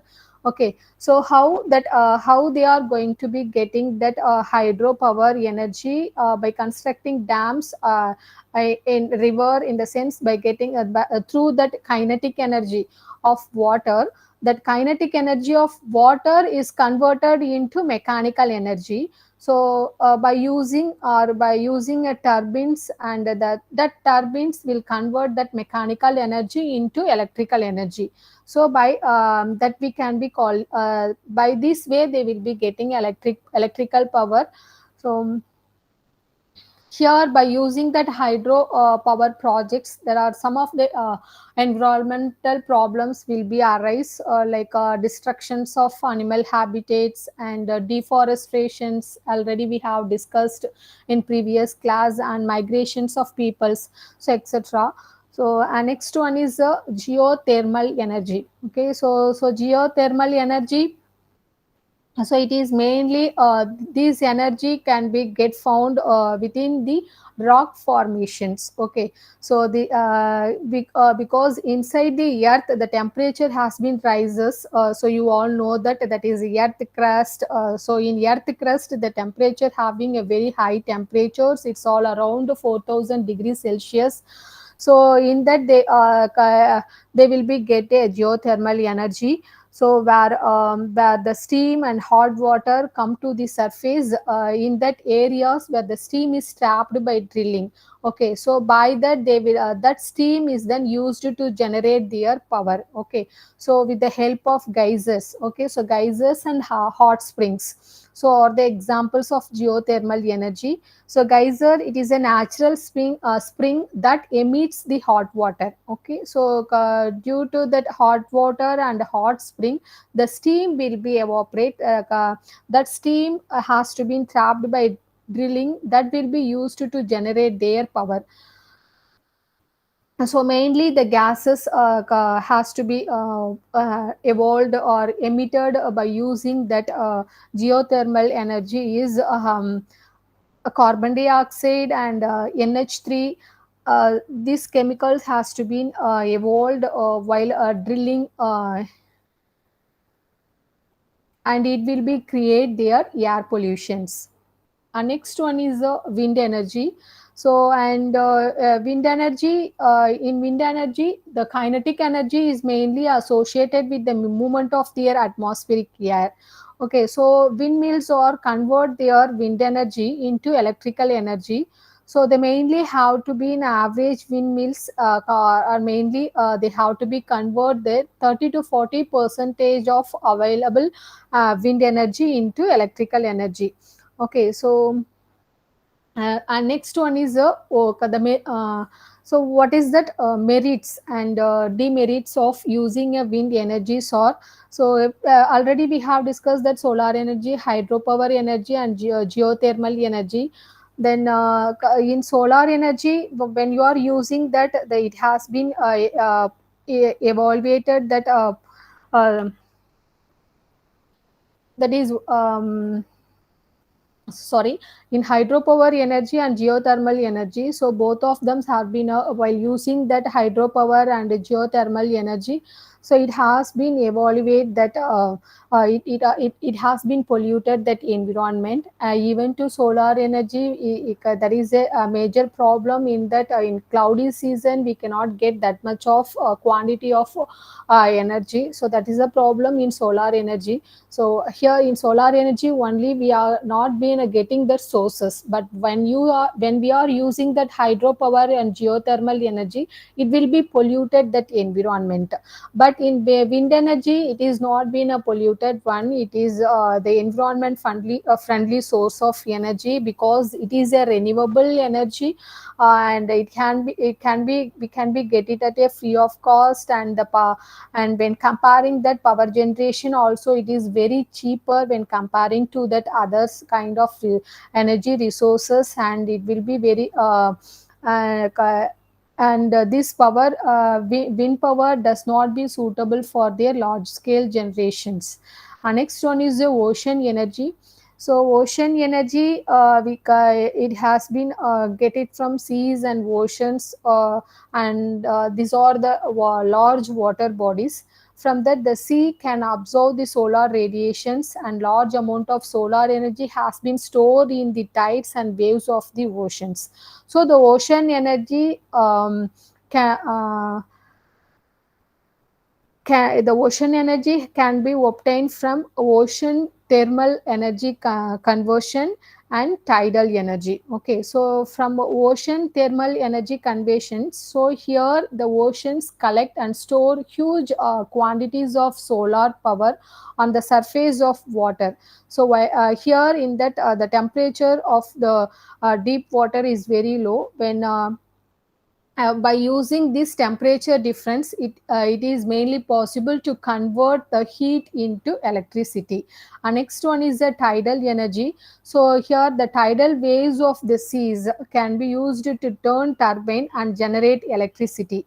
So and Asia's first tidal power plant is it should be set up in Gulf of Kutch. So ocean energy has to be get it from that ocean thermal energy conversion and tidal energy. And next one is a biomass energy. So biomass is an organic materials from living beings. Okay, so so these sources of energy is mainly from that wastages of various human and natural activities. Okay, so that sources like from wood, animal manure, and sugarcane waste, agricultural crops, etc. So and next one is a biogas. So that biogas it is mainly produced from that organic waste, natural organic waste, wastages of cattle dung and poultry wastages, plant leaf, etc. So that gas mixture is that biogas is mainly a mixture of methane, carbon dioxide, and nitrogen. So you all know about that methane gas use mainly used in cooking gas. So that is the source of energy. Next one is the natural energy or atomic power energy. So nuclear energy or atomic power energy. So nuclear energy or this energy is mainly get it from that atoms. That is, this energy should be get it from inside the atom. So here in that the is it mainly released during that fission and or fusion of certain radioactive elements. Okay, of an atoms. Okay, so by this way that energy has been emitted. So that is a nuclear fission and nuclear fusions. Okay, so in nuclear fissions, that is the nucleus in atoms are split up by fast moving neutrons, and it has been turned into an amount of energy in the form of heat and light, etc. So mainly they will be released a chain of reactions. Okay, and next one is a nuclear fusion. So nuclear fusions, it can be generated by fusion process, which involves two hydrogen atoms combines to produce one helium atoms. Example like a hydrogen bomb.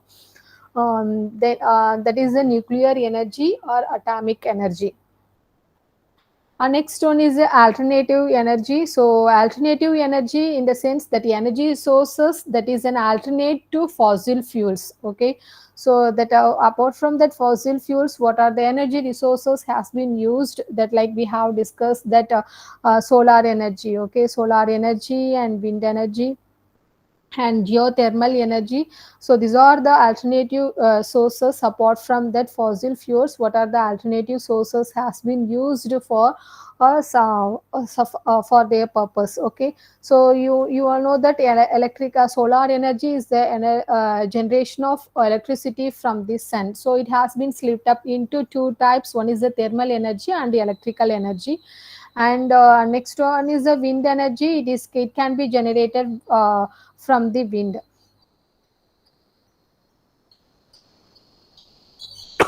Sorry. And next geothermal energy, and it is mainly get it from hot water or steam from the earth interiors. and so thereby they will be get that all those energies.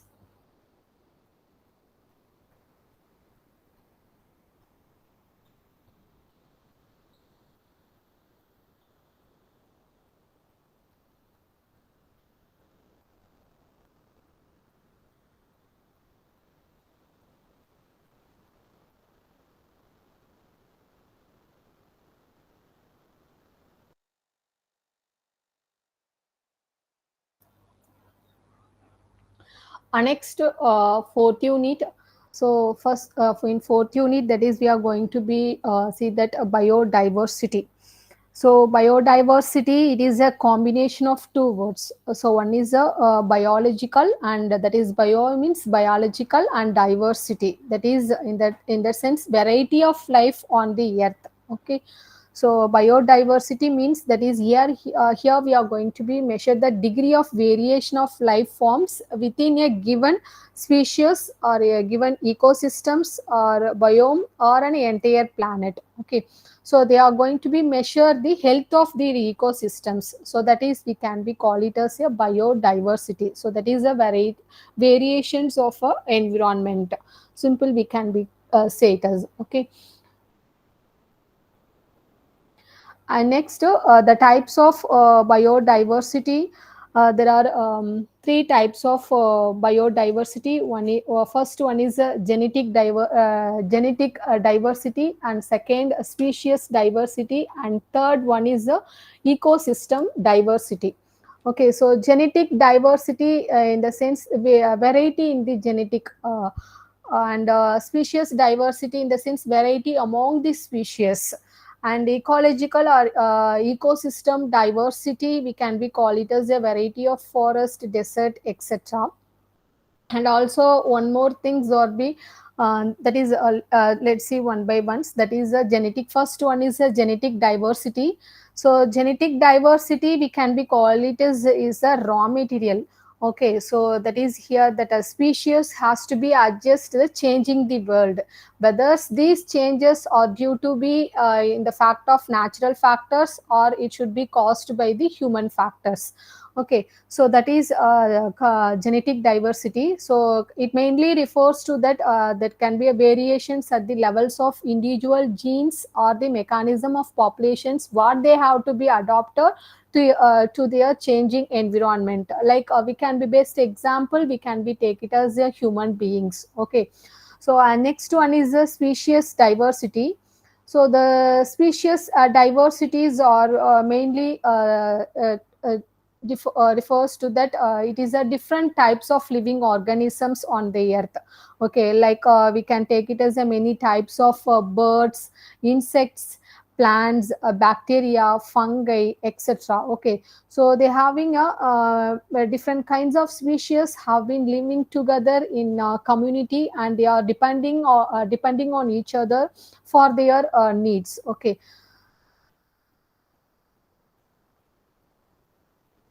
next one is the ecosystem diversity. So the ecosystem diversity we can be call it as a ecological diversity. So here that is the variety of biological communities. So such as forest, desert, and grassland and streams. So that can be interact with one another and for with their physical and chemical environments. Okay, so it also been different forms of life which has been present in any one particular area, or it can be it might be concerned with the different species of a particular genes. Okay, so that has to be present in the ecological community, so that we can be call it as a ecosystem diversity. And one more thing we can be include that in types of diversity is a functional diversity. That is in functional diversity, so that is it is a biological and chemical process of functions, such as we have discussed that energy flow. Okay, so this will be helpful for the survival of all the species and biological communities. And these are the types or comes under that types of biodiversity. And next one is what are the values of biodiversity. So the values of biodiversity is, or it should be in terms of commercial utility and ecological services, or any in aesthetic values. Okay, so it has been useful for several ways, or uh, to the and several forms to the human beings. Okay, so our next for in the values of biodiversity has been classified into many types. So the first one is the conceptive value. So the conceptive value, so in biodiversity, essential requirement is for food supply. So okay, so to maintain the all those things, it is mainly main thing or essential requirement is a food supply. So it is a main source of human for the main sources of a human beings, or they will be eat animals and fish, and what the plant can be produced. Okay, so large number of plants has to be consumed by human beings as a food, and they can be consumed by animal species also. They can be consumed by human beings like sheep, goats, chickens, ducks, etc., etc. So and also they can be consumed fish. Okay, so which has been that. They consumed, and also they can be consumed by drugs and medicines. So we can be take it as a drug, like penicillin. So it is an antibiotic, so which has been taken from fungus, that from the drug plant penicillin. So that penicillin has been used as an antibiotic, and we can be call it as a penicillium. And also we can be take it as a tetracycline. Okay, so that things has been taken from bacteria. So these will be used for to cure the malaria. Okay, so and this tetracycline has been get from the tree of a bark of chincona tree. Okay, so in chincona tree, that tetracycline has been get it from that back get it from. So in chincona tree, so one of the bacteria has been available in that, so it will be taken from that, and it will be mainly used to cure that malaria. And next one is your fuel. So the fuels, what are the fuels has to be used by used by human beings, or coal, petroleum products, and natural gases. What these are all things we have discussed earlier. So these things will be consumed conceptive values. Okay, so food is the main thing for essential requirement of a human beings, and apart from that food, so they can be used medicines and fuels, etc. Next one is a productive value. So the productive values are some of some of the organisms, they can be commercially usable. So because they can be that product can be is marketed and sold. Like we can be take it as the animal products, like tusk of elephants. Okay, and silk from silkworm, and fur from animals. Okay, so which these can be traded in many market. Okay, so that is an examples of productive value. And you can also be studied like a bacterium bacillus. So that will be produce toxic proteins that will kill certain insects. Okay, so the bacterium bacillus also been used for that market, for used for a product, and they can be used for marketed and sold in a market. Next one is the social value. Then in social values, so a lot of the values has to be associated in the society, like social life and religion and spiritual aspects that people have to be consider about that. And we can be take it as the many of the plants has been considered as a scared in our country, like tulsi and mango leaves and banana leaves. So this can be used used by Hindus. And and many leaves and fruits and flowers can be used for in workshops, and also for many animals like cow and bull, peacock also been placed in spirituals, and has given a special or importance to them. And these all things has to be attached with the different societies. And next one is the ethical value. So the ethical value means human, here the human beings or may not be use a certain species, but because of because of they know very well about that that species has not been exist in nature. So for example, we can be take it as a peculiar species like a pigeon. So that pigeon are gray or white birds, so they have no more on this earth. And also they have been and also like a kangaroo and giraffe. So that species should be exist in natures, and they have the numbers will be reduced, like a tiger count also being reduced, so they have to be considered that. So that species has to be alive in this world, whatever they have been in that so quantity, so they have to be alive. They have, the human beings have to be considered about some ethical things to them. And next one is the aesthetic value.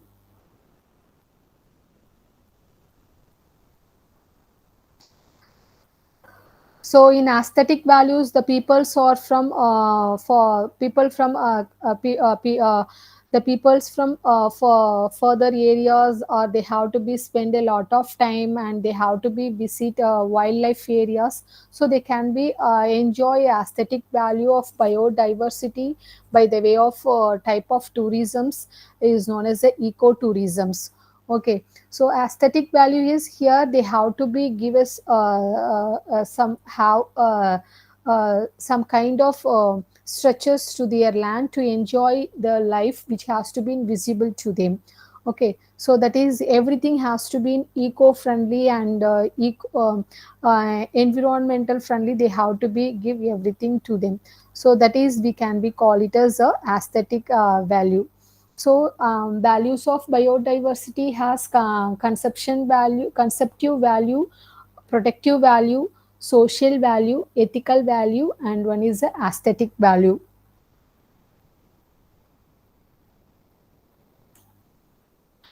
And apart from that, biodiversity has been biodiversity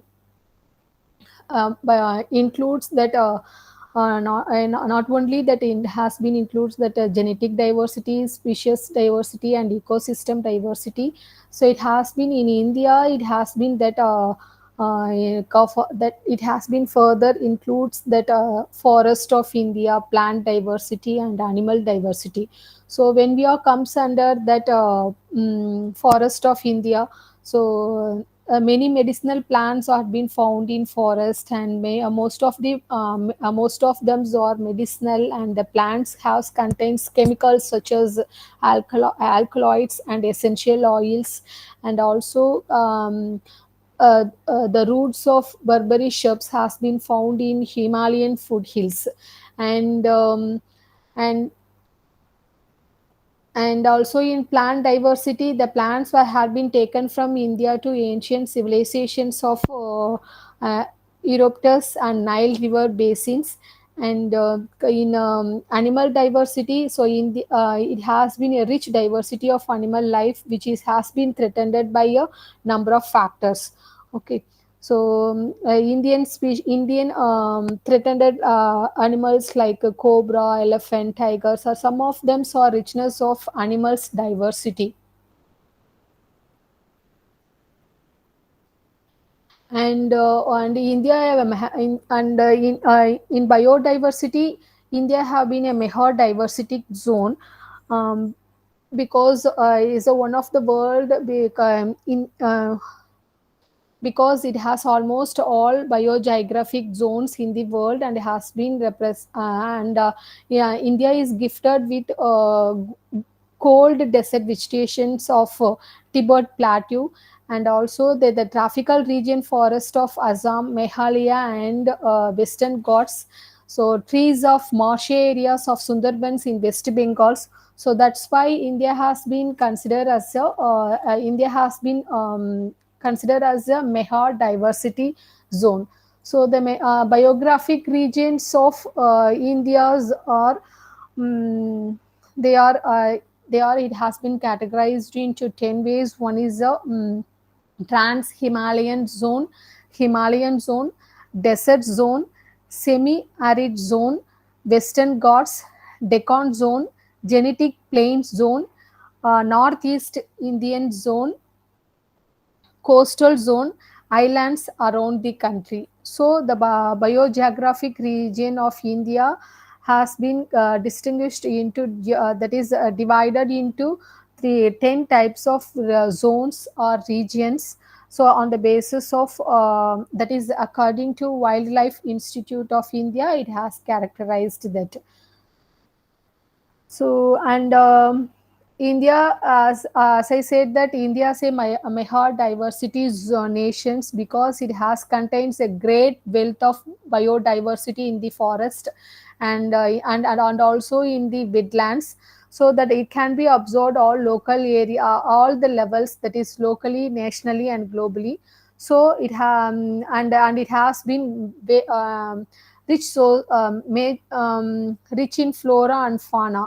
So that's why that has been says that in the world has been it is a Mehar diversity nations, and also it has been estimated that 75,000 species of animals and over 45,000 species of plants are found in India.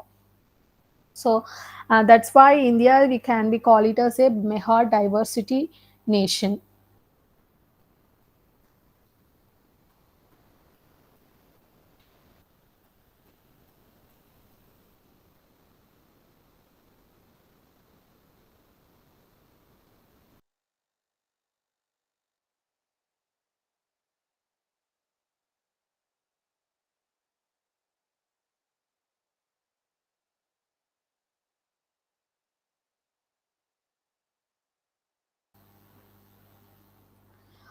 Next one is a hotspot of biodiversity.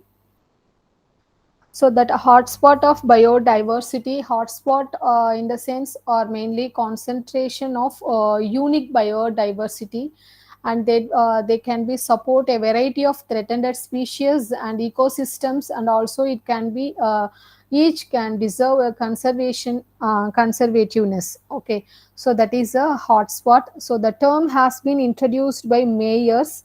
So right now there are 25 hotspots of biodiversity on a global level. So out of that, two has been present in India. So number one is the Eastern Himalayas, and another one is a Western Ghats. So and these hotspots are mainly covering less than two percentages of world's land area and 50 percentages of terrestrial biodiversity. So the hotspot in the sense, as I said, that is a unique biodiversity. So that is, as I said, that in India there are two hotspots. One is the Eastern Himalayas and Western Himalayas. So in Eastern Himalayas, so that they can be, that is in Eastern is in So out of the world record, flora has been present at 30 percentages in India, which has been in Eastern Himalayas, and in other mainly that many recent studies has been shown that Northeast India has been a region of Burma and Chinese has been in the active center for organic evaluations, especially in the flowering plants. So next one is Western Ghats. So that Western Ghats, it has been extended along 17,000 kilometers type of forest in Maharashtra, Karnataka, Tamil Nadu, and Kerala. So here in that 40 percentages of all endemic plant species has been present. So so the major centers of has been presented in Agastya Malay Hills and Silent Valley, and it has been reported that 6.8 percentages of original forest have been existing today. Okay, so that is we can be called that things has been presented in Western Ghats. Okay, and next to what are the threats has been so okay, threats we can be discussed in next class.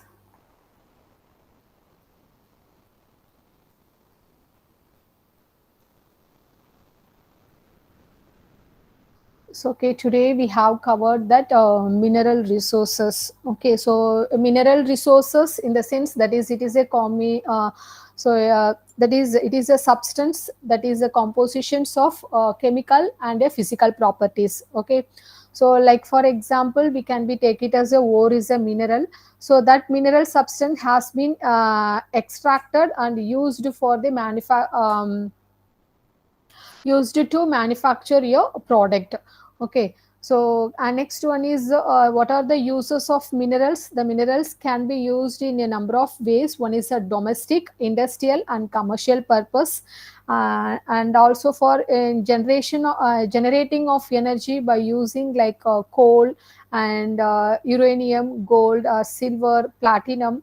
That and it can be used in jewelry, and copper, aluminum, etc. or can be used for cables for transmission of powers. Okay, so and some of the minerals also can be used in Ayurvedam as for medicine purpose. And the process of mining is you all know that mining means that is the extractions of valuable minerals from the earth. Okay, so the mining process has been taken place into four stages. One is a prospecting, exploration, development, and exploitations. Prospecting means here they are going to be searching a minerals. So after searching that, next stage is explorations. So here they are going to be that assessing the size and shape and location of the minerals. And next that after assessing that, they are going to be preparing that what are the minerals has been deposited, that minerals has been extracted from that place. And next one is the exploitations, that here they are going to be extracting the minerals from the mines. And these are the stages and carryover in mining.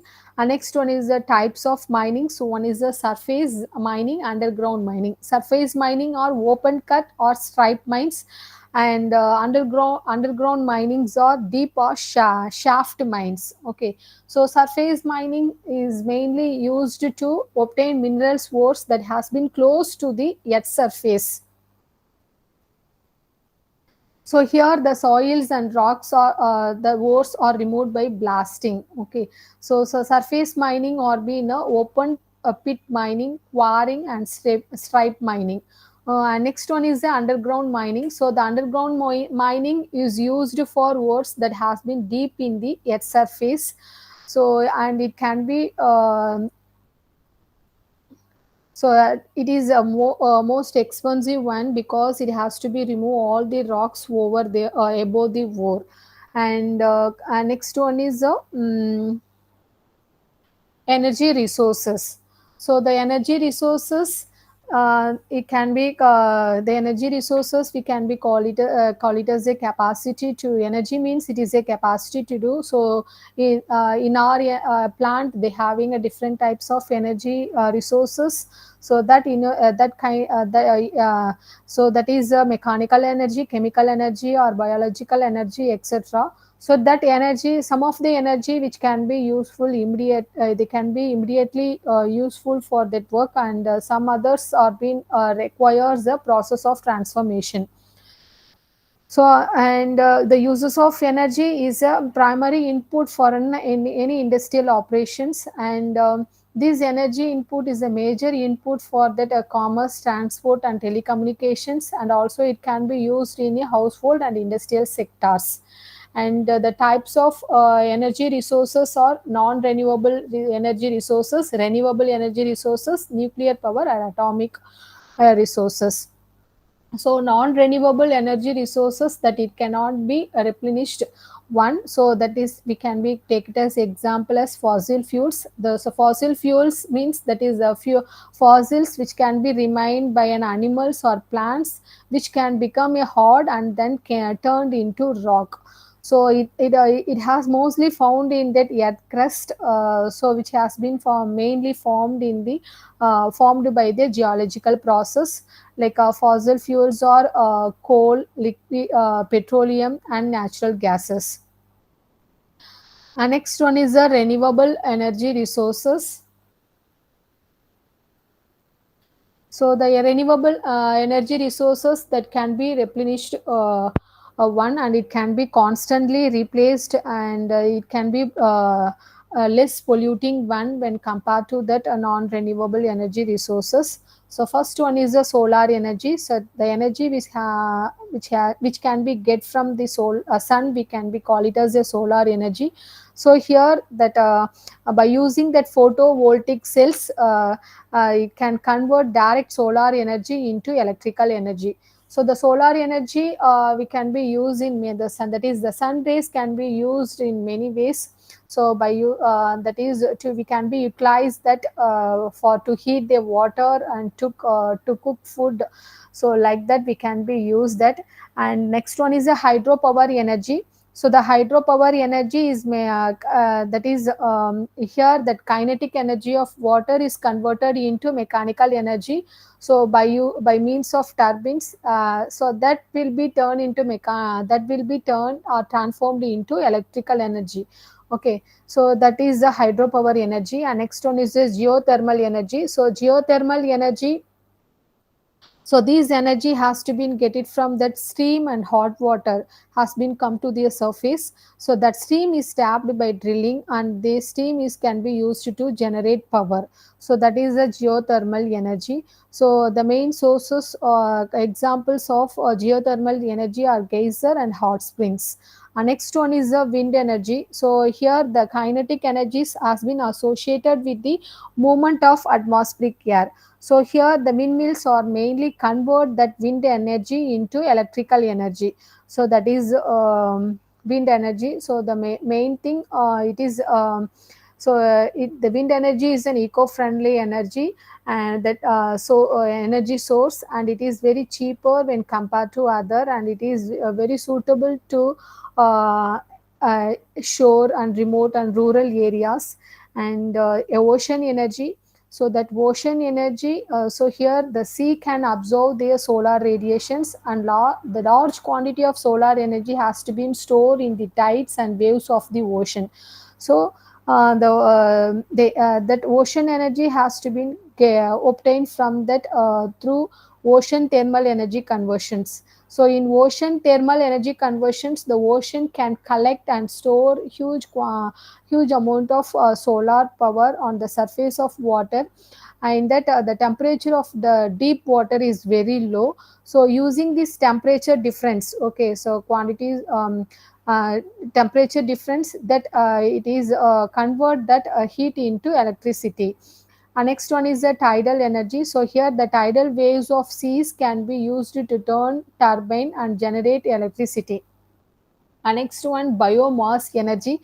So here in biomass, organic materials from living beings or residues we can be get it, and uh, through that waste of various humans and natural activities like woods, animal manure, and agricultural crops, garbages, etc. So we can through that we can be get it that biomass energy. So here, the using of biomass energy is sources is mainly allow them to dry out in the sun and burn them. So our next one is the biogas. So that biogas is a energy by virtue of its production from available natural organic wastages of cattle dung, poultry wastages, and plant leaf. So through that we can be get a mixture of methane, carbon dioxide, and nitrogen. so that we can be call it as a biogas. Next one is a nuclear energy or atomic power. So nuclear energy, so it is mainly trapped inside the atoms. So in that sources of so which can be released, this nuclear energy can be released during that fission and fusion of certain radioactive elements. That is, nuclear fission means that is the nucleus of an atom is mainly split up by fast moving of neutrons. So and then it can be turned tremendous amount of energy in the form of heat or light. It will be released a chain of reactions. Like uranium is used as a fuel.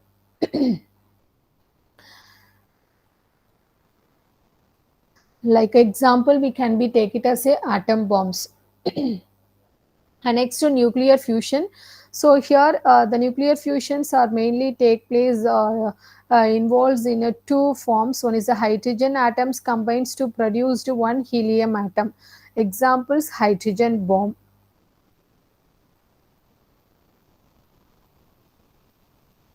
Next one is the biodiversity. Biodiversity in the sense variations or variety of life on the earth.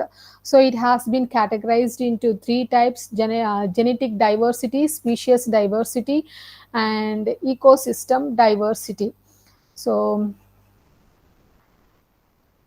genetic diversity, in the sense that is the species has to be changes the species has to be adjust to changes. That changes has to be made either in the way of natural factors or in the way of human factors. And species diversities are being different types of living organisms on earth. Examples: types of birds, insects, plants, etc. And ecosystem diversity is a variety of biological communities that like a forest, desert, and grassland, or it can be interact with one another. Uh, and next one is a functional diversity. And functional diversity, it is a biological and chemical process of functions such as energy flow and energy flow. So it is mainly for their survival of many species and for their biological communities. And next one is a values of diversity. So one is a conceptive value. So it is so for human beings essential requirement is a food. So in food they will be take that many species of animal species, and it can be take it from plant, and it can be take it from medicines, and also they can be used consumed as a fuel. So these are the examples of conceptive value. And next one is a productive value. So that is they can be used as a commercial purpose for they can be that product can be marketed and sold. So next one is the social value. They have to be it mainly that biodiversity have mainly associated with the social life, religions and spiritual aspects of people. And ethical value, so they have to be gives some they have to give some species has to be in exit in nature, so it has gives pleasures to them. And aesthetic values, so they have to be an eco friendly to their surrounding one.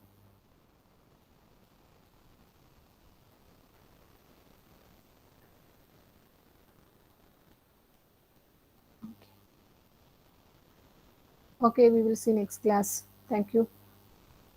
Thank you, Miss.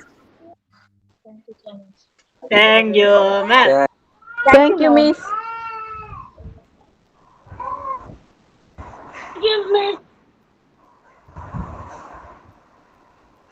Very useful, miss. മോമാണ്. Thank you, Miss.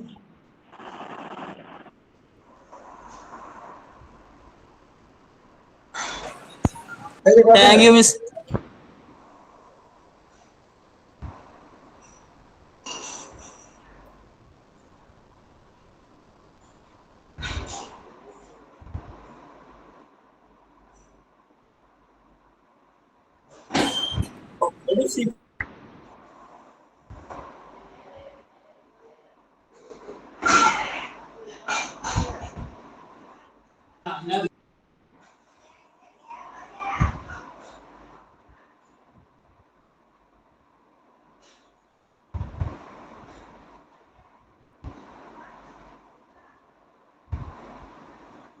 ഇന്നത്തെ class പരിസമാപ്തി കുറിച്ചിരിക്കുന്നു.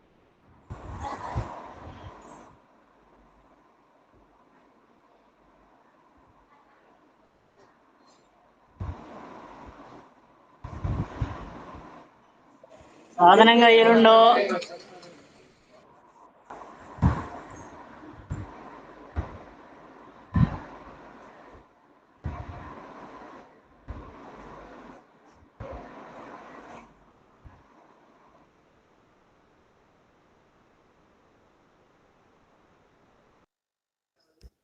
ചോറിച്ചടാ വീട്ട്